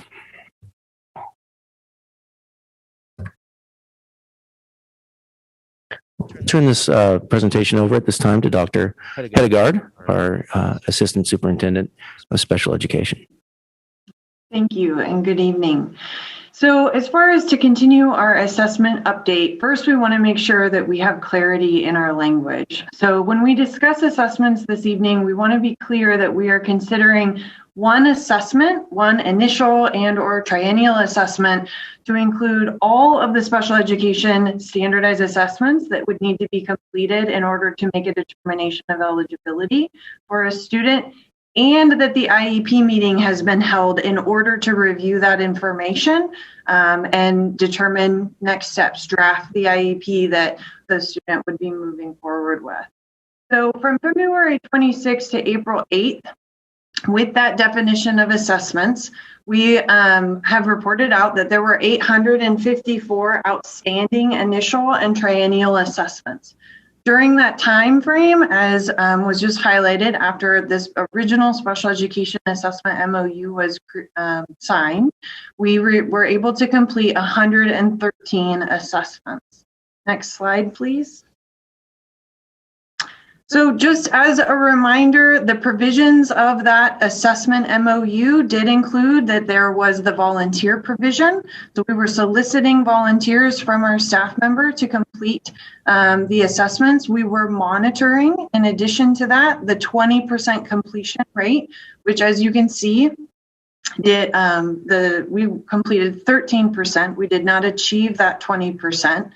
At the same time, knowing that our monitoring was taking place within a 1-month period of time, the special education department was working with the non-public agencies and appropriately credentialed individuals in our area in order to establish agreements and contracts that in the event that we would be able to contract, we would move forward.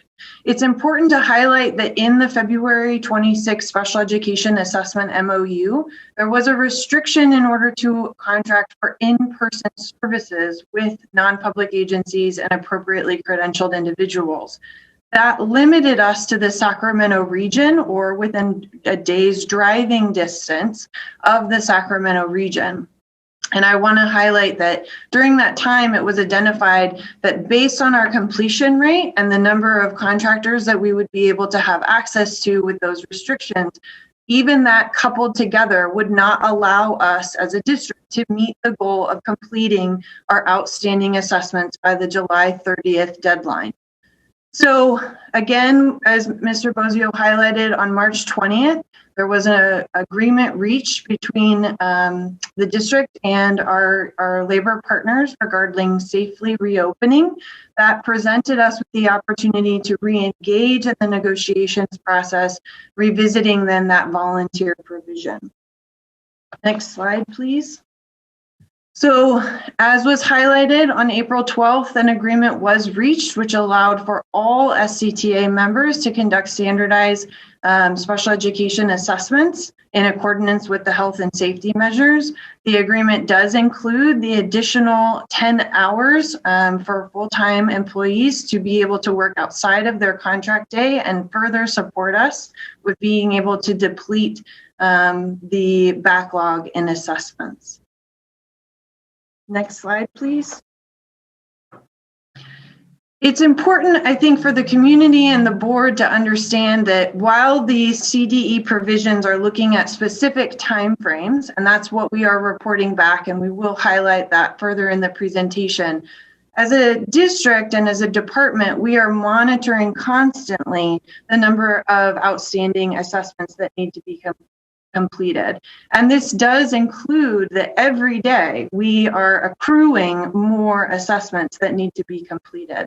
So it's important, I think, to highlight from April 12th to the end of the school year, June 17th, we currently have 305 overdue initial assessments.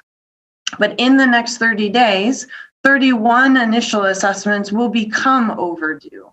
At the same time, for our triennial assessments, and I would just highlight that it's very common that IEP teams will guide the triennial dates to be held in spring in order to say, you know, we're wrapping up 1 year and preparing for the next. So currently we have 518 overdue triennial assessments, but from April 15th to the end of the year, we have the potential to accrue 485 additional triennial assessments that will become due.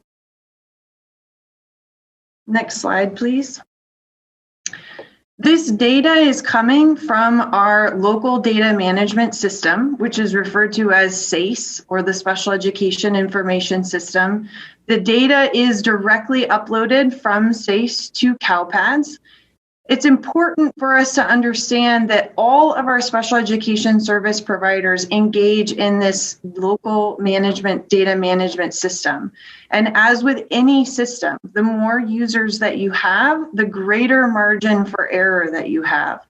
And so I just want to highlight and compliment the teams that we have working in regards to our SACE technical support. They serve a critical role and on a day-to-day basis are working to maintain and support our teams in the field so that then our data is appropriately replicating the work that's taking place at our school sites and with our students. This includes having weekly error reports and follow up directly with site administration, case managers. But it is important to understand that our system, for example, indicates an overdue triennial based on 3 data points of entry. So if there's an input error, even if what's happening at our school site is that they are completing the assessments and holding the IEP meetings, if there's an error in one date, it can trigger our system to tell us it's overdue. And that is something that we are always working to be able to identify and requires individual student review in the system. Next slide, please. So now, given that update and that information, our state of affairs, we'd like to go a little deeper into the corrective actions. Next slide, please. There are 2 corrective actions, and so they are noted. The difference between is the S-0297 versus S-0401.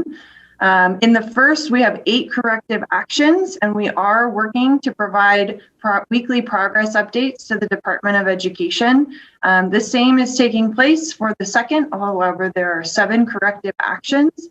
In the packet and what was provided is a letter from the Department of Education dated April 8th, which is highlighting that the district is out of compliance in regards to completing a number of these corrective actions.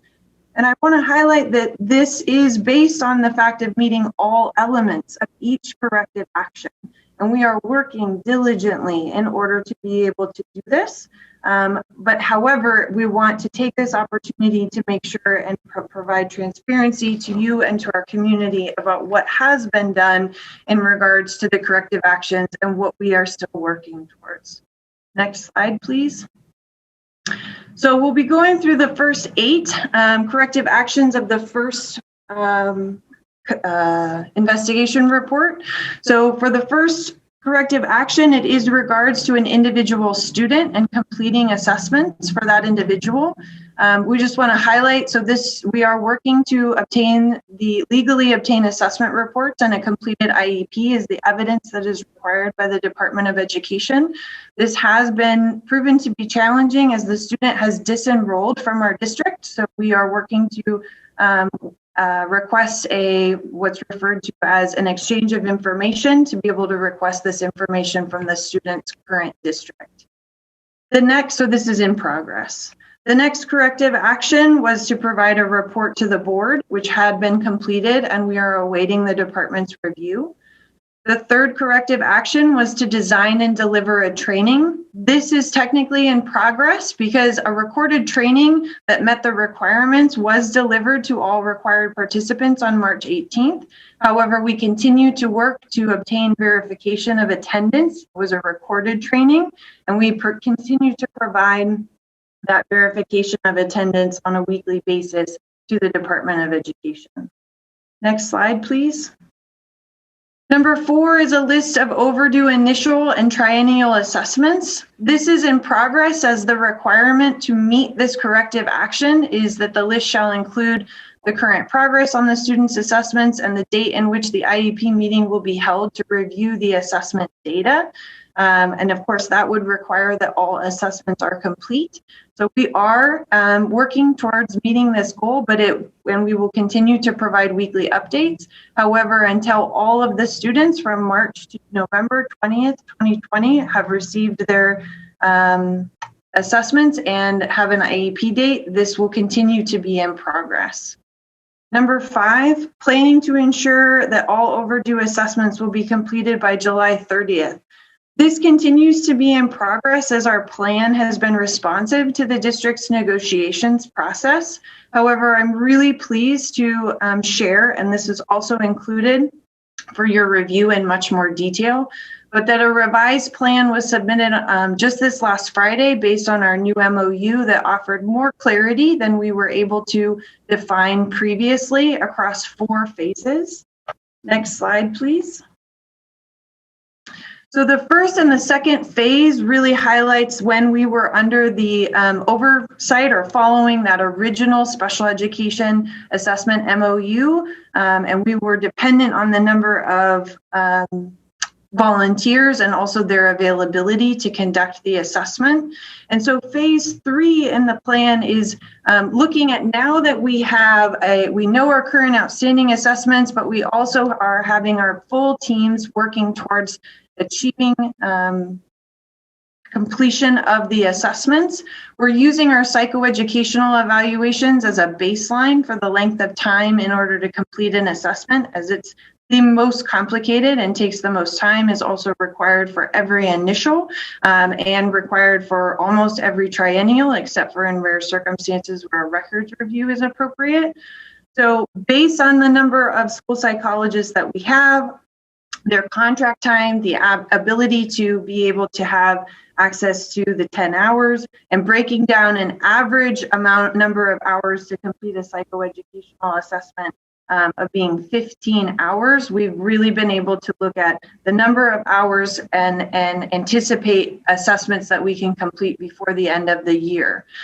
So based on that, we are looking at completing, our goal will be to maximize the efficiency of our time and complete 70 assessments per week for 634 assessments by June 17th.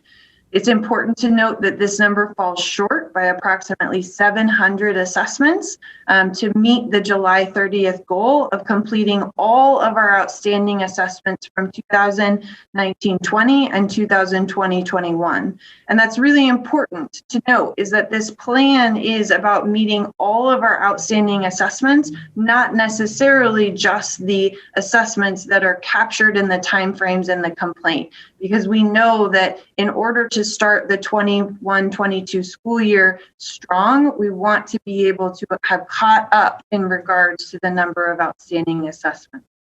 As a result, so phase 4, our next steps is, as Mr. Bozio has highlighted earlier, that we have requested to meet with SCTA in order to reach an agreement in regards to the availability of staff and working over the summer in order to continue to work towards depleting the number of outstanding assessments. And this does include contracting with non-public agencies and not having a stipulation for necessarily in person, being able to also utilize the virtual means of completing an assessment. Next slide, please. So the 6th corrective action required us to submit to send out information to our family in regards to a plan and where we were at. This letter was translated into 5 languages and sent to families on March 12th. So this corrective action has been completed. However, we are awaiting the Department of Education's review. Number 7 speaks to weekly spreadsheets again. This is one that's very much in alignment with Corrective 5, which I highlighted earlier, but just to confirm that 9 weekly updates have been provided showing the different districts' progress. Thinking back to Mr. Bozio when he was reviewing that visual and highlighting how the investigation reports came in prior to us reaching agreement, we want to be transparent to highlight that there were a number of weekly updates in which progress was not made because we were not completing assessments. So that has transitioned, which we are very proud of, and we're moving forward. And now we're very excited to see the difference that will happen, that we have our full teams working towards this goal. Finally, corrective action number 8 requires that we determine compensatory services. So the district, we are working to develop an appropriate process for developing compensatory services. And as Mrs. Bieda highlighted earlier, this is also recognizing then the learning loss opportunities that will be available to all students and balancing out, making sure we have a tiered approach of being able to provide students what they need given their exposure and experiences this past year related to the pandemic. All right, so that concludes our first 8, and I'm going to turn it back to Mr. Bozio to review the second. Thank you, Dr. Hedegaard. Okay, so the second case, 0401, previously referenced, which we are sharing with you tonight. Very similar in most respects with regard to the action steps required by CDE to complete the district's response to the matter. Number 1 is like the previous case relating to the specific student involved in that matter, and ensuring that that student receives their assessment, and that is again in progress. We hope to have a more update on the completion of that assessment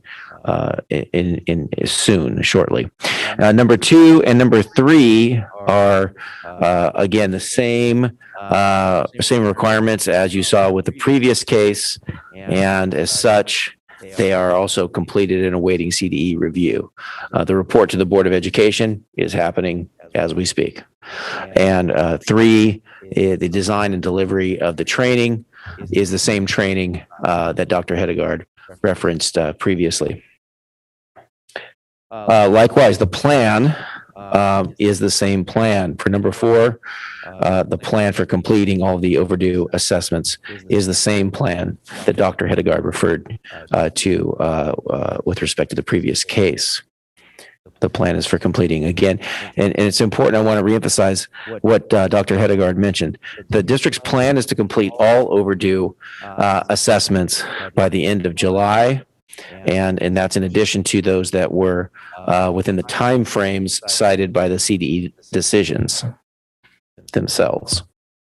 But nevertheless, we still have our legal obligation to complete those plans timely. No, I'll use this one. Number 5, again, through our actions with respect to the last case Dr. Hedegaard covered, number 5 has been completed. And number 6 and number 7, again, the same as with the previous case, are in progress.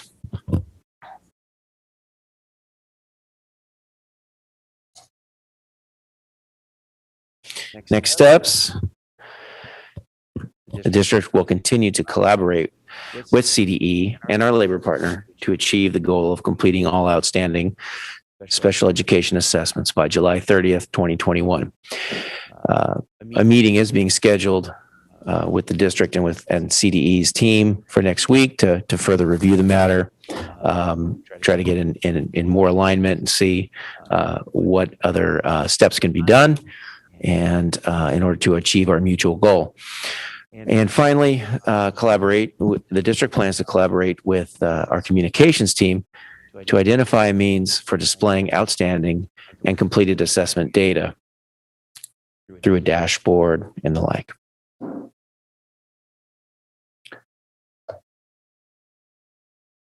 Thank you very much.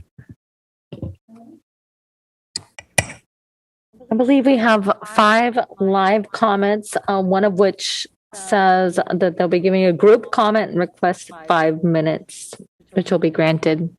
Ms. Moretti.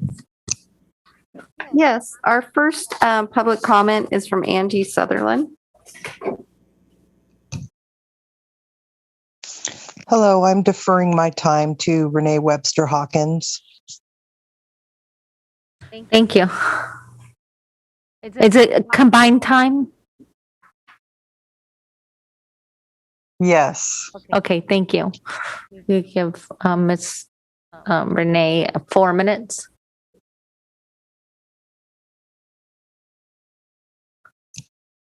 So our next speaker is Renee Webster Hawkins. Hello, thank you, and thank you, board members and staff, for this presentation. What I want to let us focus on for a moment is that these assessments aren't just tasks. Each of them, the hundreds that are on the backlog, reflect children and families who need and deserve the compassion, the recognition, and the expertise of educational professionals who see them and can uplift them. The assessment process, yes, is a legal requirement, but it's the first step.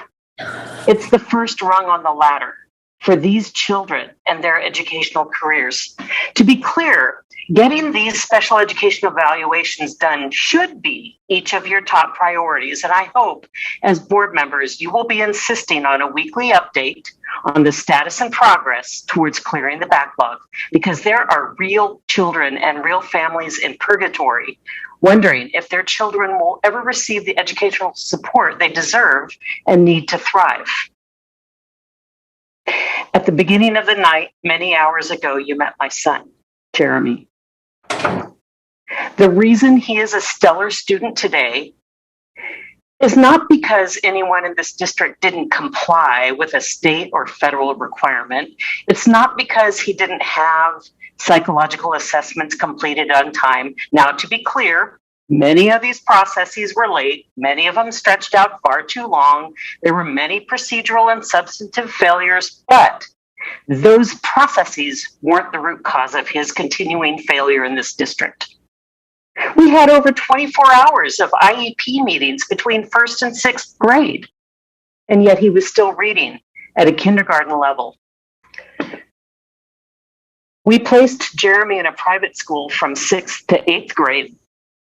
specializing in dyslexic students. And people asked me when we pulled him out of the district, aren't you worried that you're giving up your IEP? That's your legal right. My answer was kind of crass, but for this audience, I will just simply translate and say, when the IEP cannot be implemented by adequately trained teachers with fidelity, what good is it? 70-page IEPs mean nothing if they can't be effective for the student. And instead, Jeremy thrived at the private school, Loomis Gateway Academy, increasing his reading level from K to 10th in 3 years because he did the hard work when he was provided the right instruction.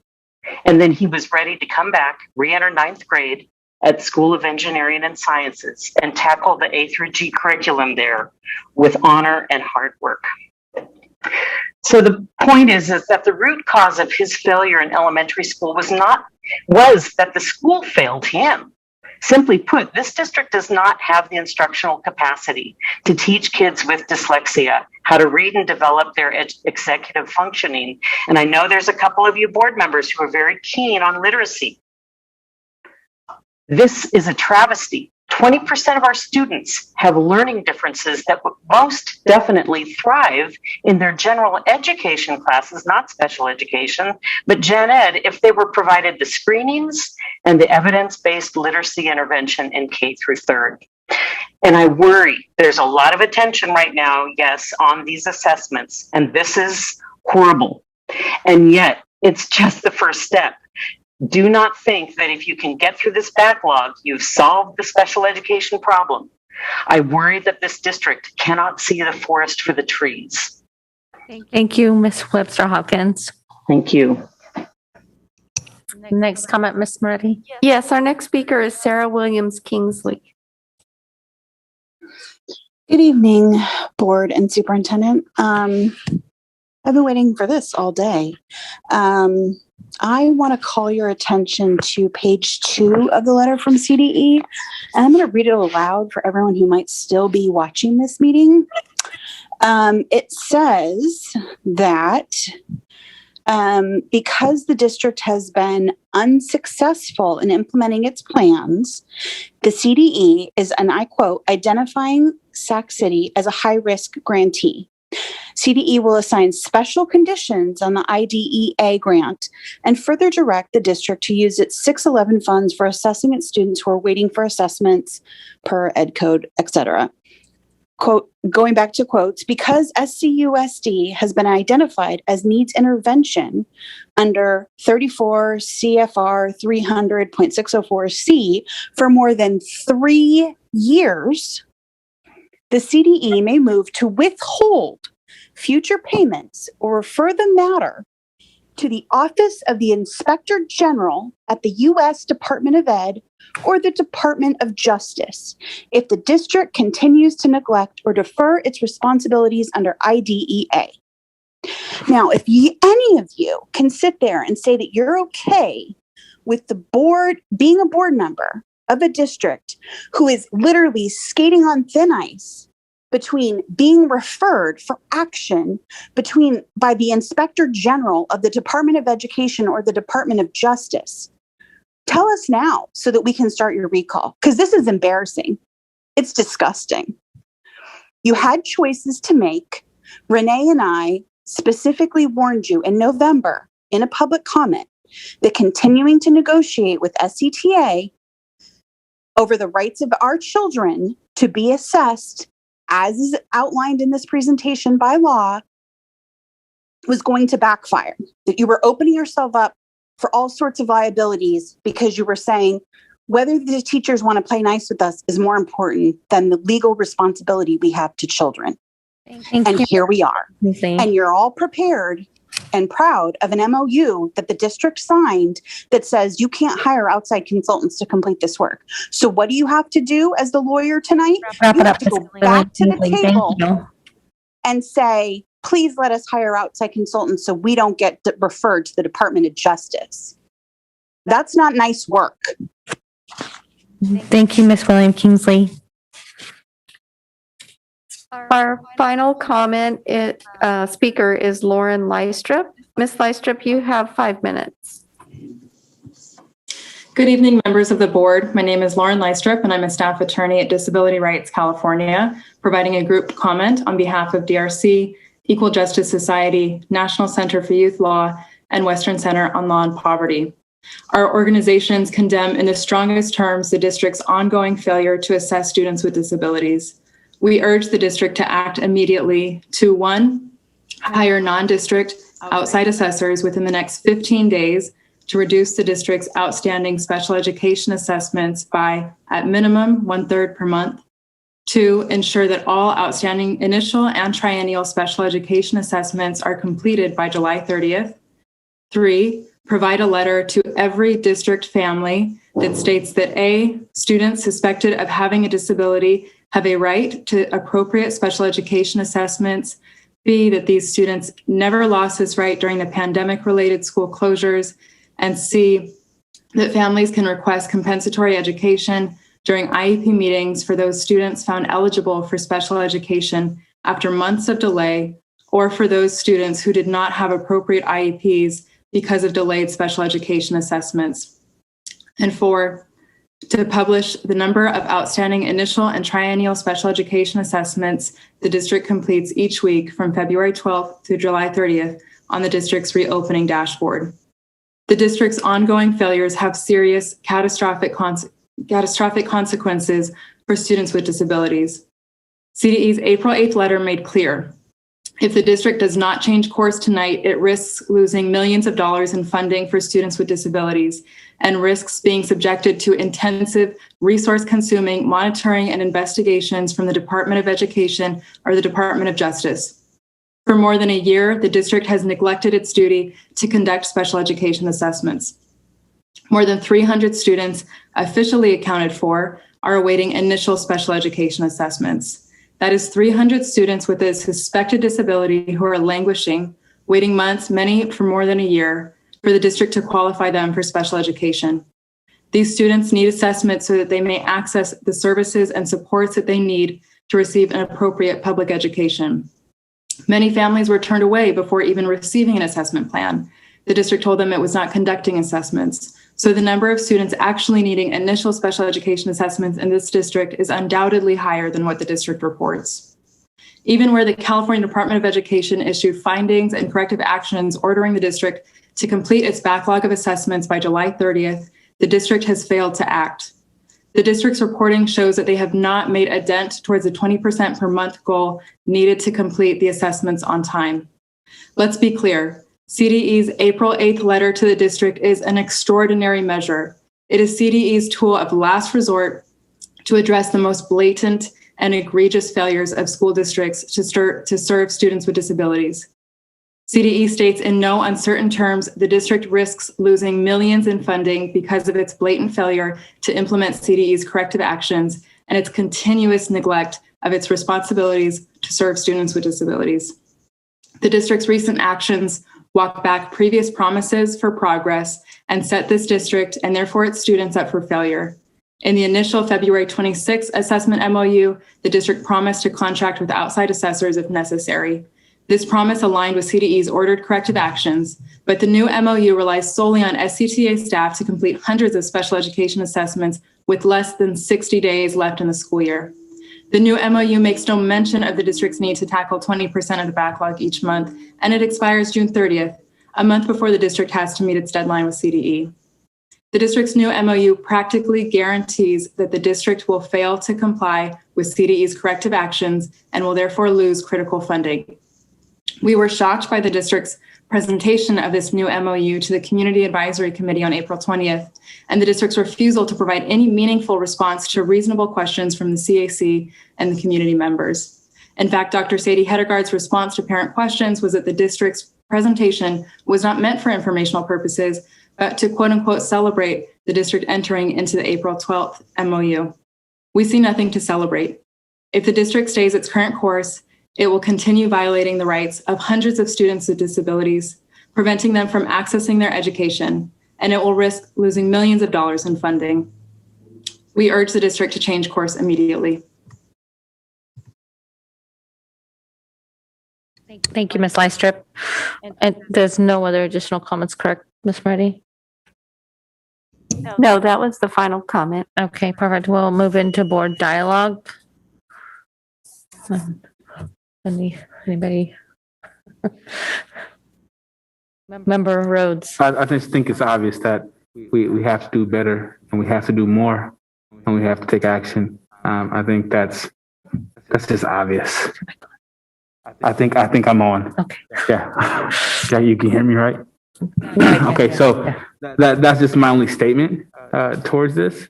I think the presentation was very clear, and we can't continue to be in this situation. Yeah. That's all. Thank you. Mr. Posio, can you give us an idea of the time it would take to get through, and maybe this is a Dr. Hedegaard or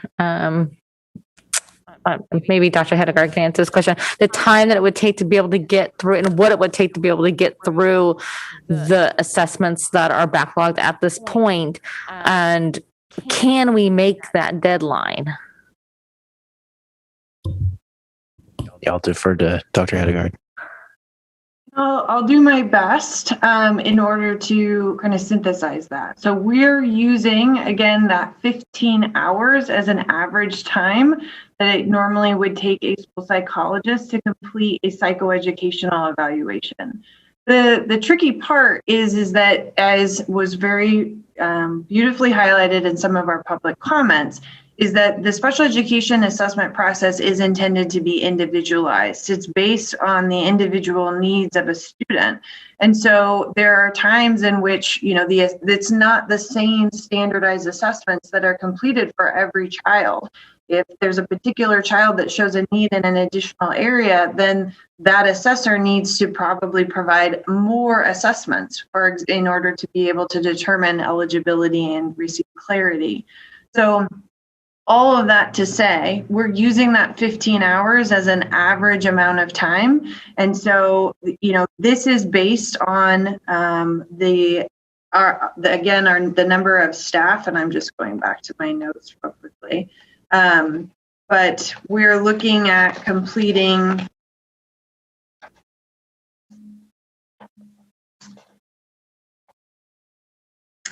having approximately 700 that will still need to be completed if the contract hours and the additional 10 hours that are available, all of our school psychologists would take advantage of that, for example. So if we have the ability to contract out, it will, again, be impacted by the number of contractors that we're able to have access to. I will offer that, again, it will be significant for us to not be limited to our geographic region. We do and did pursue contracts with our local providers, even, appropriately credentialed individuals that normally complete independent education evaluations for us. That's totally separate from this issue. But, we are competing because psych services is not a normal service that we contract for as a district. So we are competing with all of our neighboring districts that are experiencing similar challenges, as well as then the IEE process for access. So it's all of that to say, we would have 700 that would need to be completed between June 17th and July 30th, and we would need a large number of individuals to be able to tackle that. Yeah, so what you're saying is unless we contract out, we would not be able to meet that deadline. That is correct, yes. Yeah, okay. And just to be clear for for phase 4 of these cases, a meeting has been requested with SCTA, and we would have to negotiate to be able to contract out. Is that why we're meeting with them? I'll defer back to Mr. Bozio in regards to that. Well, we've requested a meeting to talk about the extra time for staff in the summer. who could volunteer to continue to work into the summer and what that might look like. The contracting out provision or potential is something that is always discussed with a labor partner. That's probably all I can say about that at this time. Okay, thank you. Is there any other, Member Wu? Is it possible to initiate the contracting out process and hold it in abeyance until such time as they're needed?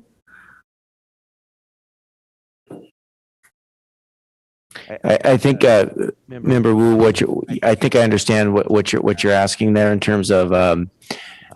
I think are you asking whether it's whether we could enter into some sort of agreements with a provider to potentially provide these services if the district were to need them? Yes. On a short with short notice. Yes. Okay. I mean, I think we'd have to explore that with the providers, but theoretically could be done. I would think so. And I would think that you would want to begin to explore that because we can't wait for the sequence to occur, deadline, and then have to move. We lose weeks that way. And Member Wu, if I may, so I hope to convey that was what we were doing in that first month when we were also monitoring the 20%. So I just want to offer the reassurance that yes, we were pursuing, we were not signing contracts that had monetary agreements to them, but we were outlining and making arrangements in order so that we were ready to move forward as of the day that we could move forward with the contracts and the agreements. And that was how we knew that that was not a sustainable option at the time for being able to deplete the total outstanding assessments by the July 30th.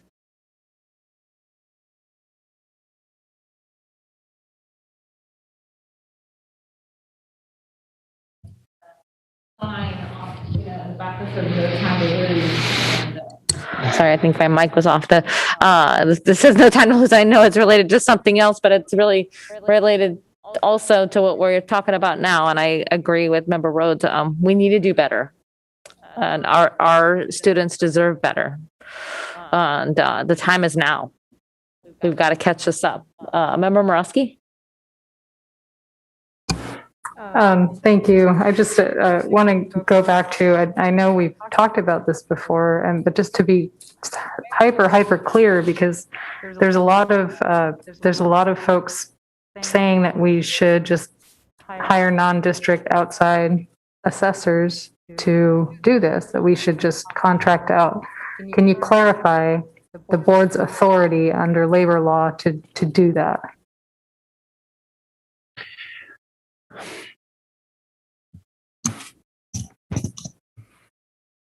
Well, board member, that's a complicated issue, and I don't know that I would want to offer up a legal opinion in open session on that question. I'm just going to take another approach if legal counsel, outside legal counsel is available as well. I mean, I think certainly what we can describe to the board are some of the potential ramifications of taking such action, Member Morosky and board members as well, of essentially contracting out that a body of work like this. So let me, it's so we always can hard. safely say there are ramifications under labor law Yes. to contracting out such work. Yes. Like we're not just sitting on our hands and not contracting out because we don't have like a clear line of authority to do so with no Sure. I mean, there's implications. Certainly, there's limitations on that. There's exceptions. There's, it's a complicated kind of analysis. That's why I would be hesitant to really opine in great length. But of course, there's different.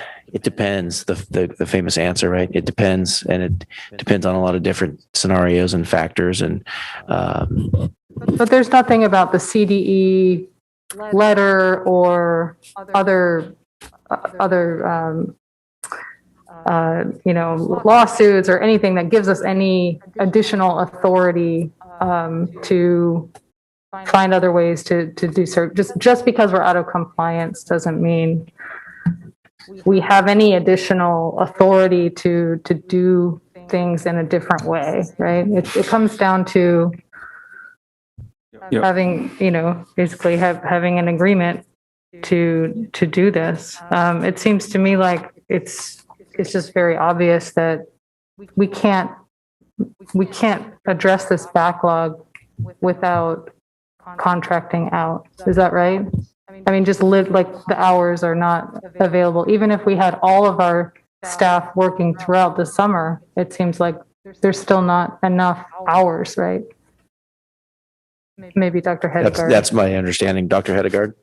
Yeah, that is also my understanding, my recommendation, as well as, basing on the fact of being able to gauge our staff's availability and over the summer. I would also highlight that that applies for the last agreement as well. So if we are limited to only contracting with local providers, we will still struggle to meet this need by the July 30th date.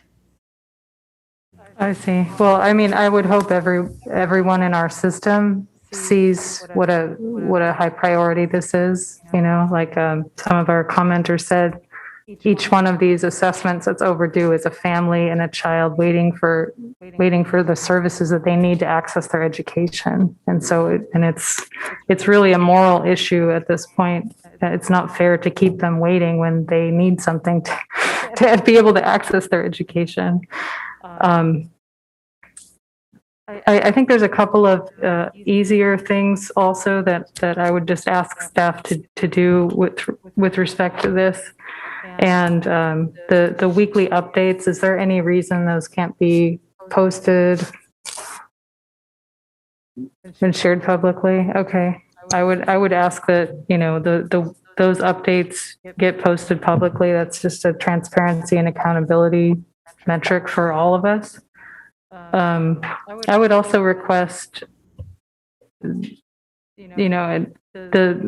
just staff to make sure that the CAC gets their questions answered about this. There was a robust discussion and a lot of, obviously a lot of concern about the outstanding assessment. So I would want to make sure that staff has an opportunity to address those questions and hopefully just develop a protocol whereby everyone understands, what data is being requested, and so everyone can get answers timely and know what's what.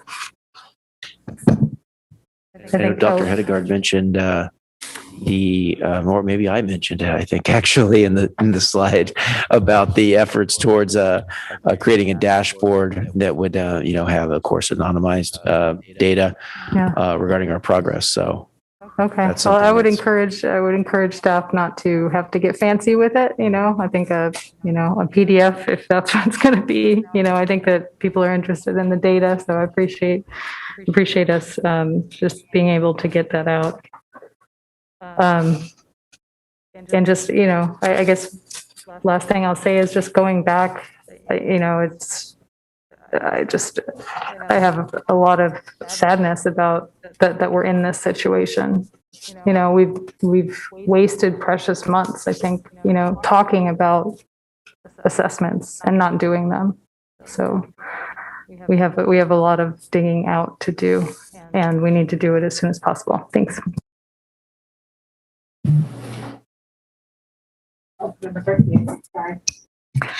I'm not going to add to the conversation other than just because everyone has stated the issue so eloquently, and it's just obvious. I mean, we're in a deep hole, and it's getting deeper, and it's going to be harder for us to come out and catch up. So, but I do want to have a date certain of when we're going to take action on this in terms of moving forward. So can we have that for the next board meeting?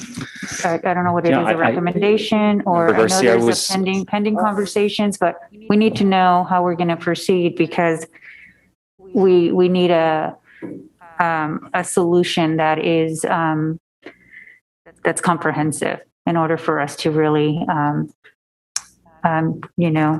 do all these assessments. Member Garcia, I will offer the same response I did on the distancing topic. I appreciate your request for a deadline, and it will be no later than the next board meeting.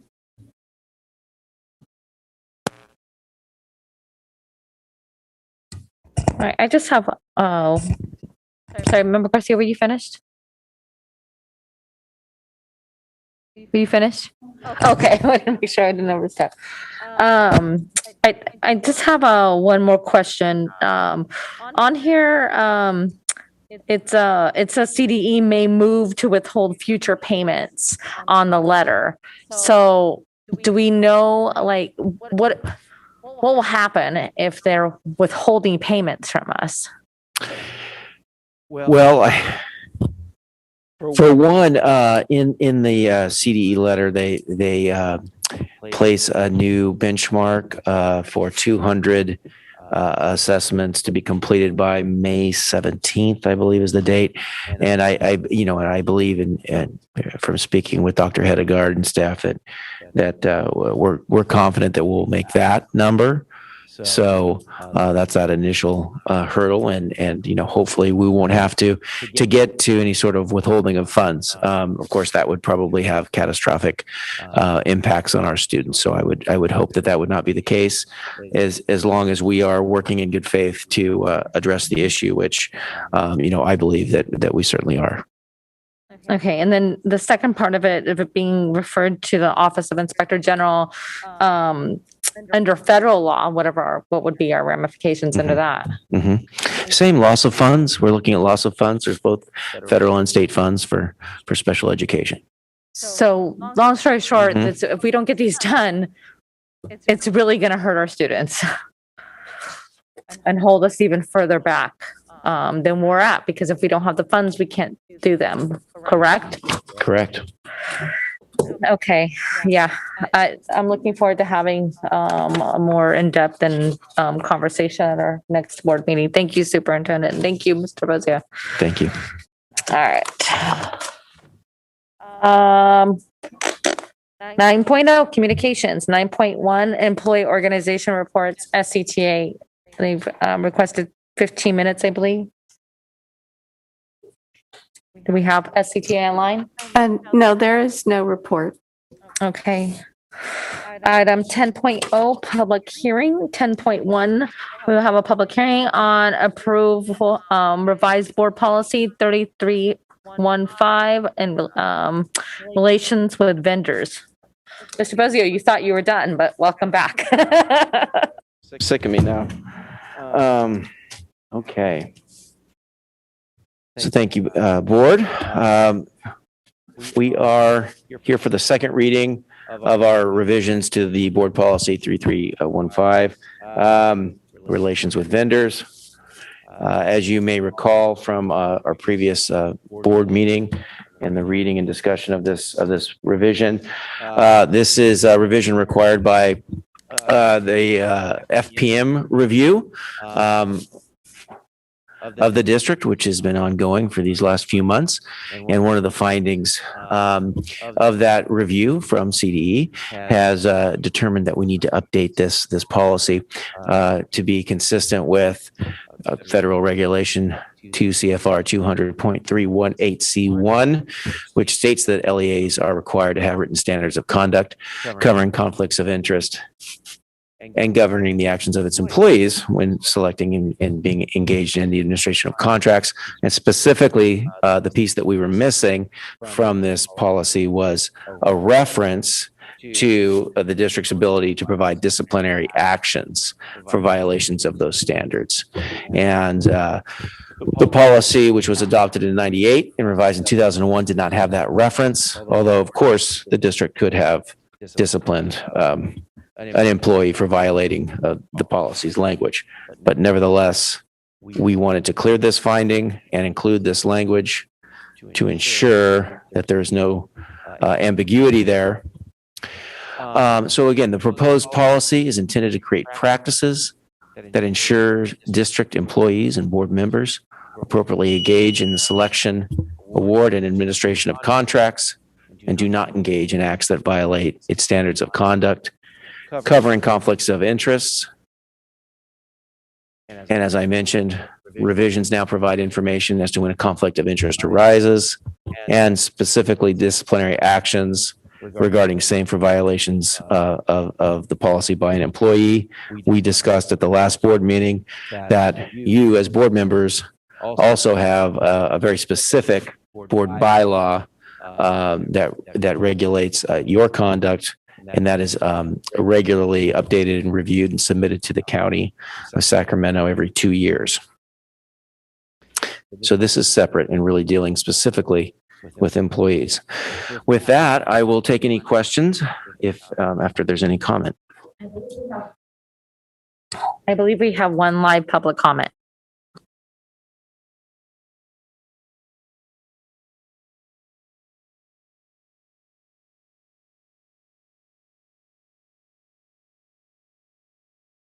Ms. Moretti, do we have one live public comment?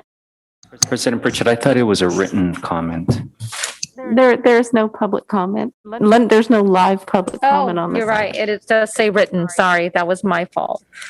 All right. With this is an actual board discussion. Let's do board discussion first. Any discussion? All right. We have a motion on the table. I got a second.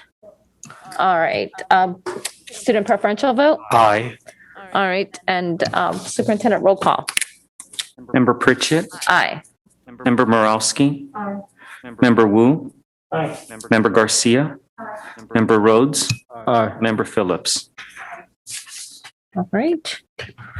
Item 11.0, consent agenda. I get a motion to approve the consent agenda. All right. The student preferential vote? Yes on all open session items. Thank you. Superintendent roll call? Member Pritchett? Aye. Member Morowski? Member Wu?